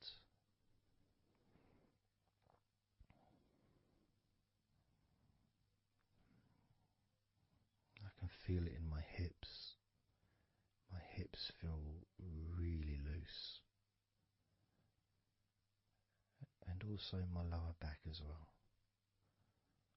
My lower back really feels stretched, even though I'm just sitting in a chair and there's no stretching as far as I'm aware that I'm doing. But it's almost as if the muscles are just relaxed so much that there is a natural stretch as the tension has reduced a lot.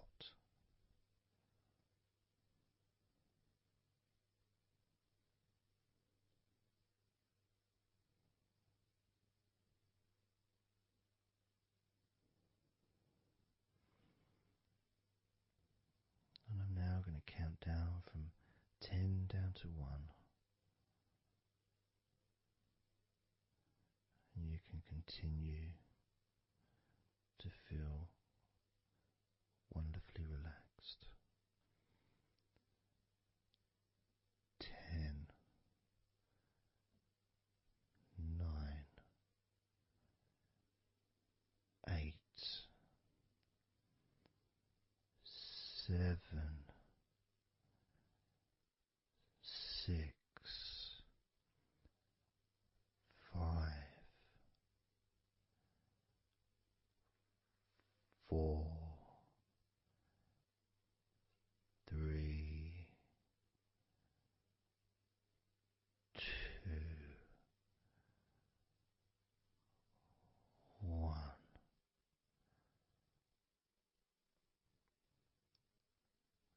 Relax.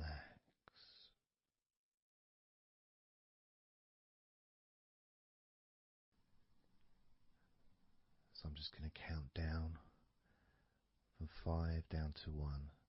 And as I count down, if you just focus on the numbers, just the numbers, counting down, and notice how you feel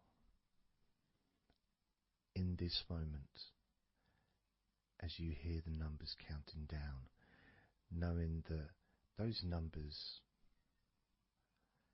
counting down represent you feeling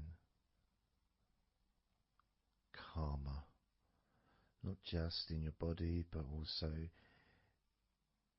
relaxing your mind. And just notice how you feel.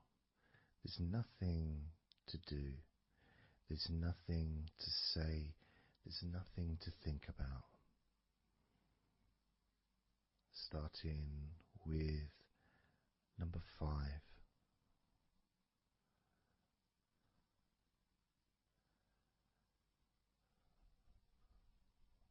4.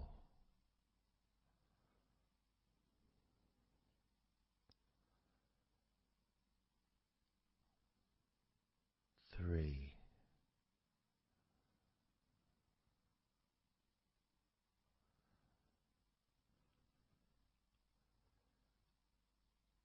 2.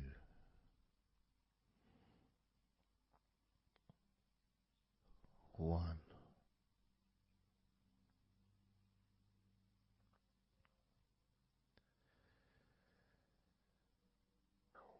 As you notice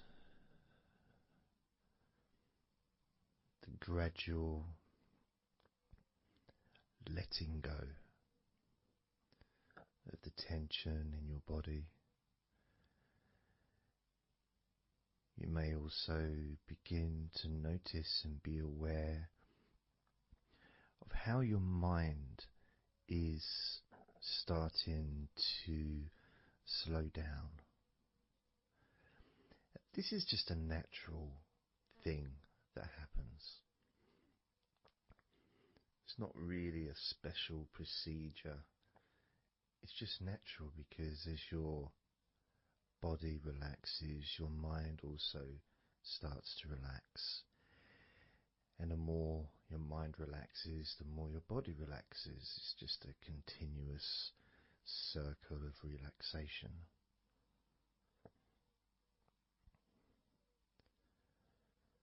And there's that calmness that comes from relative quietness. Even if there's background sounds, either your side or mine, it's still going to be quite calm. You haven't got the television on, there's no music in the background unless you're listening to the recording with music, of course. You're very likely not going to be sitting in a room with other people. Of course you might be, but generally it's more ideal if you can do this on your own. So no distractions.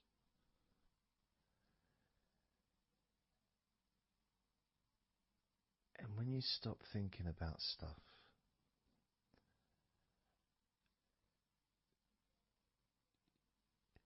relaxation automatically rises. A sense of comfort starts to grow. And without trying to build it up into something fantastical or something magical, this is just a natural process.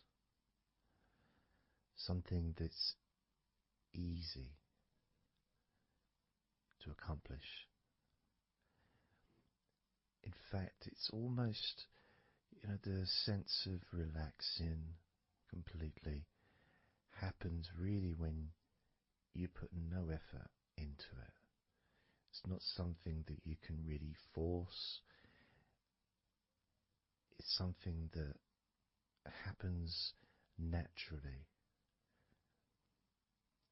And part of the process of this recording and others is simply to allow you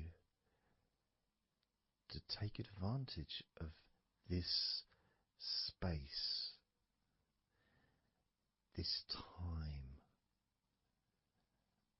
to just let go, to just be here, to be in tune with how you feel.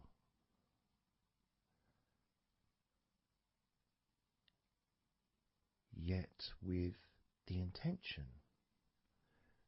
of wanting to relax deeply.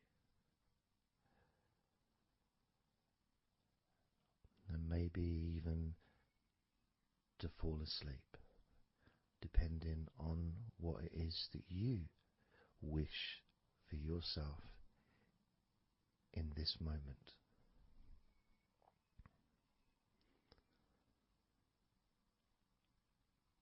As we know, relaxing is the majority of the process of falling asleep. The actual falling asleep part is the tiny bit at the end. The deeper relaxed you become, the easier you find yourself drifting.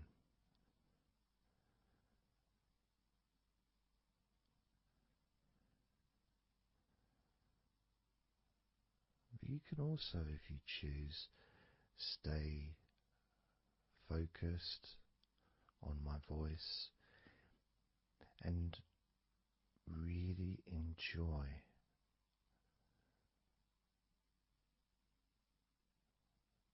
the process of gradually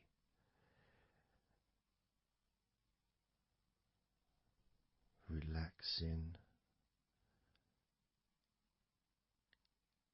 each muscle in your body effortlessly,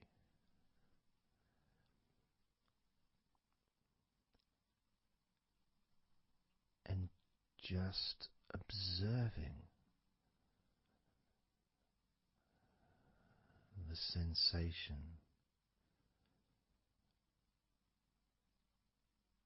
of letting go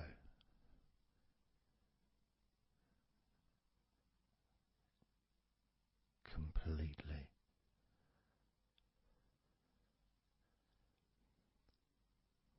This time I'm going to count from 6 down to 1,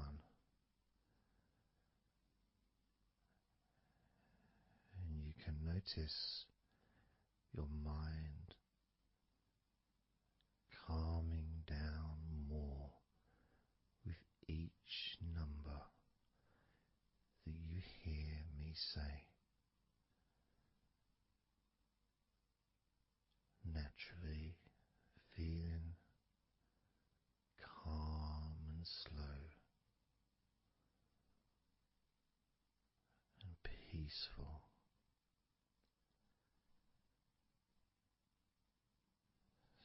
6.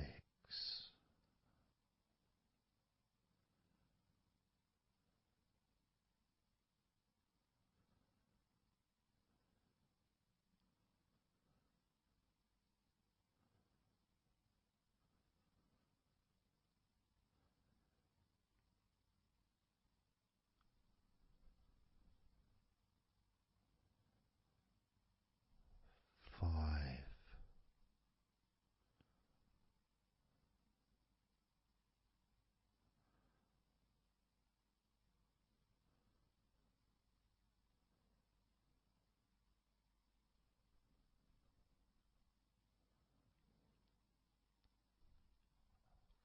4.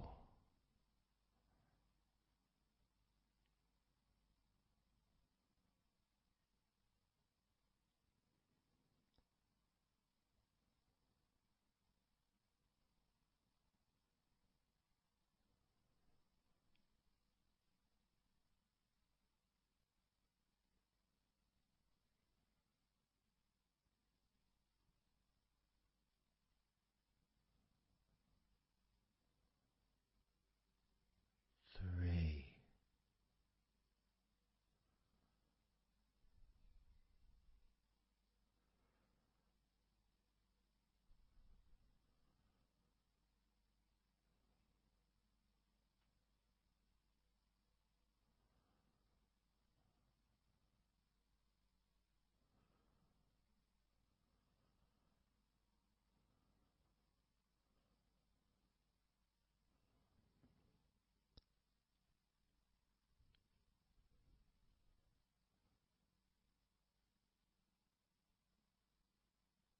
Two.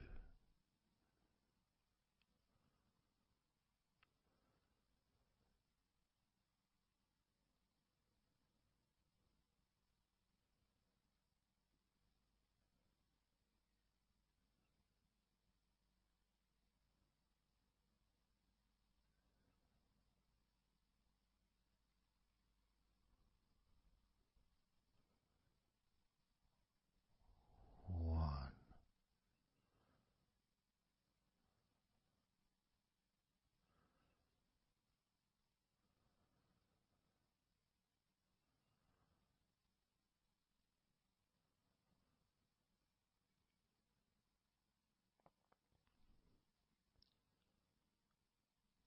Being aware of how your mind has slowed right down, sinking deeply into relaxation.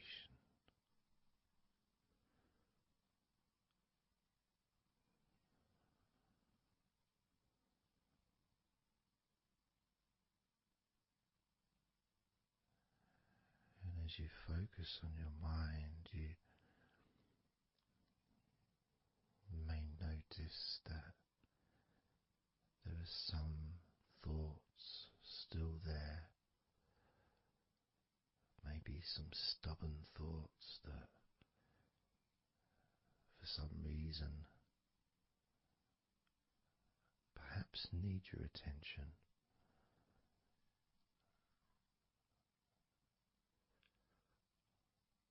So what you can do is send love to those thoughts. Sprinkle those thoughts with love, like little petals from a flower. Just sprinkle it over them. Petals filled with love towards those thoughts, to let those thoughts know that you're not abandoning them. You just need them. You require them to just calm down, slow down, quiet down for now.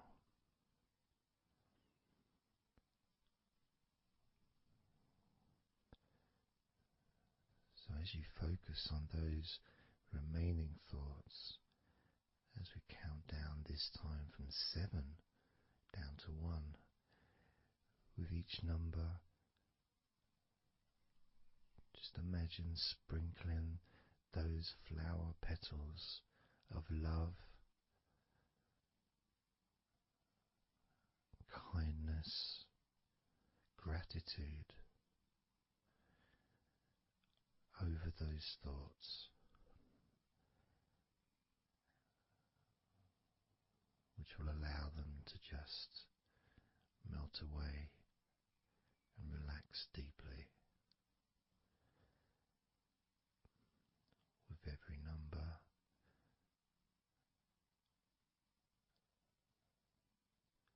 those thoughts will become more and more relaxed.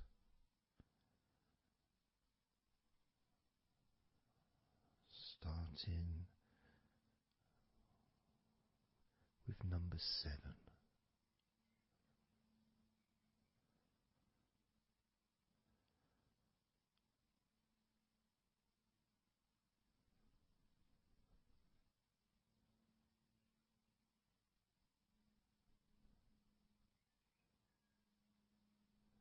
6. 5.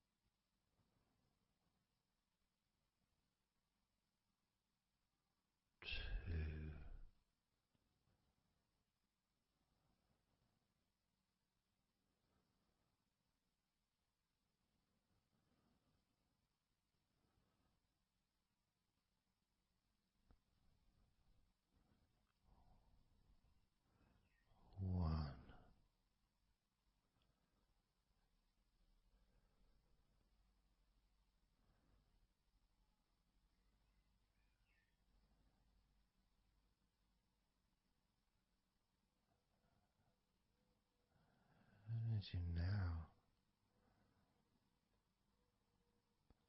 notice how relaxed you're feeling in your body,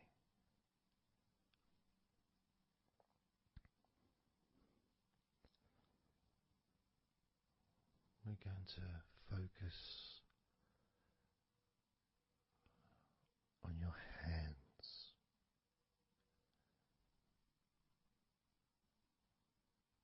Because the more relaxed your hands are, the more relaxed your body and mind are.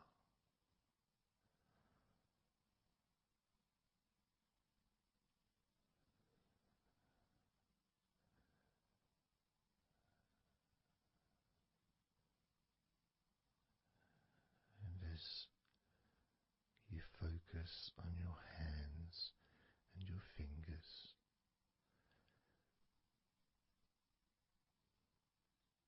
there's nothing needed to be done. There's no clenching of fists or tensing the fingers or anything like that.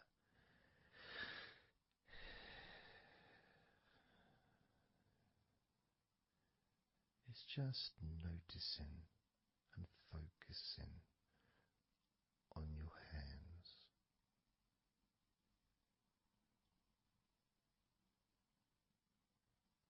Noticing how they feel.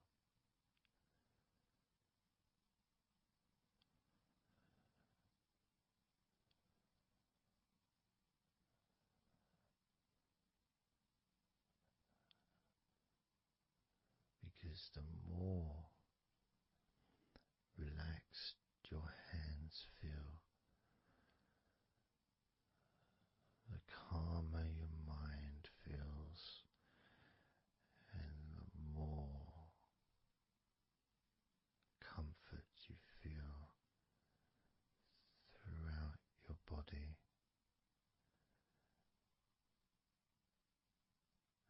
And you may have already noticed that your mind is starting to drift.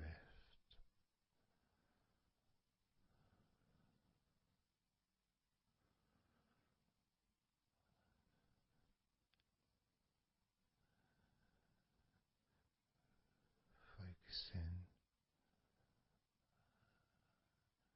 just on your hands and fingers, allowing them to experience a real deepening of that relaxation in your hands and fingers.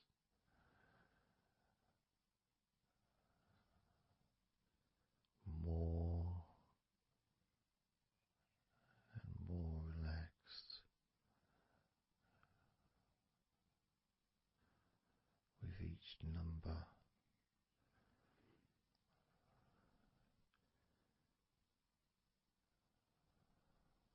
From 8 down to 1.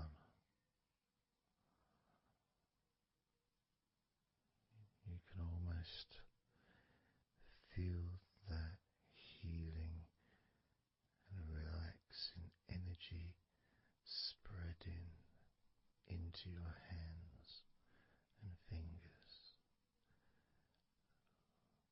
becoming even more relaxing with each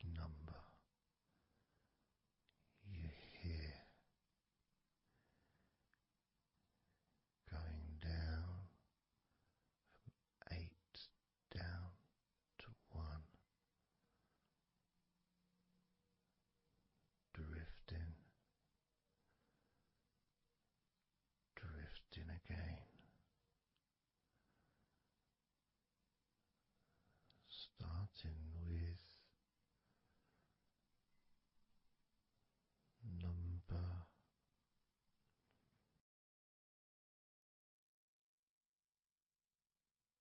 8.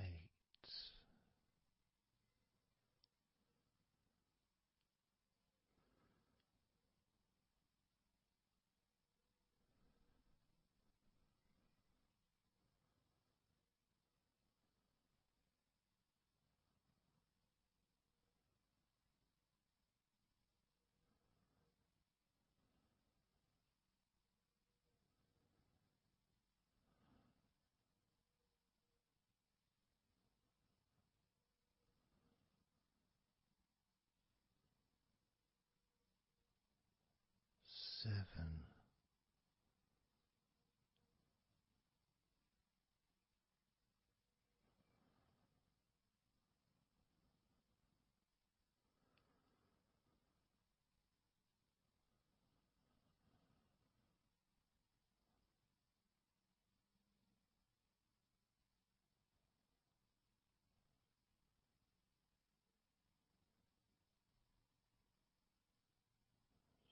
6.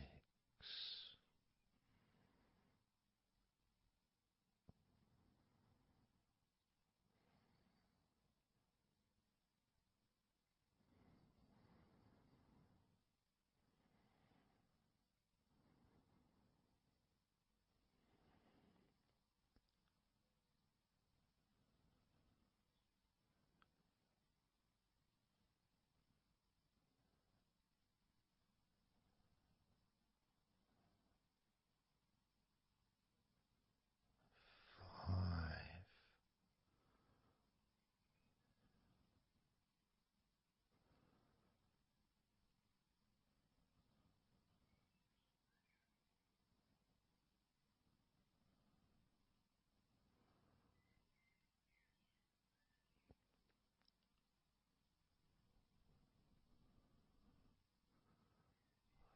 4.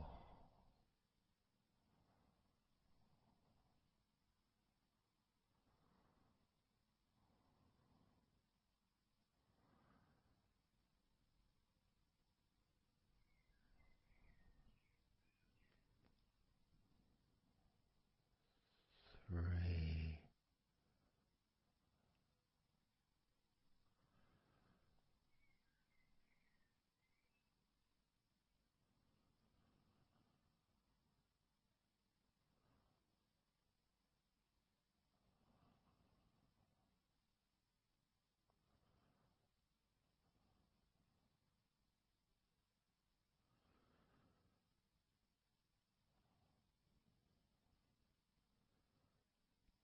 2. 1.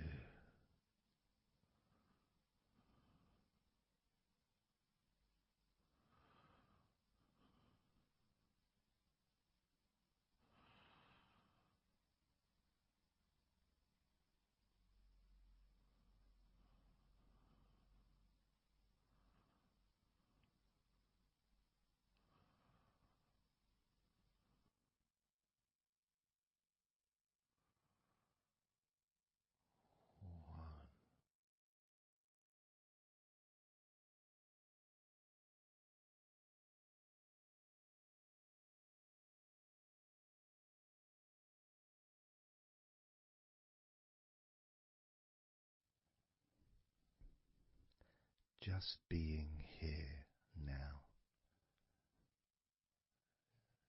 Nothing to think about, nothing to do, nothing to say, and everything just feels calmer. And this is your natural state of being. This is how you just normally feel when you take away all of that other stuff that we add. You know, things like stress and worrying and overthinking and anxiety, tension,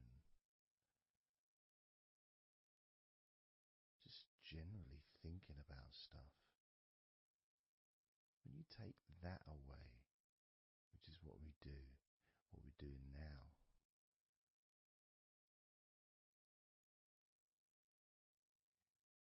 you're left with a real sense of peacefulness, which comes to you very quickly. Because ultimately, it's just a feeling. A feeling of comfort. It's almost as if you've gone inside yourself and you've found a special place where everything is peaceful.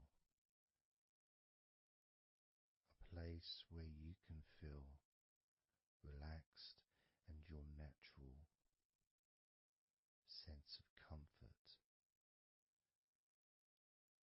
A place where you can be you. Where you can accept yourself for who you are. A place where you're not trying to please anybody else, ever.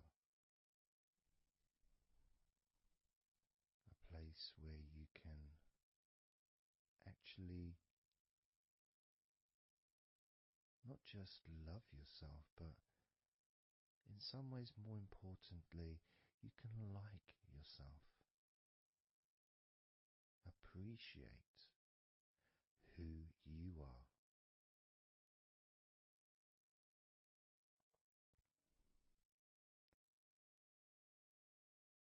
And that sense of gratitude is in the air all around you.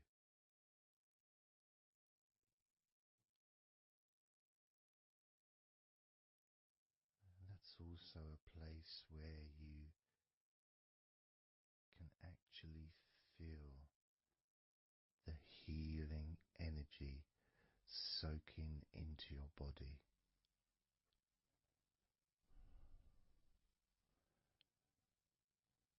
Healing energy soaking into your body.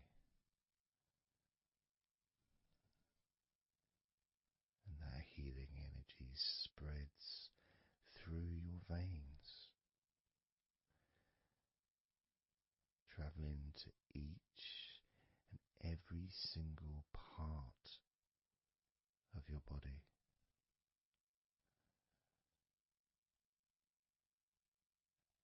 And you start to realize that actually that healing energy has not just entered into your brain, it's become part of your brain. And that spinal fluid is now mixed with healing energy.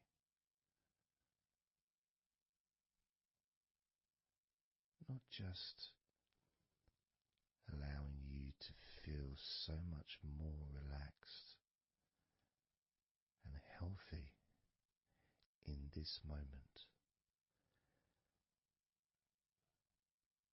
but also you start to realize that actually what's happening now with that healing, relaxing energy spreading through your body is actually changing your life. It's actually changing the way you're going to feel, not just now, but tomorrow and the next day, as your health improves. Not just your physical health, but your mental health.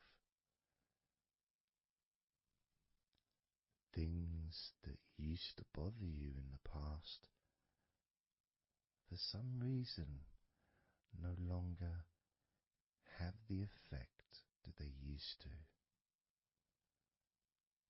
because something has changed deep within you.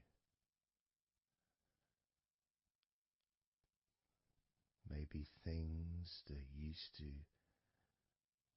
cause you to feel anger no longer have that power to control you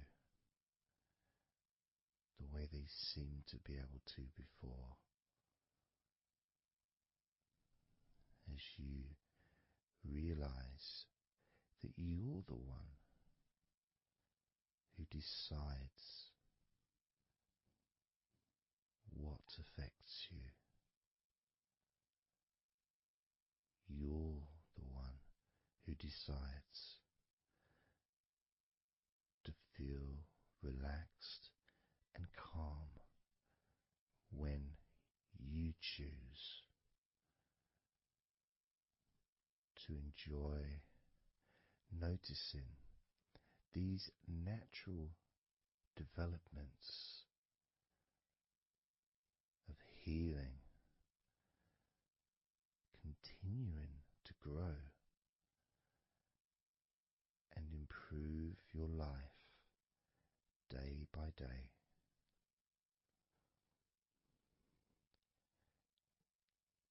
Including, of course, your ability to relax so much easier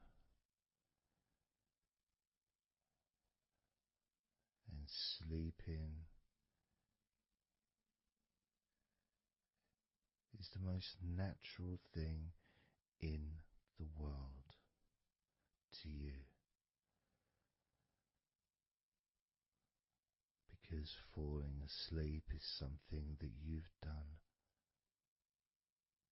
so many times in your life,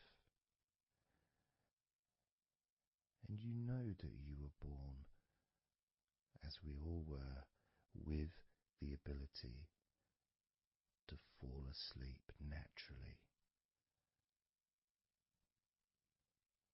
We were born with that ability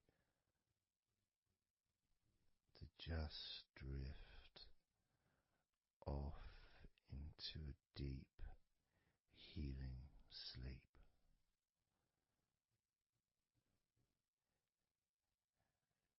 Even when we're kids, sometimes we'll fall asleep when we don't even want to. We try to stay awake. Maybe it's a birthday in the morning, or it's Christmas or holiday or something we look forward to. We don't want to go to sleep. But the more we want to stay awake, the more we just start to drift. And the more you fight drifting, the more you try and stop yourself from drifting asleep, the deeper and stronger that drifting becomes.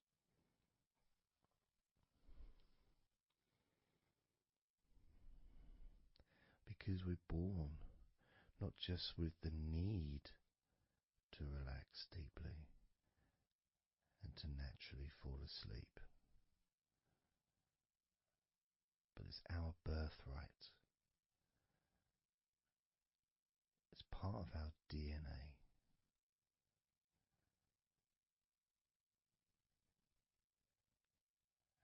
And sometimes as we get older in life, perhaps at times we have forgotten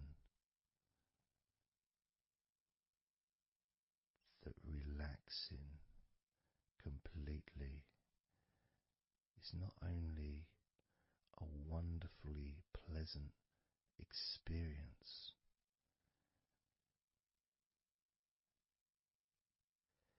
it's also really easy.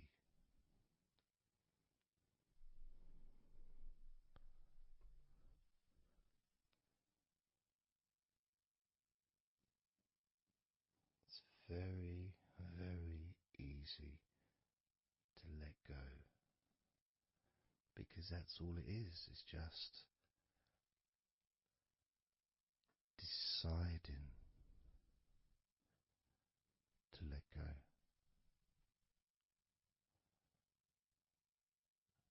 And when you press the play button on my recordings, you have given permission for my voice to relax you. When you press that play button, you have given me permission for my words to affect you in a positive, only a positive way, opening up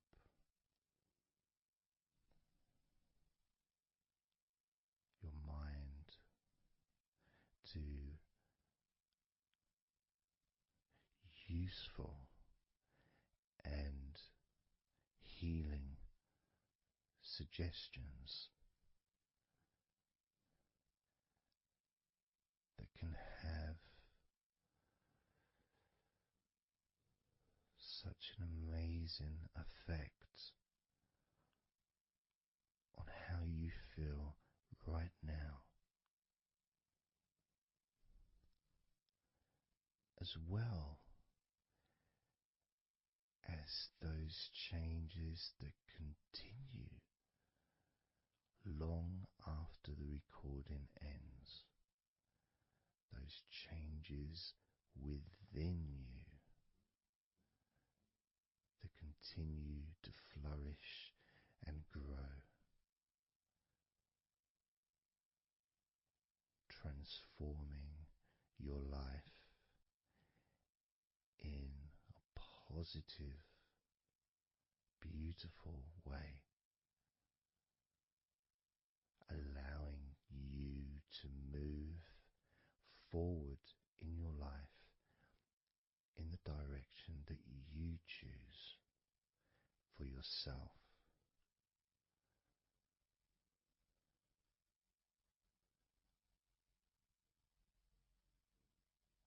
And this feeling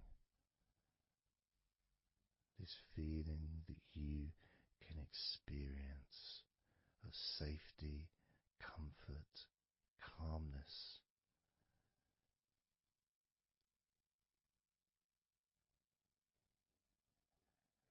just feels so nice.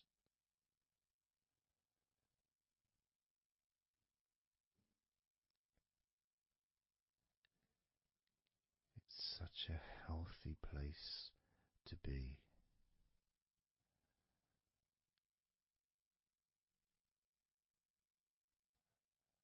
And that positivity grows within you.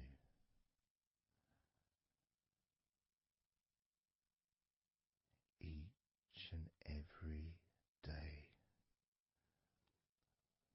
moving forward, you're going to find that you're more relaxed physically and in your mind is more relaxed. And it's not that you're thinking slower, it's just that your mind will be less clogged up with unnecessary negativity. Because from now on, your mind rejects negativity. From now on, you're going to start noticing when negativity arises, and you can just say stop. Stop. And that negativity will turn around and leave you alone.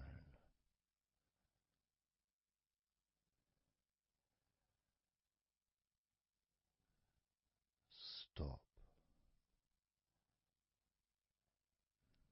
and that negativity will disappear.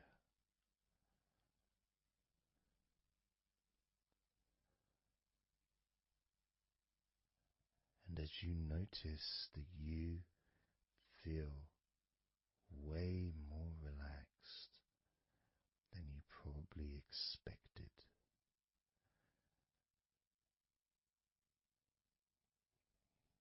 you can now congratulate yourself because you're the person that has done this. You are the one that has opened your mind up to the simple facts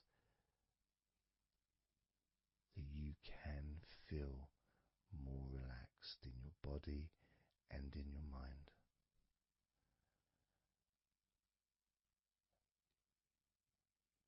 You've opened your mind up to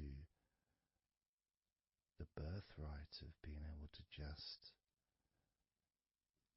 fall asleep easily when you choose.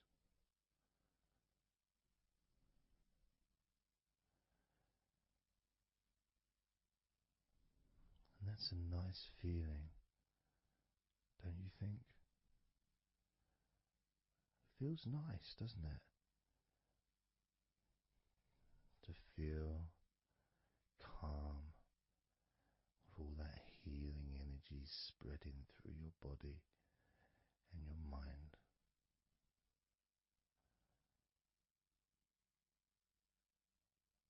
To spend time in that special place where negativity can no longer enter.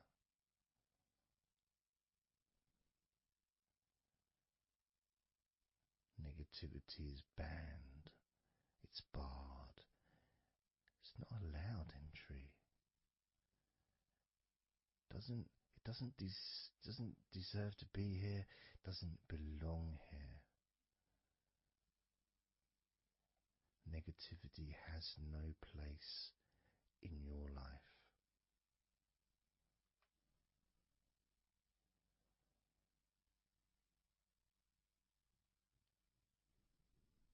Which makes room for more comfort, more healing, more relaxation, more peace.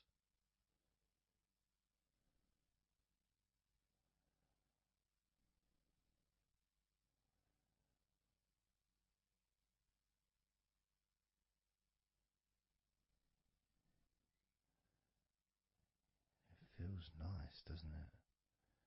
To just let go of everything.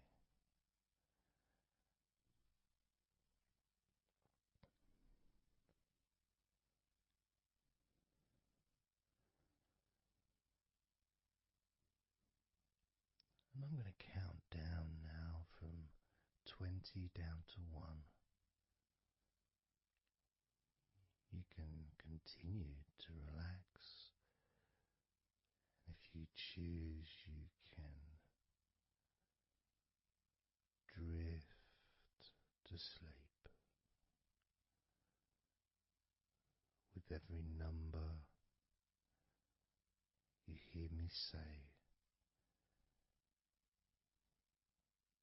you can feel twice as relaxed.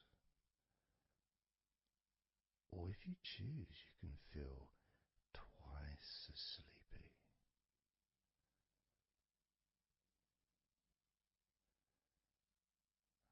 Now,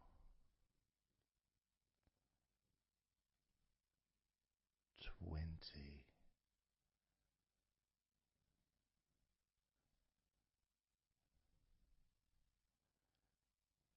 19.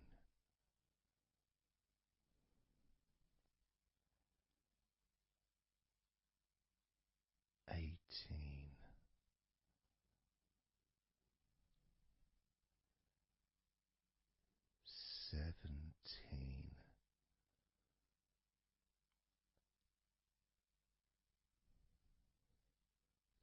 16,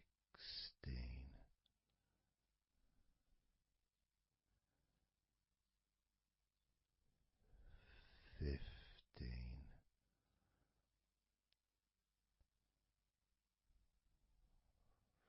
14,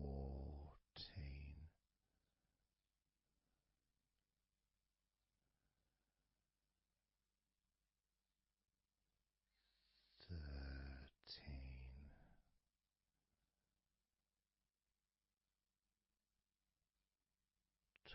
12,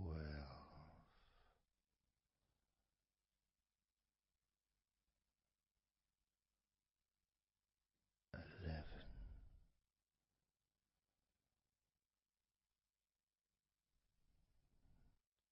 10,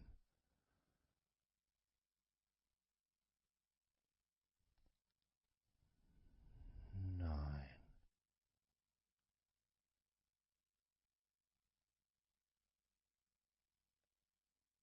8,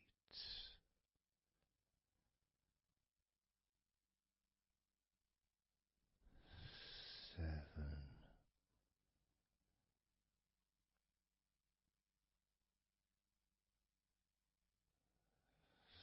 6,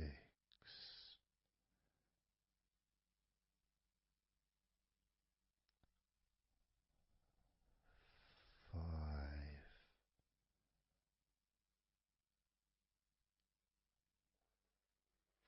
4,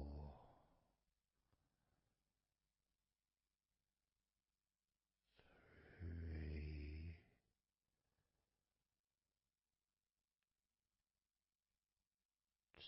2,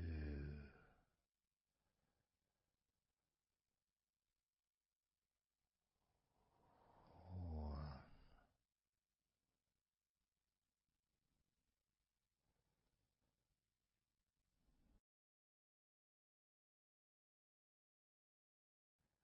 This is your time to just take a break. Your time to relax, to allow your mind to slow down.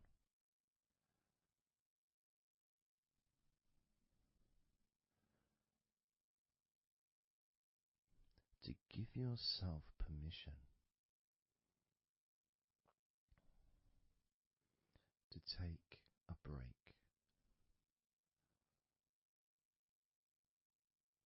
from everything. And you're the only person that can make that decision. You're the only person that can actually tell your mind to just relax.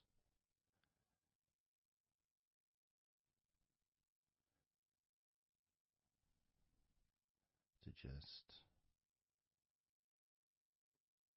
take some time off.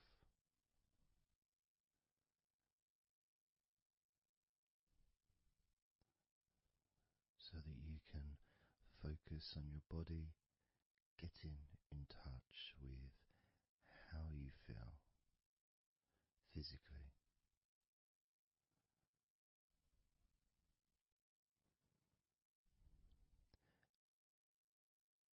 And in the process of this body scan, where you focus on different parts of your body,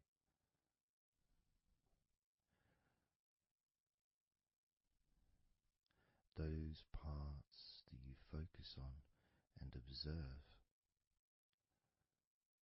even though you're not purposely requesting for those parts of your body to relax, it's kind of expected. You expect, when you listen to my voice, to feel more relaxed naturally.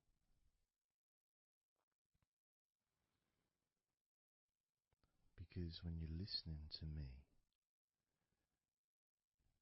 your attention is focused on my words, and as my words guide you to focus on those parts of your body, your focus increases,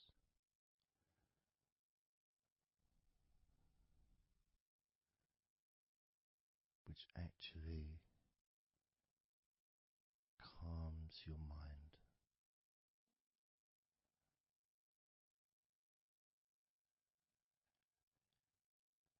And when your mind calms down, your body relaxes.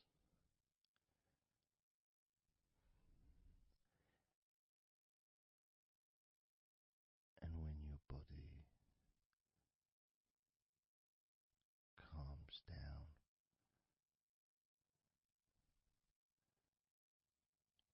your mind relaxes.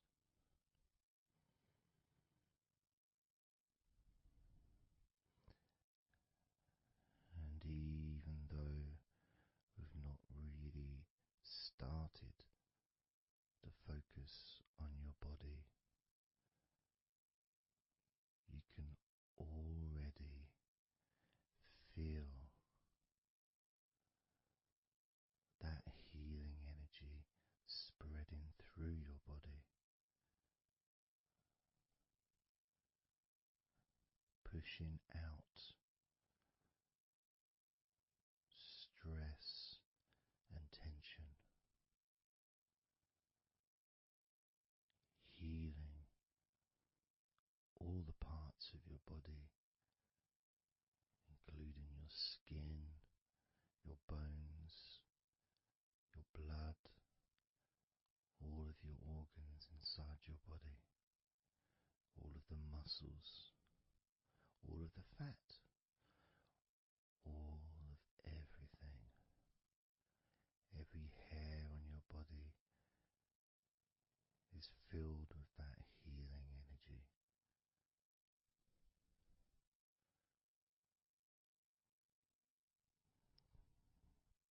And when your brain fills with that healing energy,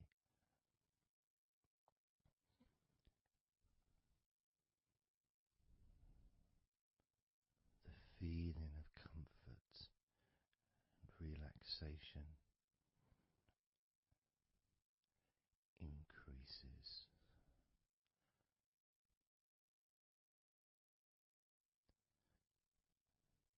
Deeply increases.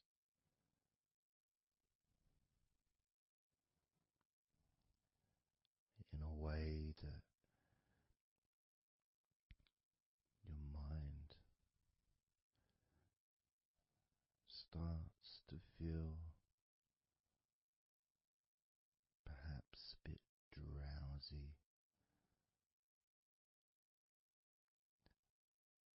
because it's not needed, and it may start to drift.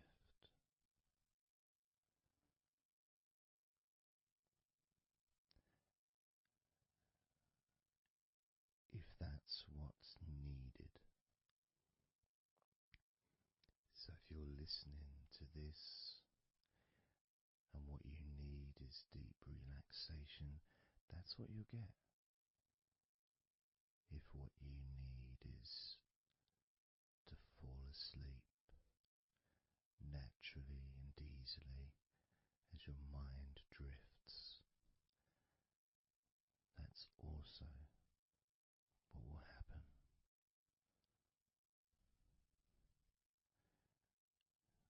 Because by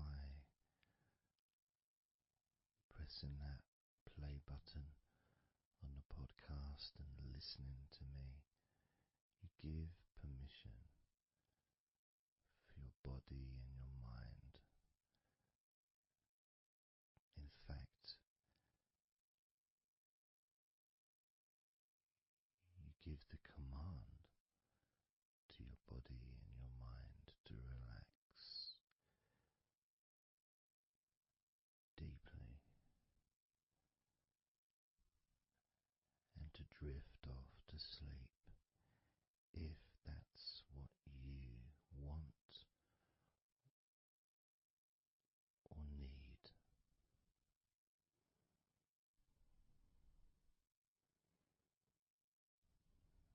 And as I focus on the different parts of your body, you may start to just drift, and then you come back again and you hear me talking, and I'm focusing on a different part of your body. And you may find yourself drifting, but you don't realize you're drifting until you stop drifting and you're alert again to my voice, focusing on a different part of your body starts to relax even deeper, because that drifting is basically you already in the sleep zone.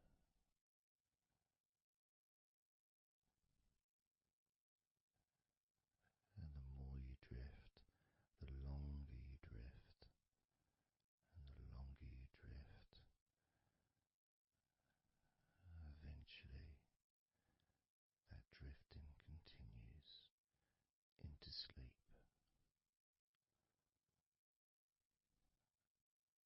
And that's the last you remember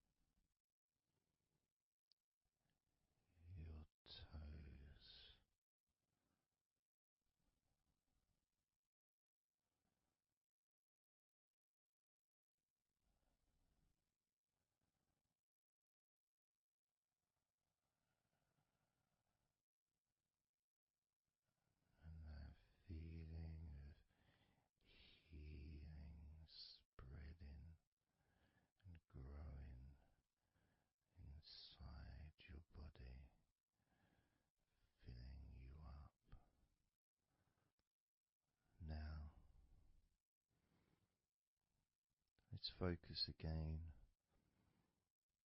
on parts of your body. Focusing this time on your forehead.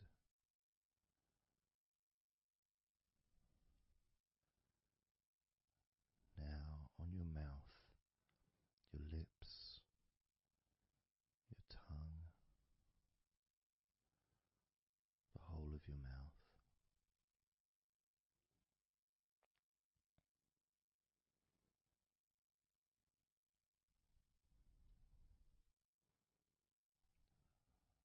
Focus in on your fingers.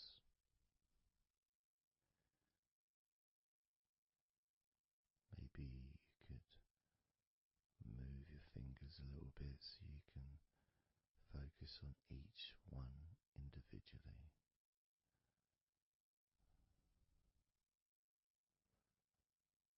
Both hands.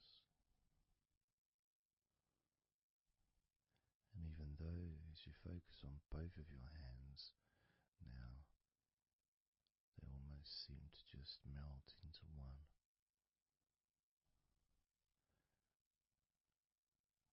Where does your right hand start and your left hand end? It's almost as if it just mixed together.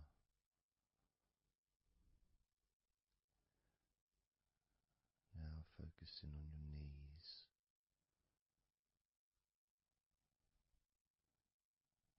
Just noticing how your knees feel.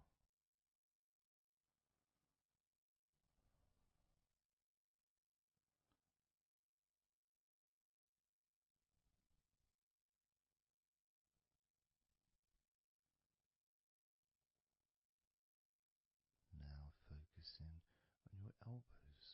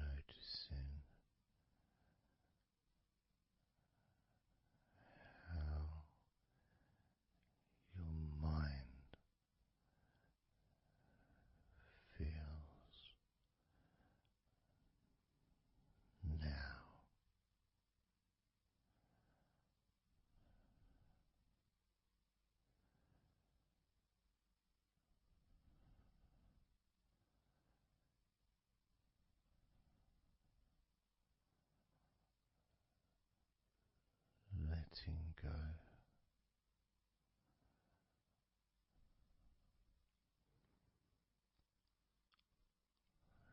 Letting go.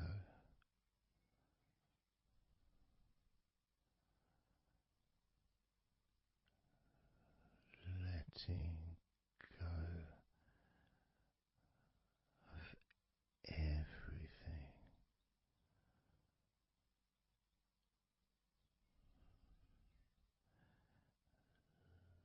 Letting go.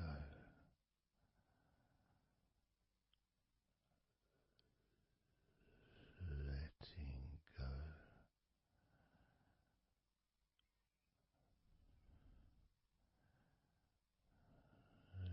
Letting go of everything.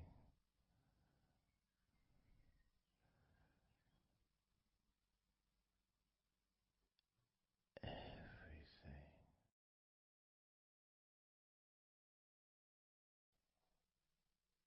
I'm going to start now, and I'd like you just first of all just to see yourself lying down on that massage table, lying on your front, your head is supported, your arms are supported,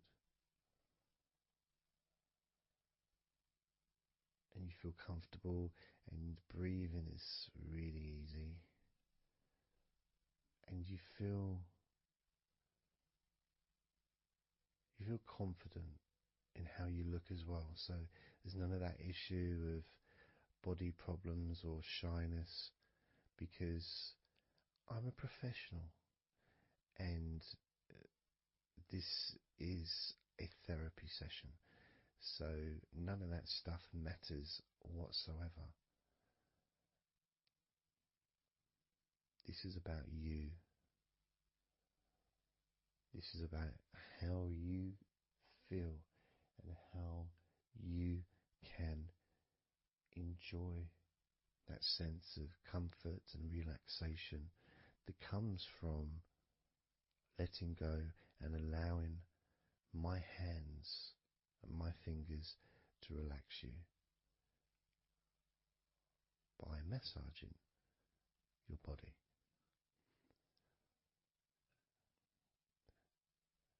So I want to start off just by placing my hands on the back of your head, just gently, just so you can feel what my hands feel like really on you. So you can maybe feel the warmth of my hands on the back of your head. And I'll move my hands to the side of your head, not pressing, but just holding them there very gently. Maybe over your ears and a little bit on your face, just so you can feel my hands, so you can become accustomed to them.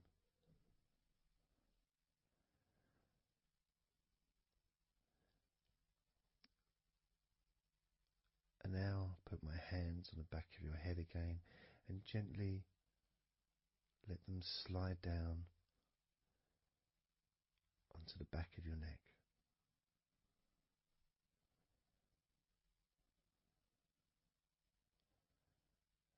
You can feel my hands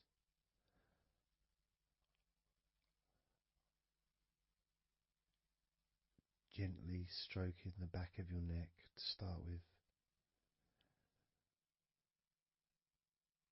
just so you can get used to the feeling of my hands on your skin. Get accustomed to it. Realize that you're safe and it's all good. It's all fine.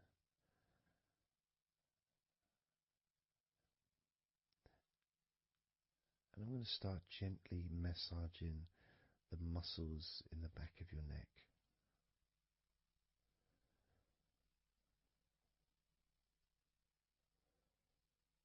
With both hands.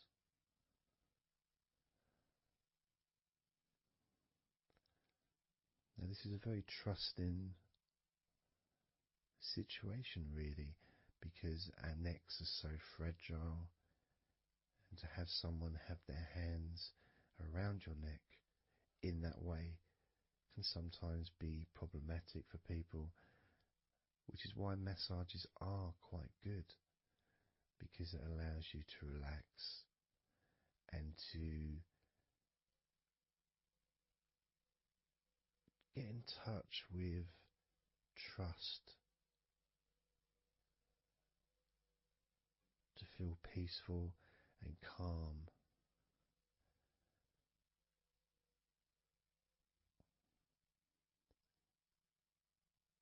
There's a massage the sides of your neck gently,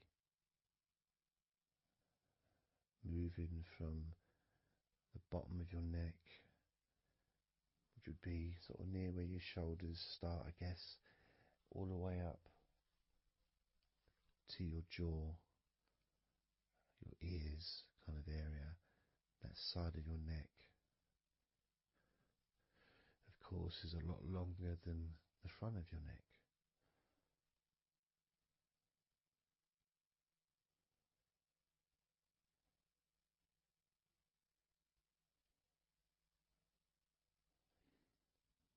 And massaging the back of your neck, especially that area where perhaps we hold tension. And as that area is massaged, you can actually feel a sense of release in the back of your neck.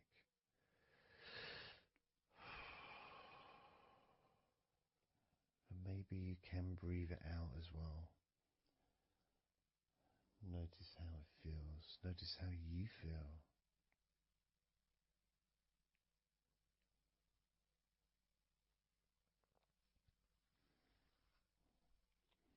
And then moving down to that area between your neck and your shoulders, that muscly area, starting to massage that area on both sides. I mean, this would be the area that a lot of people would massage if they were going to give you like a shoulder massage. Even that's not technically the shoulders, but it's all the muscles that lead to the shoulders, from the neck. And again, that can hold tension and stress. And when massaged, sometimes a nice deep massage is useful. And you decide how deep that massage is.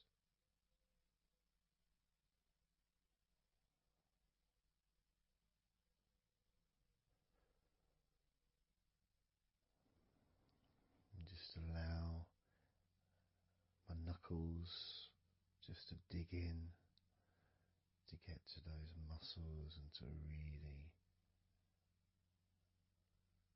relax them. All the time being firm yet gentle with you.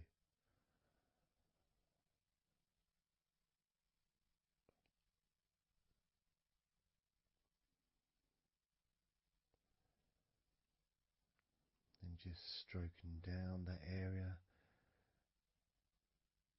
to your actual shoulders, moving to the muscles of your shoulders.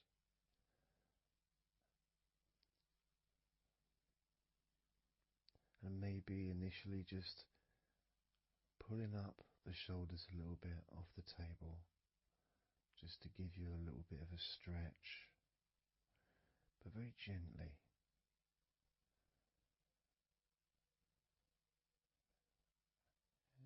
And you've got the muscles at the front of your shoulders, the sides and the back.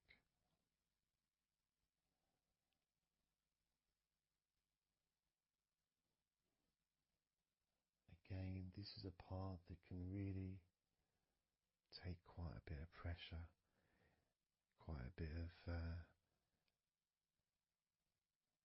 kneading, if you wish, to really release the tension. get into those muscles, and you can let your fingers in there, and it can feel really nice.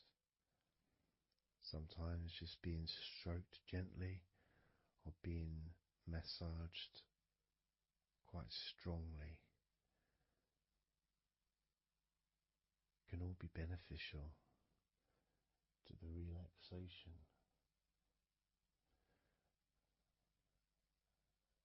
of the muscles in your shoulders.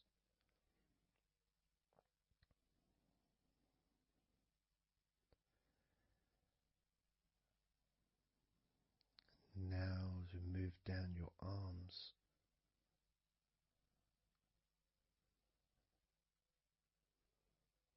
we'll do one arm at a time, starting with your right arm.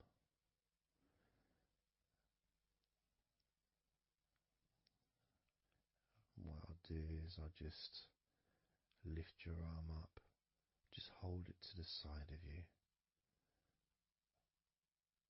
Don't worry, it'll still be attached.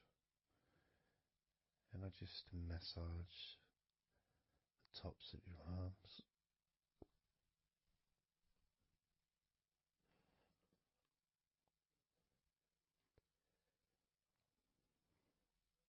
All the way down to your forearms, into your wrists.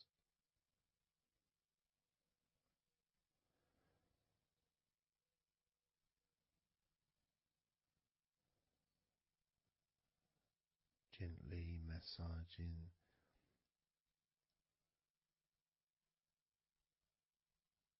that part, the softer part, which is the under part of the arm,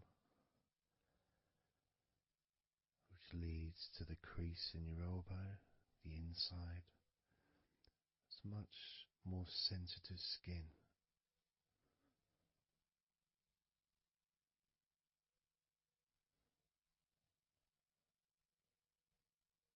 Sometimes just having that stroked can feel really nice, pleasurable and relaxing.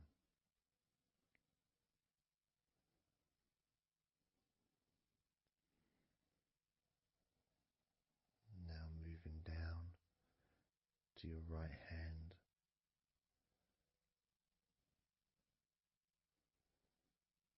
Just holding your hand in both of my hands.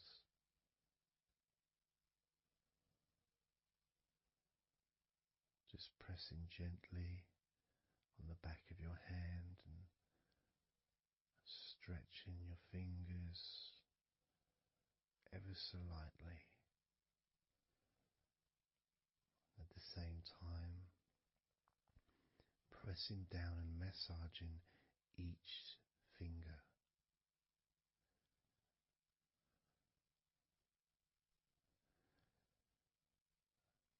And then starting to massage the palms of your hand.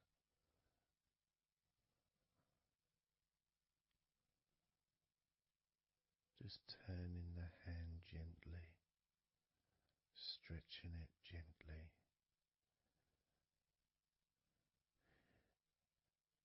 And actually having your hand held can really be an emotional experience sometimes, even if it is with a stranger, someone you don't know very well, like a massage person or a therapist maybe, because it's intimate.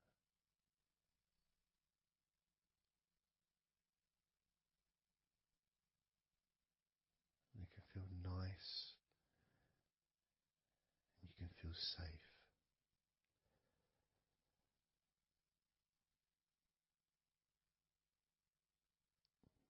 And as I put that right arm back down where it was,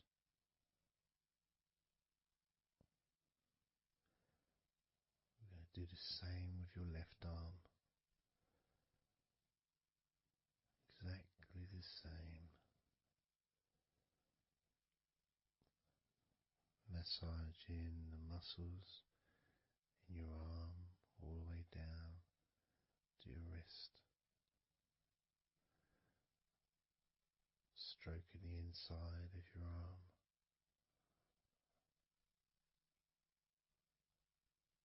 Just being gentle or as firm as you require.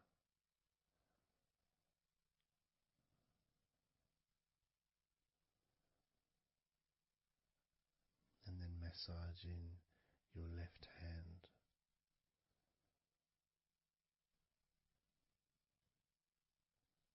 stretching the fingers gently, massaging the palm of your left hand.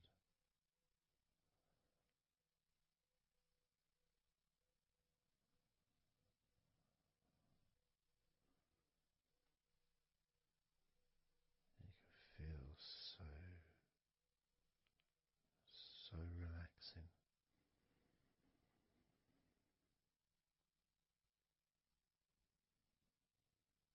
So comforting.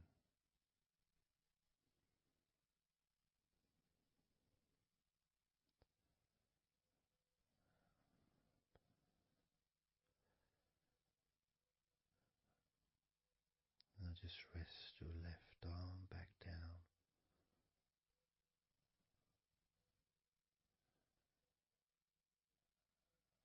Start to massage your back, the biggest part of your body.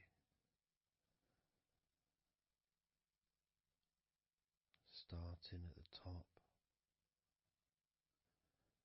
starting again where you already have been, that area at the top in between your shoulders, near your neck, going back and massaging that area again, but this time moving downwards.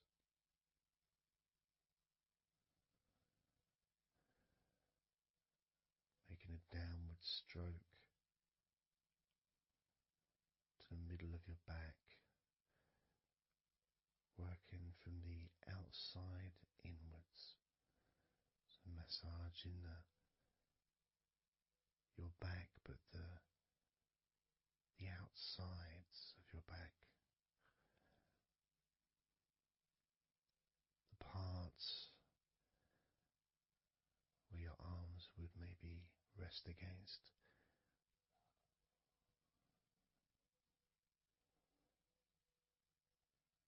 Almost the part that connects your front to your back.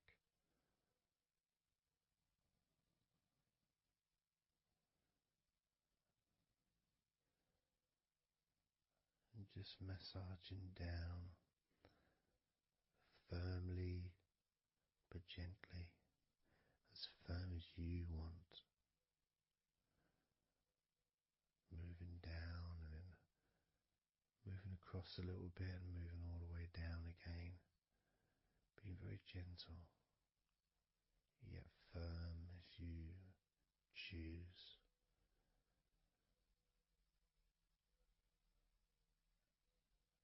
Eventually we get to the spine.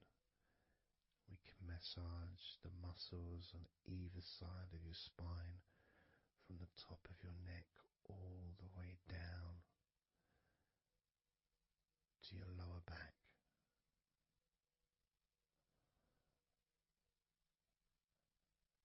We can do that a few times. Sometimes people would use the knuckle or the, two fingers and just go either side of the spine, almost just push down and go all the way down to the bottom of the spine. Each time releasing tension and opening up the body, stretching your body so that you feel more relaxed, but at the same time rejuvenated.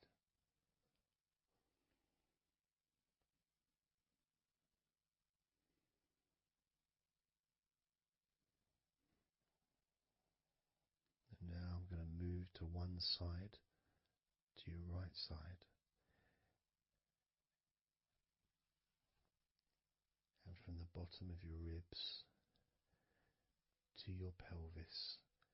I'm going to massage that area of your back. I'll stretch over the other side and I will pull the muscles gently and massage and push from one end, that side, all the way to my side. To the middle, in fact, to where your spine is. Massaging that side of your spine, the opposite side to where I'm standing. It's almost like kneading bread. There's that big area which is firm, yet lots there to massage.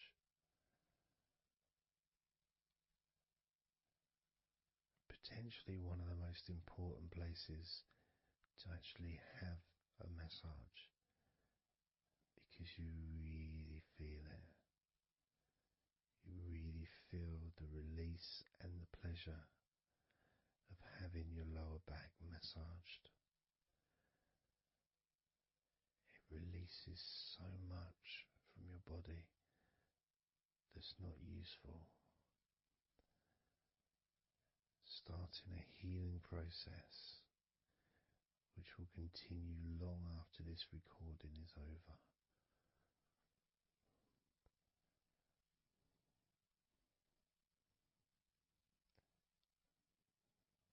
And massaging this part of your body not only feels really good for you, but it's actually fun to do, because it is, as I said, like kneading bread.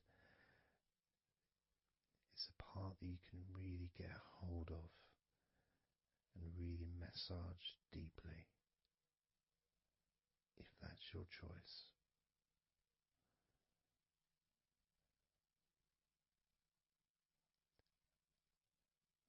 Then I'm going to move over to the other side of your body and do the same with the opposite part of your lower back, kneading and massaging from your sides all the way to the middle of your back where your spine is. Pressing and kneading,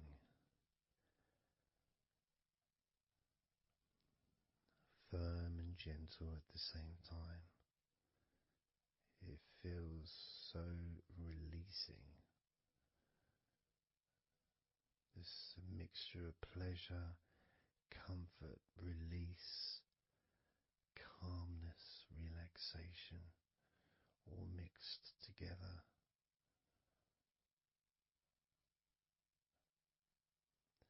Plus there's that feeling from your stomach as it's being stretched. Even though you're on your stomach now, you can feel it being stretched because that whole area is connected to your stomach.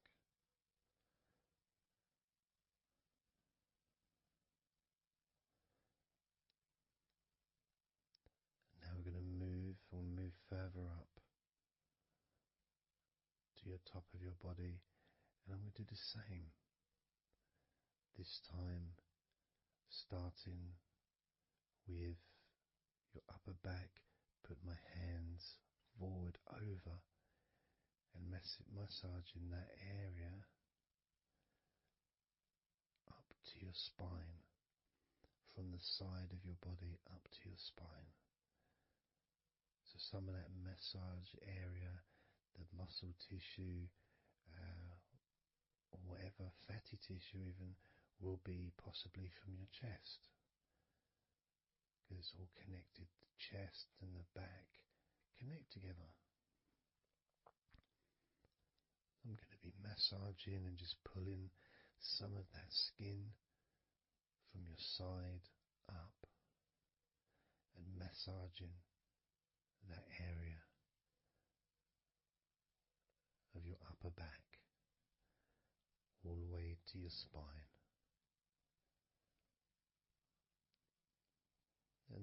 move down a bit and I'll continue with the middle of your back, doing exactly the same thing. As gentle or as deep as you choose.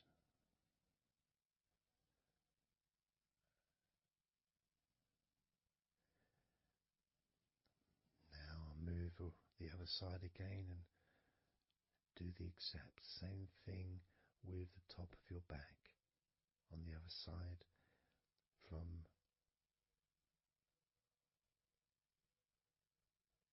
pretty much underneath your arm area, really,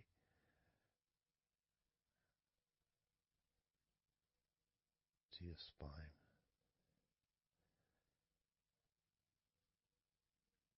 And then continuing that all the way down, including your middle of your back.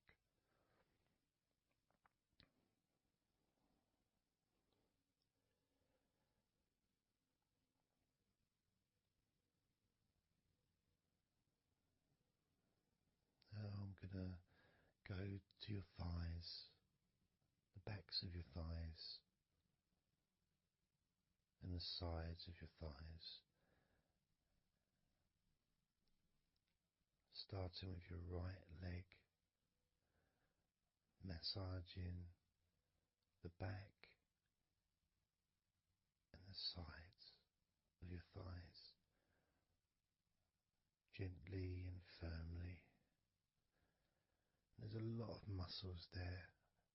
It's an area that can be very tense at times and maybe needs a little bit more pressure than the rest of the body. But that's up to you. You can gently stroke the back of your legs where, opposite your knee joint or underneath your knee joint. It's a very sensitive, gentle area.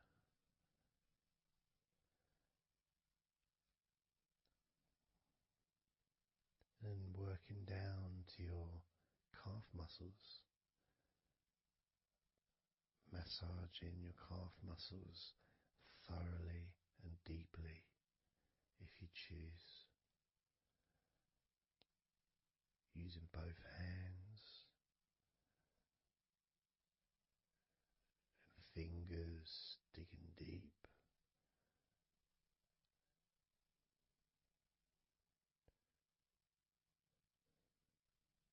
To your ankles and the back of your ankles, just gently massaging that area.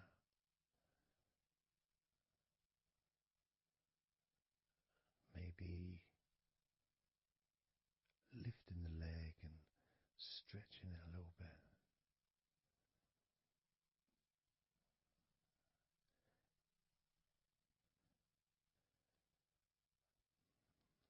Moving to the right foot.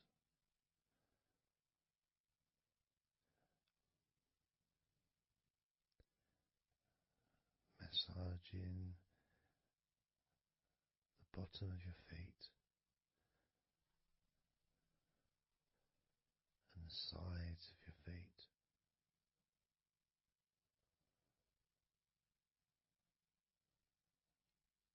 Gently but firm enough so they don't tickle.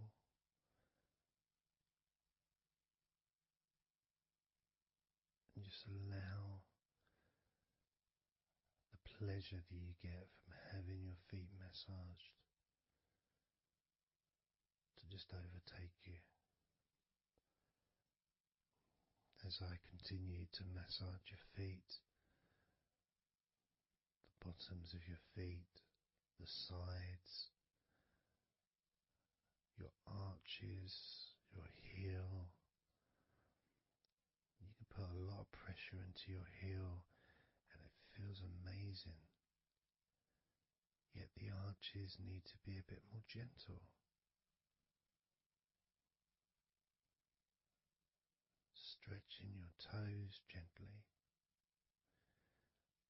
and massaging the bottoms of your toes with my fingers,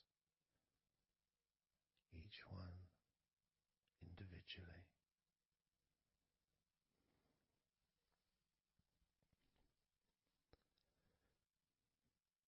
Moving over to the left leg to do exactly the same thing. Starting at the top of the thighs, working the back of the thighs and the sides, massaging deeply and gently that whole area, working all the way down.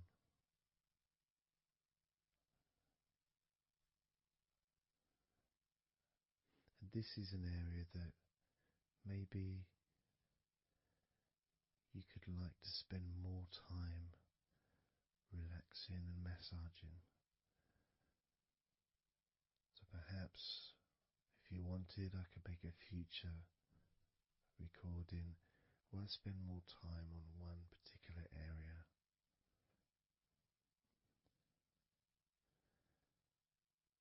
As you move down to your calf muscles,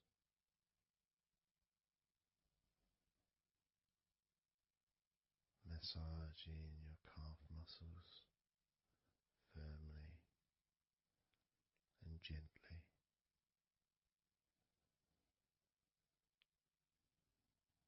Moving down your ankle and to your feet, massaging the backs of your feet, the bottoms of your feet, stretching your toes and massaging each toe individually. And that feeling of pleasure and release that you experience when you're having your feet massaged feels really good.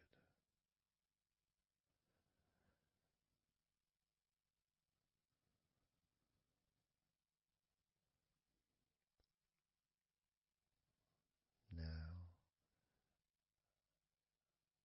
as you turn over in your mind, laying on your back,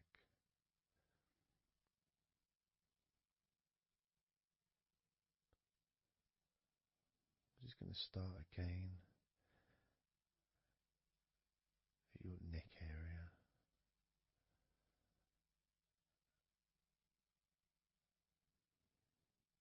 In your shoulders, just to get back in touch with that area.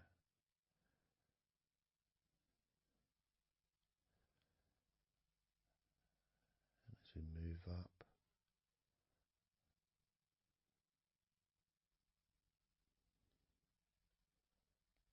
I can clean my hands, make them all fresh, because now I'm going to massage your face gently. Starting off with your forehead,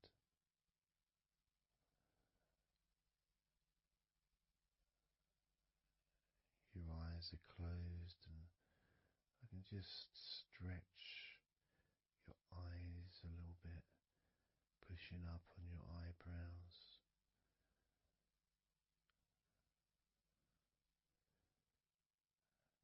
Just massaging around your scalp,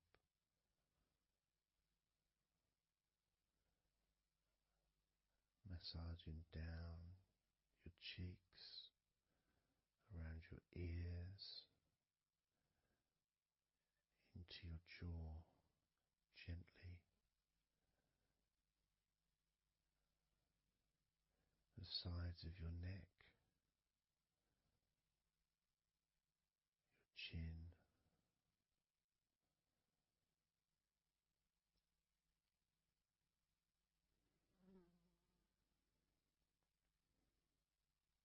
then just moving down from your neck down to your chest, starting by massaging the very top of your chest, collarbone is, either side of the collarbone.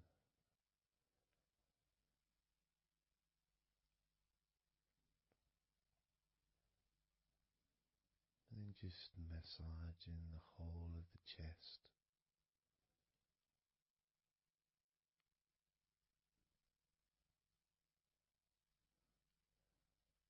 Moving the chest around.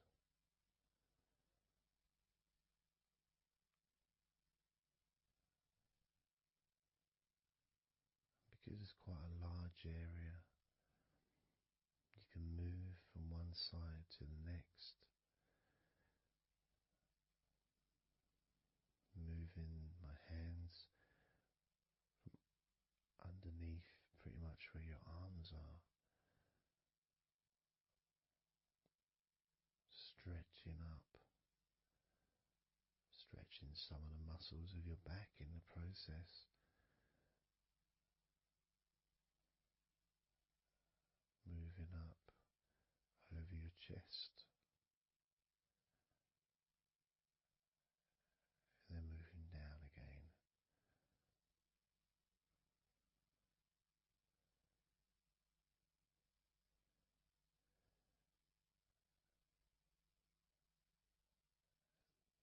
Then allowing my hands to just massage gently and slide down towards your stomach, starting in the middle of your chest. And then gradually my hands moving apart and massaging and sliding at the same time, moving down to just below your rib cage.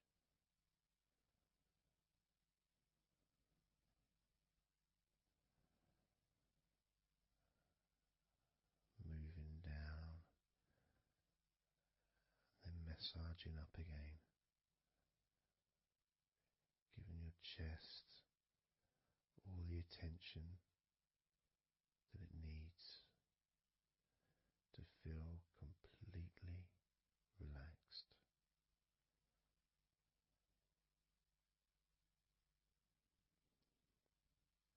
Remembering that I'm also going to be focusing on your sides as well, an area that really doesn't get much attention, but feels really good when it's massaged. Just stroking my hands down the sides of your body, just below your arms, all the way down to your hips.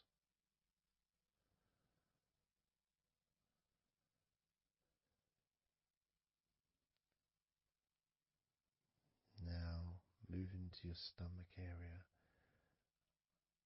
I'm going to stand one side of you like I did when I did your lower back. I'm going to do a similar process of just stretching the muscles from your side gently, massaging from one side to the next, moving that whole area from below your ribs all the way down to below your belly button.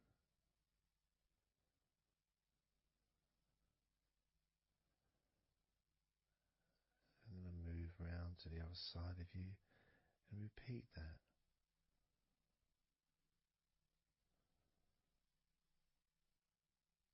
Process of relaxing deeply, calmly. You feel loose, you feel free. And there's something about having your stomach massaged that's different from any other part, because we do have a tendency of holding a different kind of stress in our stomachs that we may not be aware of.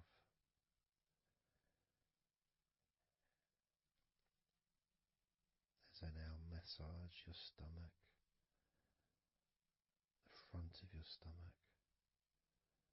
making circles around your belly button.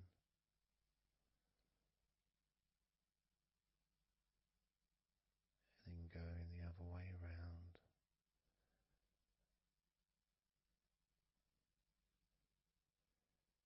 There's a gentleness and a freedom that comes from feeling how you're feeling.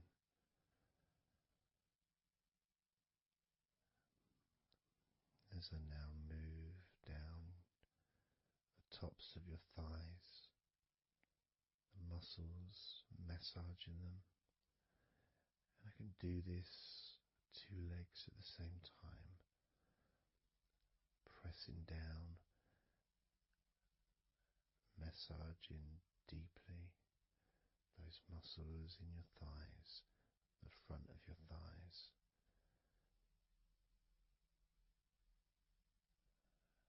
And moving down to your knees, gently massaging your knees. Sliding down your shins, putting pressure on either side of your shin, gently, softly but firmly. Moving down to your ankles, stroking the tops of your feet.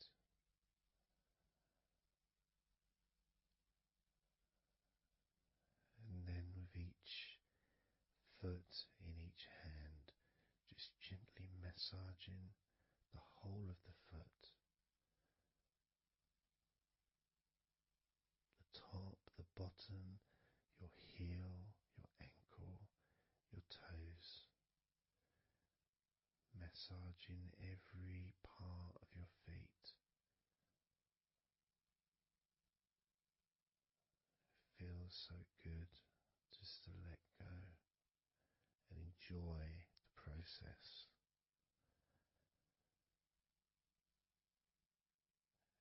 Enjoy feeling so deeply relaxed.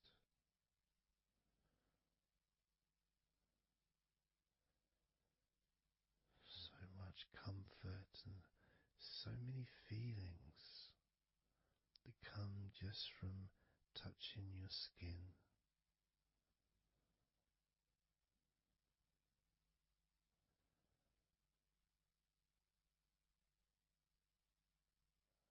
And you can just lie there for as long as you choose, enjoying the feeling of deep comfort from being massaged by me.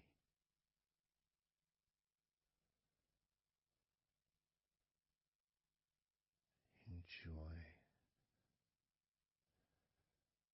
feeling deeply relaxed.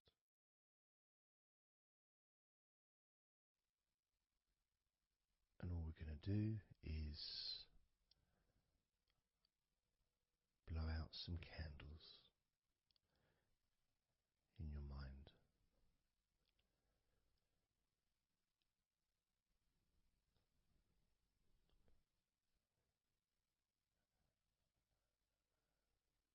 There are going to be 100 candles.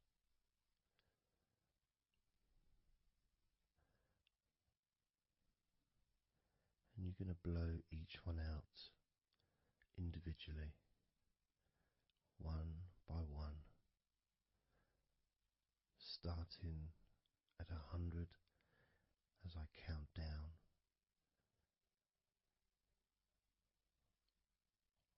all the way down to 1. And each time I say a number,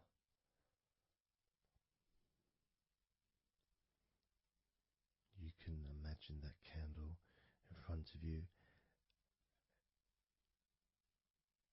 and I'd like you to actually physically gently blow that candle out.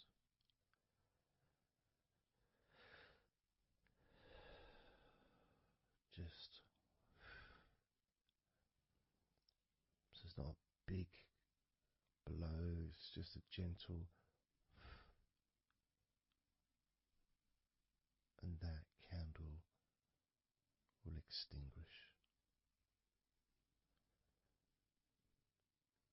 And then I'll say the next number as we move down,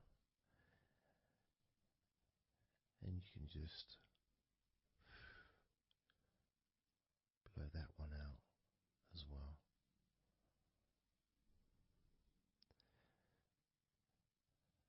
And as we move down the numbers, you'll find yourself feeling more and more relaxed. And if you need to sleep, you'll also find yourself becoming incredibly tired and sleepy. In fact, you may struggle to blow out all 100 of these candles.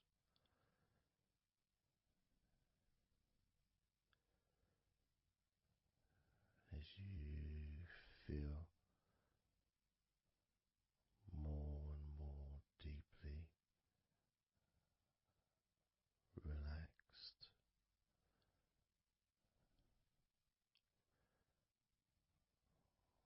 more and more deeply tired, and the further you go down, the more your mind starts to drift.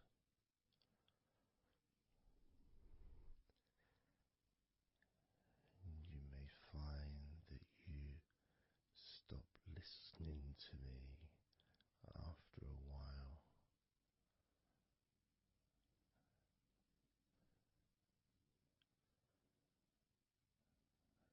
And even though there may be background sounds where you are,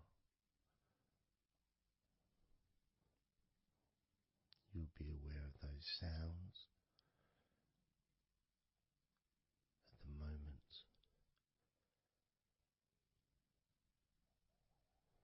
But you may start to just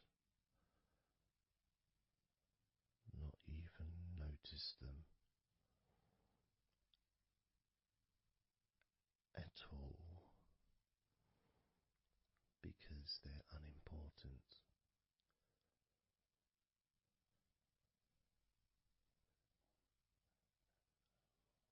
Where I am,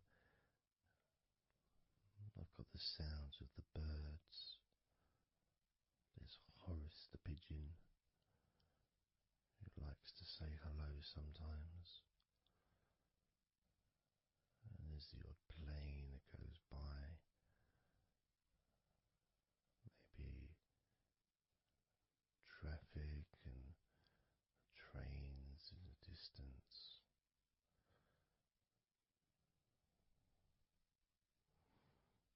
But none of that seems important whatsoever.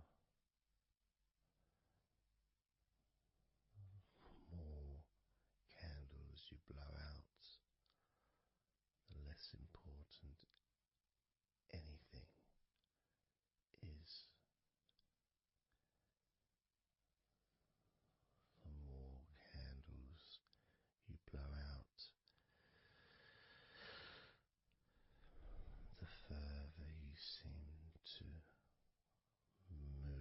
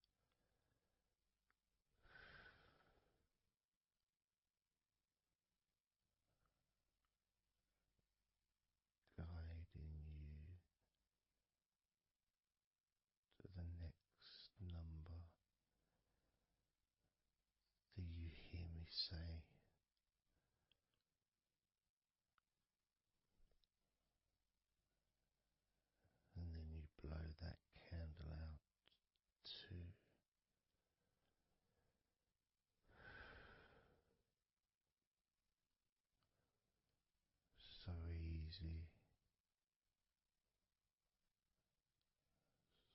so simple.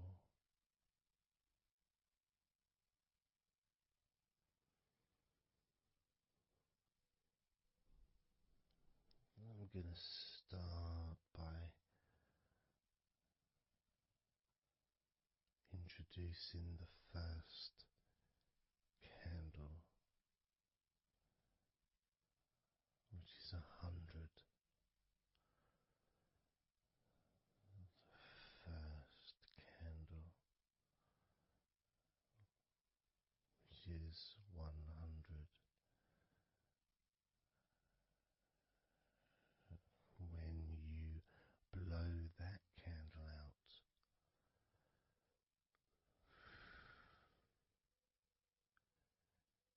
you'll find immediately a slight change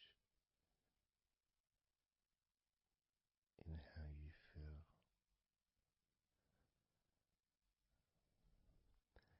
as well as a real sense of positivity growing within you.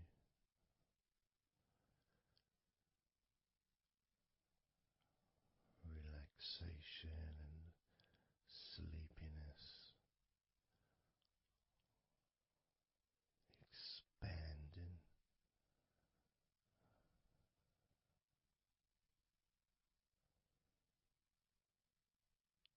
starting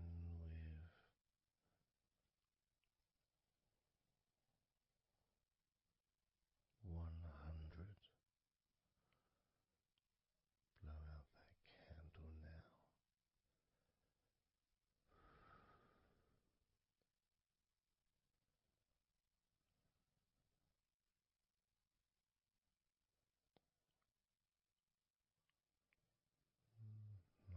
99.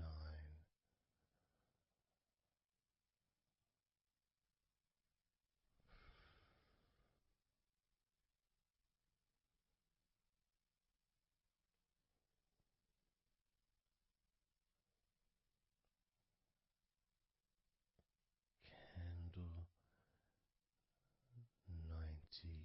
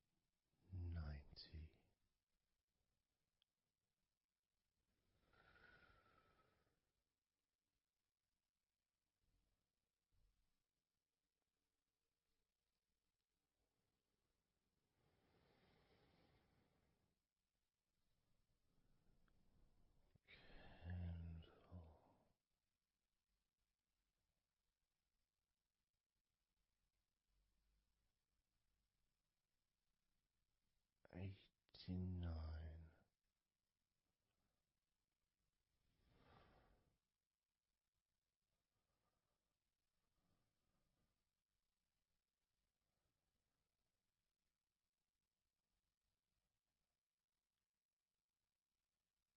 candle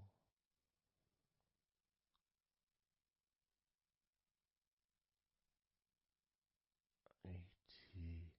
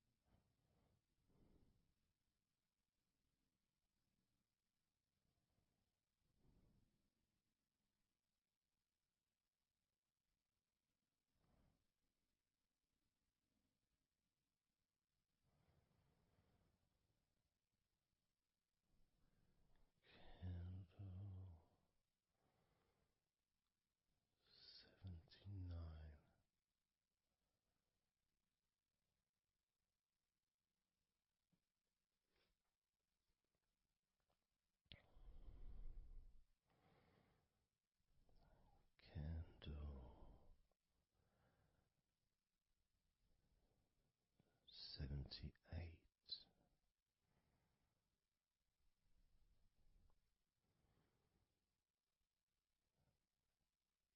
Candle 77.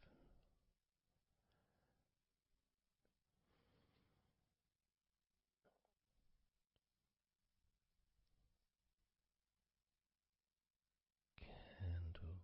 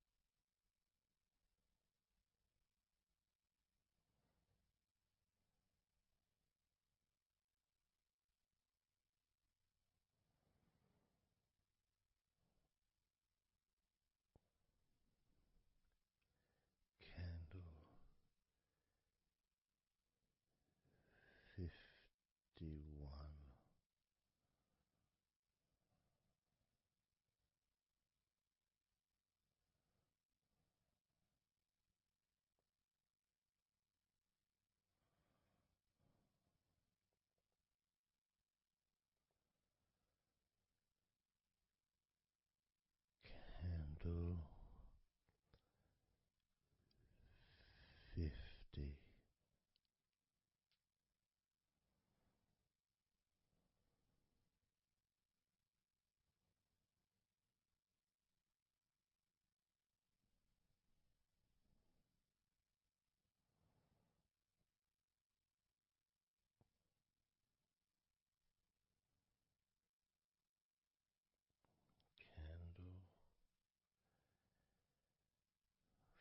49.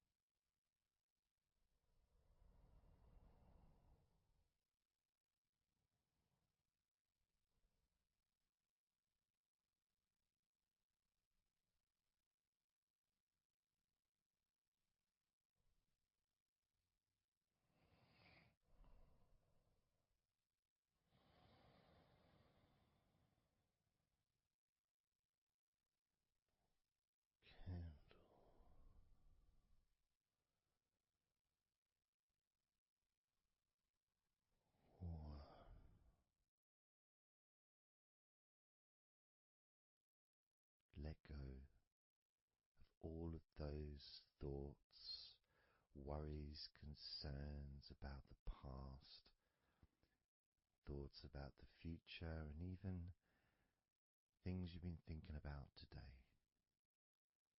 Just let it all go, because none of it is useful in this moment.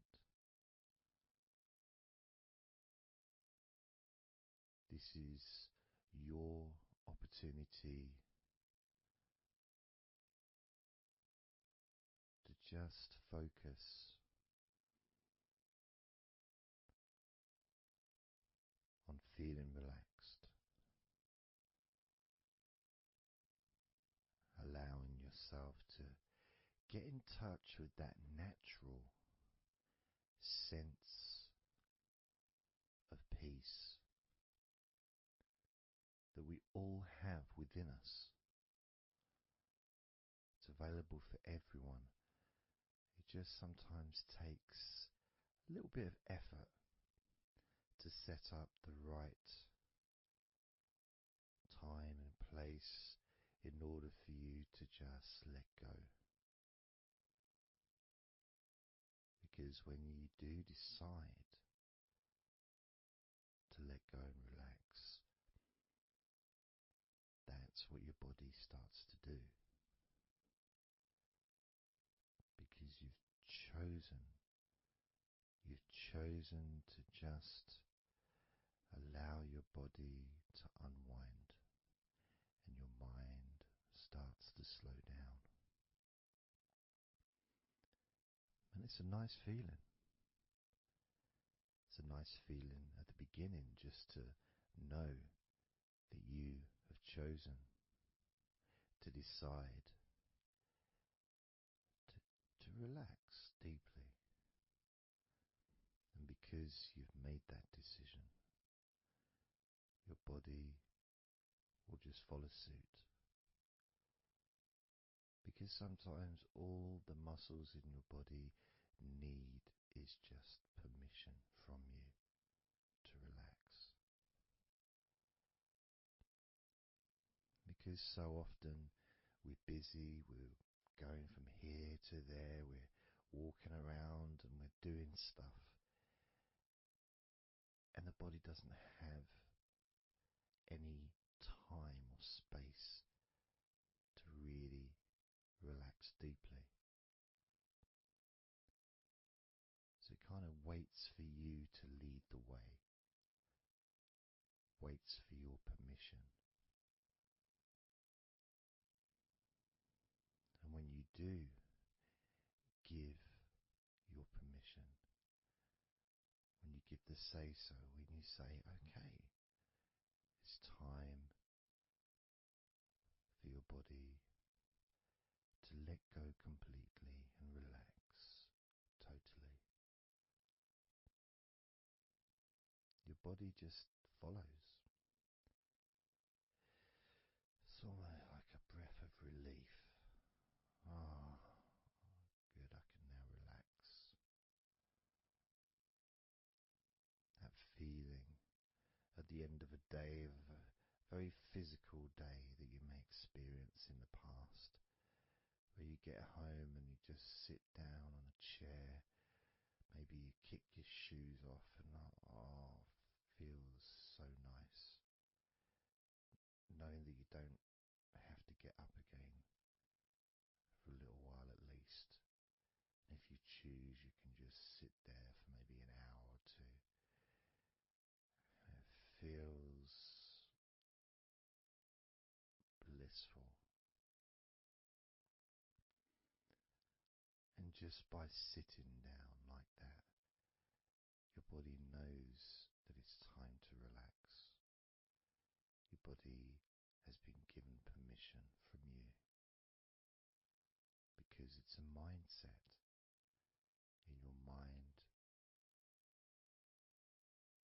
you're prepared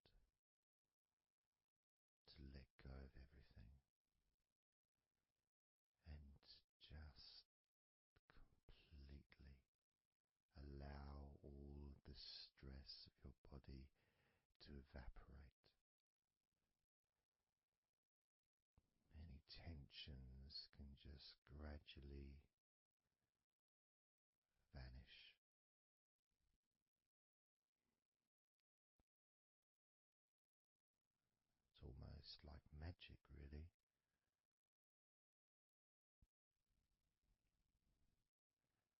because that sense of relaxation in your body is a very natural state.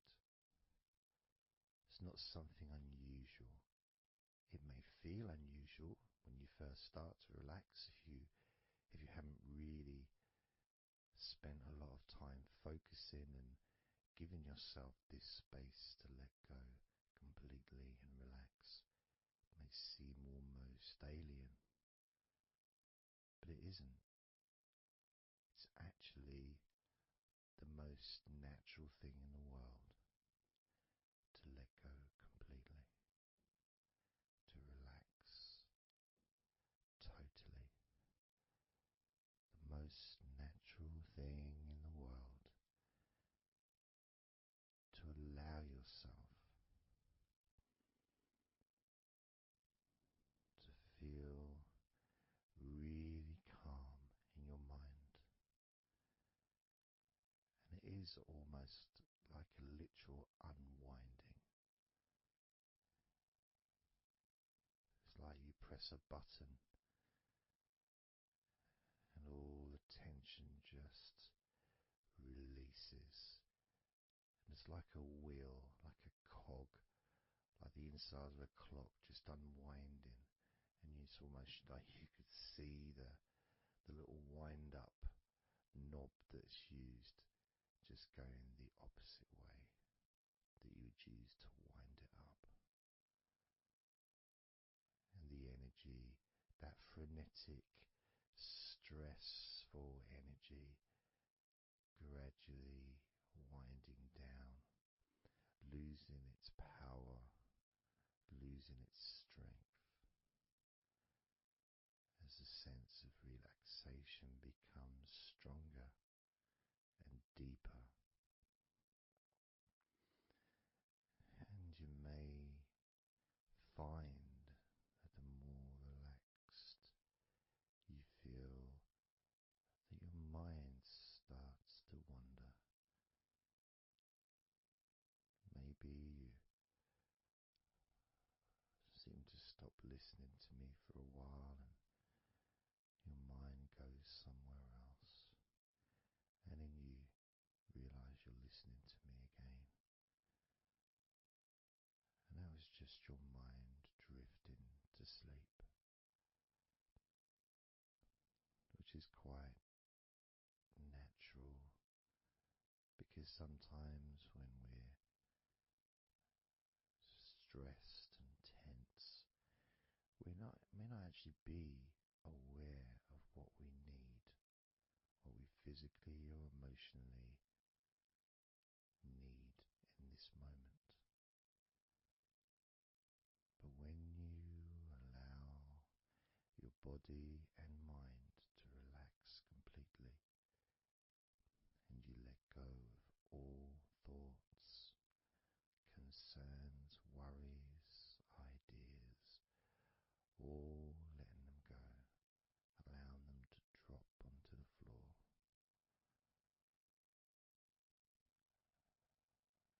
You start to get in touch with the feelings of such relaxation. It feels so nice to be in touch with the calmness of the different body parts as they become looser and looser. Even your breathing seems easier and more natural, effortless, as that cool air enters through your mouth or nose into your lungs, breathing in comfort and relaxation, and then just breathing out any excess remaining tension or stress from every part of your body and mind. As you start to focus on your mind. Maybe you notice that things have come to a standstill, or maybe just much, much slower than before, because your mind is not really needed when listening to my voice, which allows your mind to relax just as deeply as your body. And that synchronicity between the relaxation of your body and relaxation of your mind lets you know that feeling completely calm, loose and relaxed really is a great healing experience for you, and has so many positive benefits for your body, your mind, and your life, to be able to let go of everything and to relax completely in all parts of your body and mind. Even your bones are relaxed. All your muscles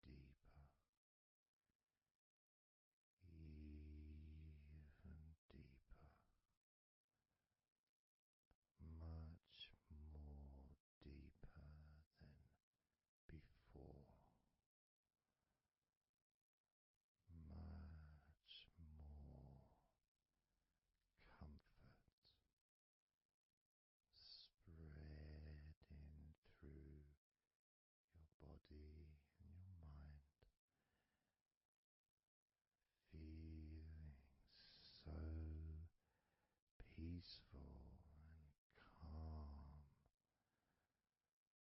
so very, very peaceful in every part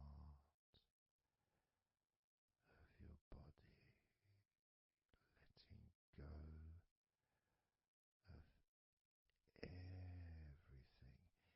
everything, so peaceful and calm, so relaxed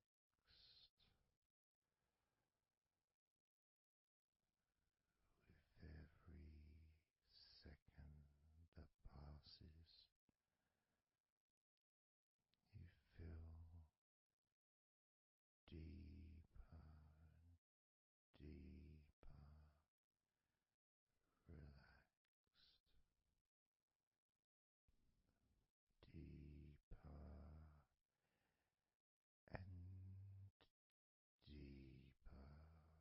relaxed, calm, so calm,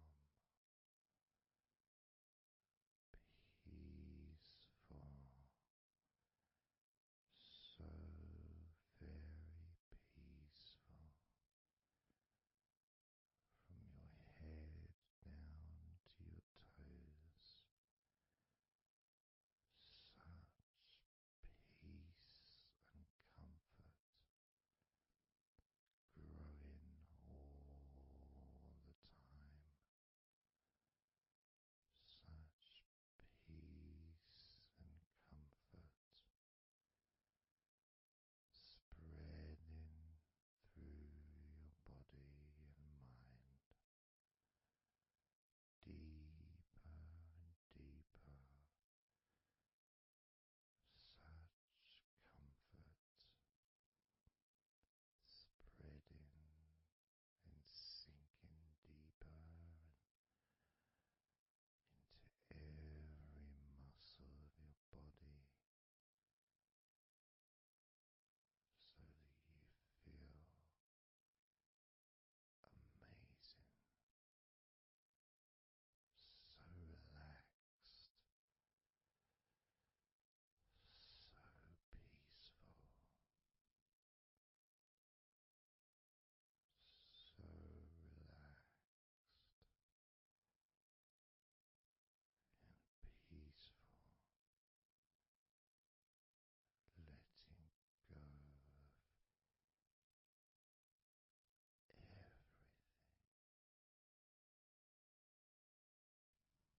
We're going to do a body scan, focusing on firstly how you feel in your body, not trying to change how you feel, not trying to relax, not trying to move away from any discomfort or stress or tension, but just accepting, observing and accepting how you feel in the different parts of your body. Just allowing yourself to be exactly as you are, to notice, to get in touch with how you actually feel in this moment.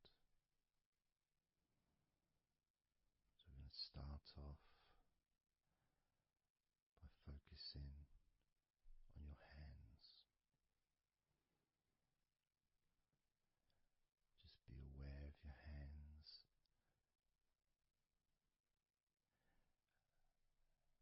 I'd like you to move your hands around. Just maybe move your fingers a little bit, opening and closing your hands very gently, just so that you can get in touch with how your hands and your fingers feel, with very, very slow movements.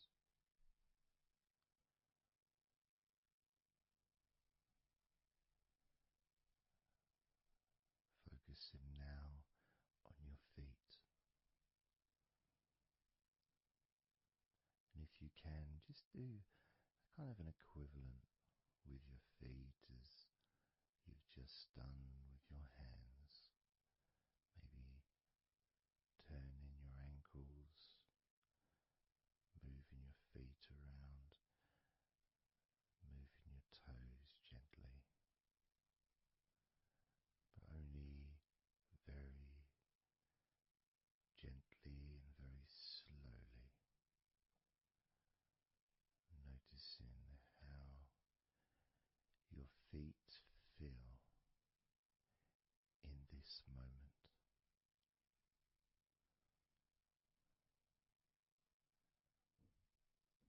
Focusing now on your eyes.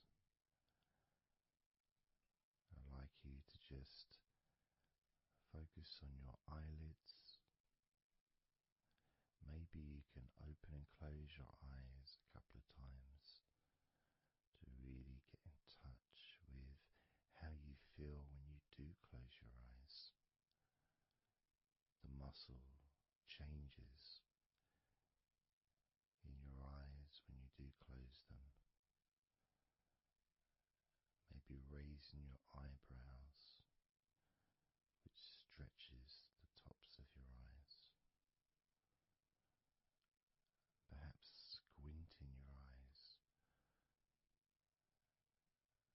scrunching up your eyes, just so you can really get in touch with all aspects of how your eyes feel right now.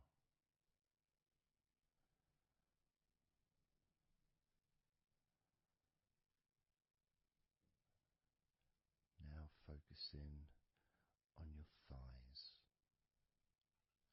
and I'm going to just ask you to gently tense your thighs, just very, very gently, just enough so you can become more attuned to the physical sensation of your upper legs, the front of your thighs and the backs of your thighs. Noticing and observing how your thighs feel right now.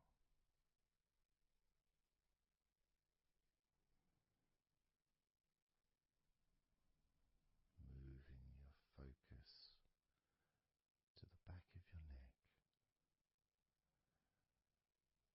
Just noticing the back of your neck, the muscles, and of course they lead to the side of your neck. They also lead to the top of your back, which lead to your shoulders. So as you focus on the back of your neck, maybe you can move your head gently upwards as if you were looking up. Maybe moving your head down as if you were looking down. Perhaps moving your head side to side, right to left, but only very slowly and very gently. Not trying to force anything. It has to be very, very gentle, just so that you can be more in touch with the feelings, with the sensations, the physical sensations of how the back of your neck feels right now.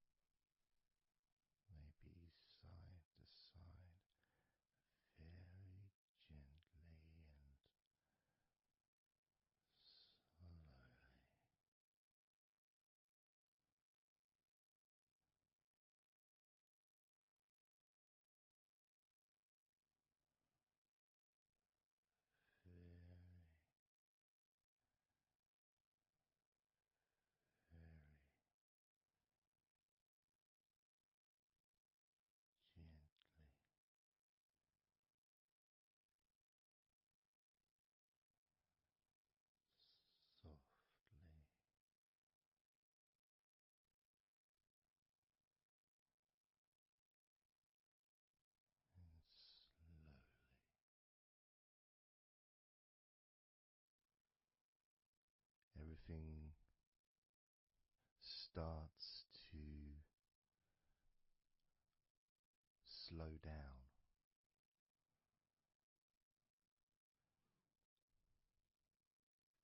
including the thoughts in your mind, and your mind itself just starts to gradually, it doesn't have to be instant, but just gradually starting to, it's almost like time is stretching.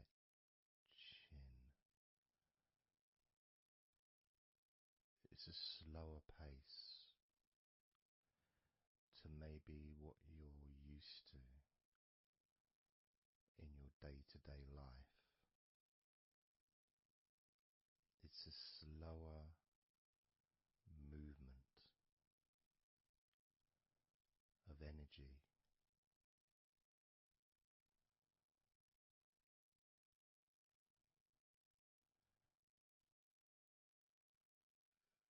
Very small movements which make up the larger movements, which is always the case.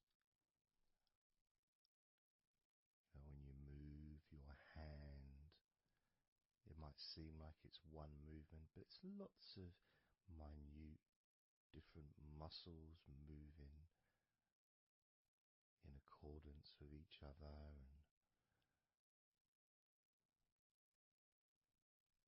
what happens in this space that we're sharing is we move from that big movement into those smaller movements,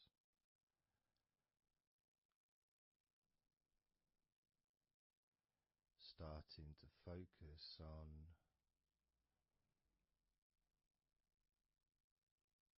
how your body feels, but not just as a whole, not just, oh, I feel in this way, I'm feeling stressed or tense, or I'm feeling relaxed and calm, I'm feeling this way, I'm feeling that way. Starting to notice that your body begins to present to you small feelings around your body.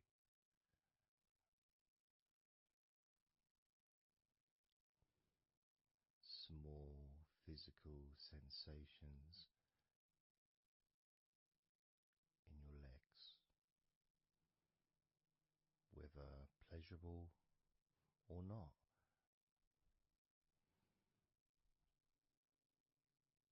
Maybe resisting the temptation to label them or to judge them, those feelings, just thinking about them as just being neutral, just feelings.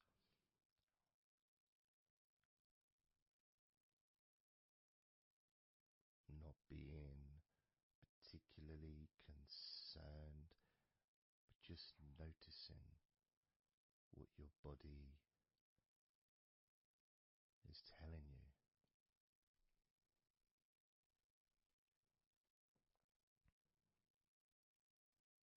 The feelings in your arms. Instead of feeling the whole of the arm, maybe notice those individual feelings for all those different muscles and the skin, the hairs of your arms, all the internal parts of your arms, the veins,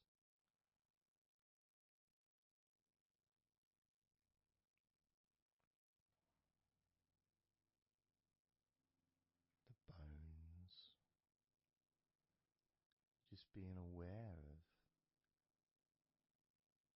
maybe your elbow on your right arm has a certain feeling. Maybe your left wrist also has its own individual physical sensation.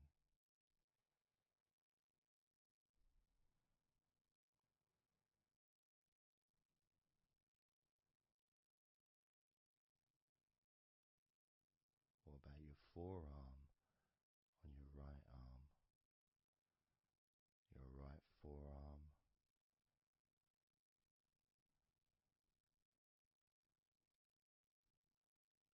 There may not be any particular feeling that you could even give a name to. May not feel like anything other than just a feeling. It's there.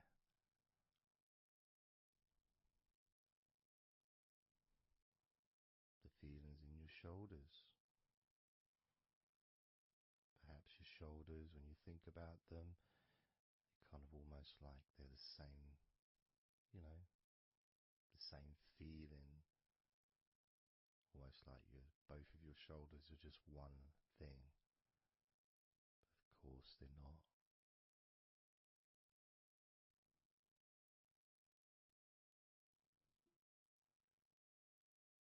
And when you focus on your left shoulder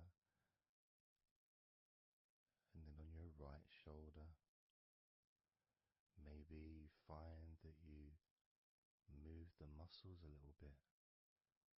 Maybe tense the muscles gently.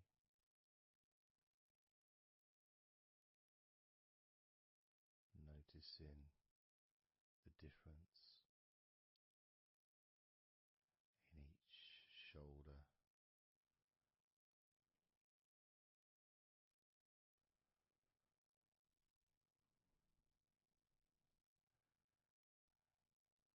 Your lower back.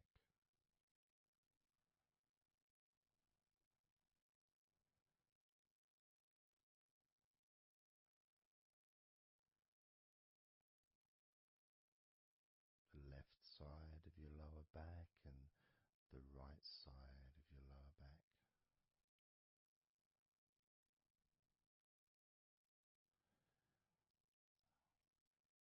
Of course, that connection to your buttocks and to your hips.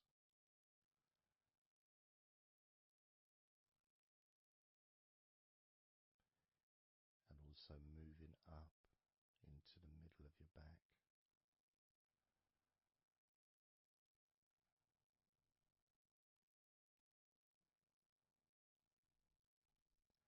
And sometimes, like right now actually, when I focus on that part, when I focused on my buttocks, and then I focused on the middle of my back, it almost felt like the muscles in my lower back were being stretched very gently, but just stretched a little bit, even though I wasn't doing anything to try to stretch your lower back. It just seemed to happen. The feeling of very gently stretching your lower back.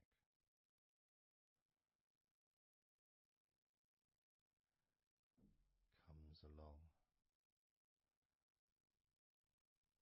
that feeling.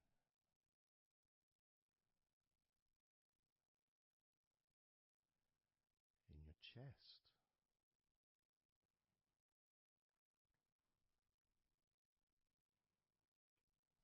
Just noticing what sensations you are experiencing in your chest right now.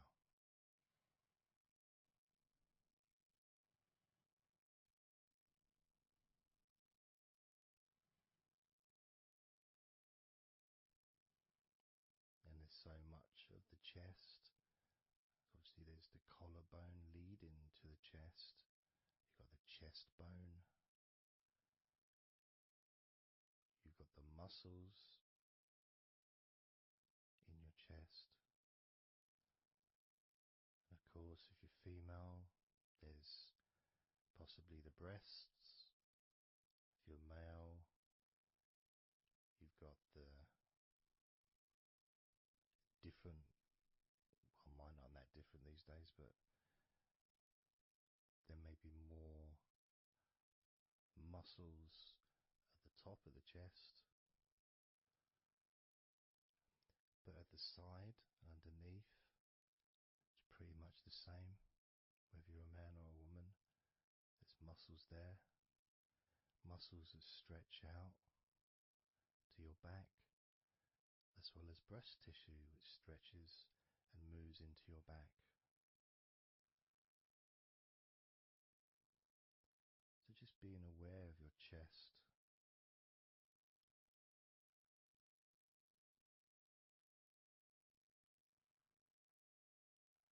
being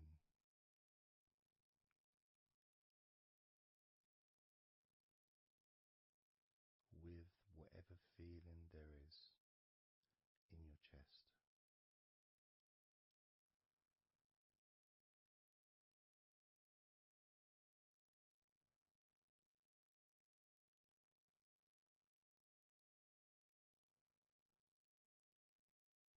And when I notice that I focus on my chest, I feel it in my back, my upper back. I mean, I guess the obvious reason would be because, I breathe in,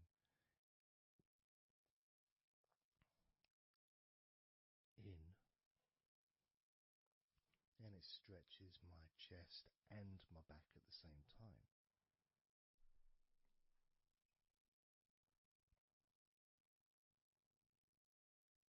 Yeah, it feels okay.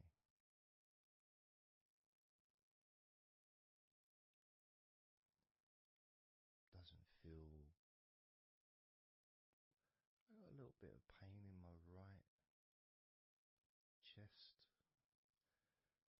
A little bit, not pain, but little discomfort, maybe stiffness, possibly. I don't know. I notice my shoulders are also wanting to flex for some reason. I think that's probably part of my upper back.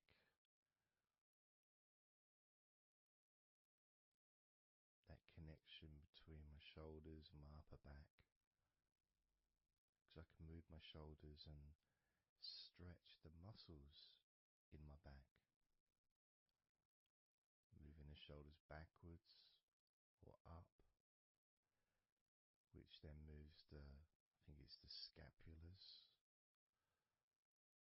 in your back.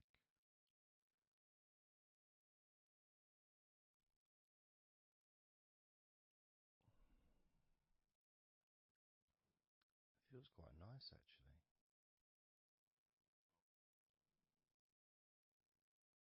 The good thing about this is you can, if you want to, you can just flex or stimulate the various muscles in your body gently in order to get more of a sense of how they feel.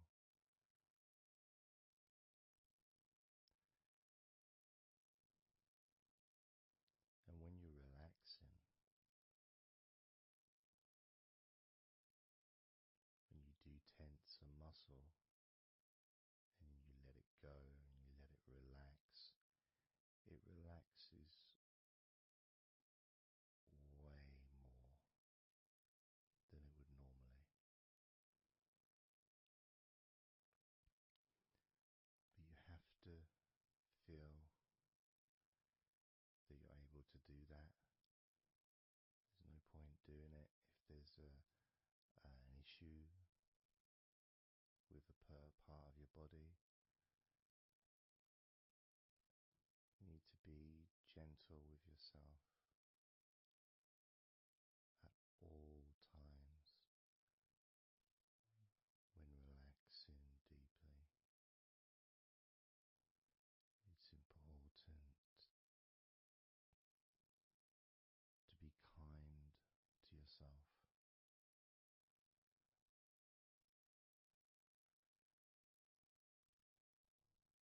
As you notice your mind, how much has your mind slowed down since we started this recording?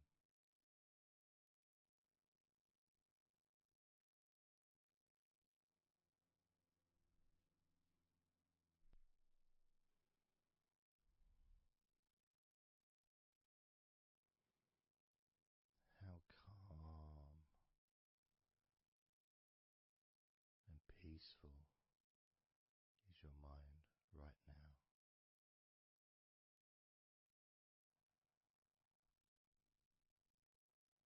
With nothing to think about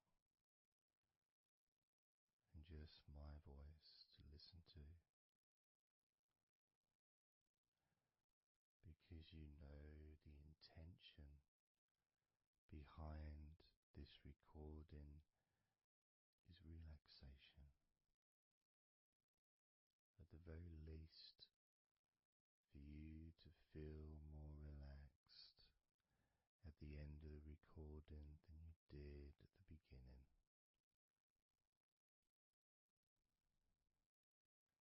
At the very least, for your mind to slow down as your body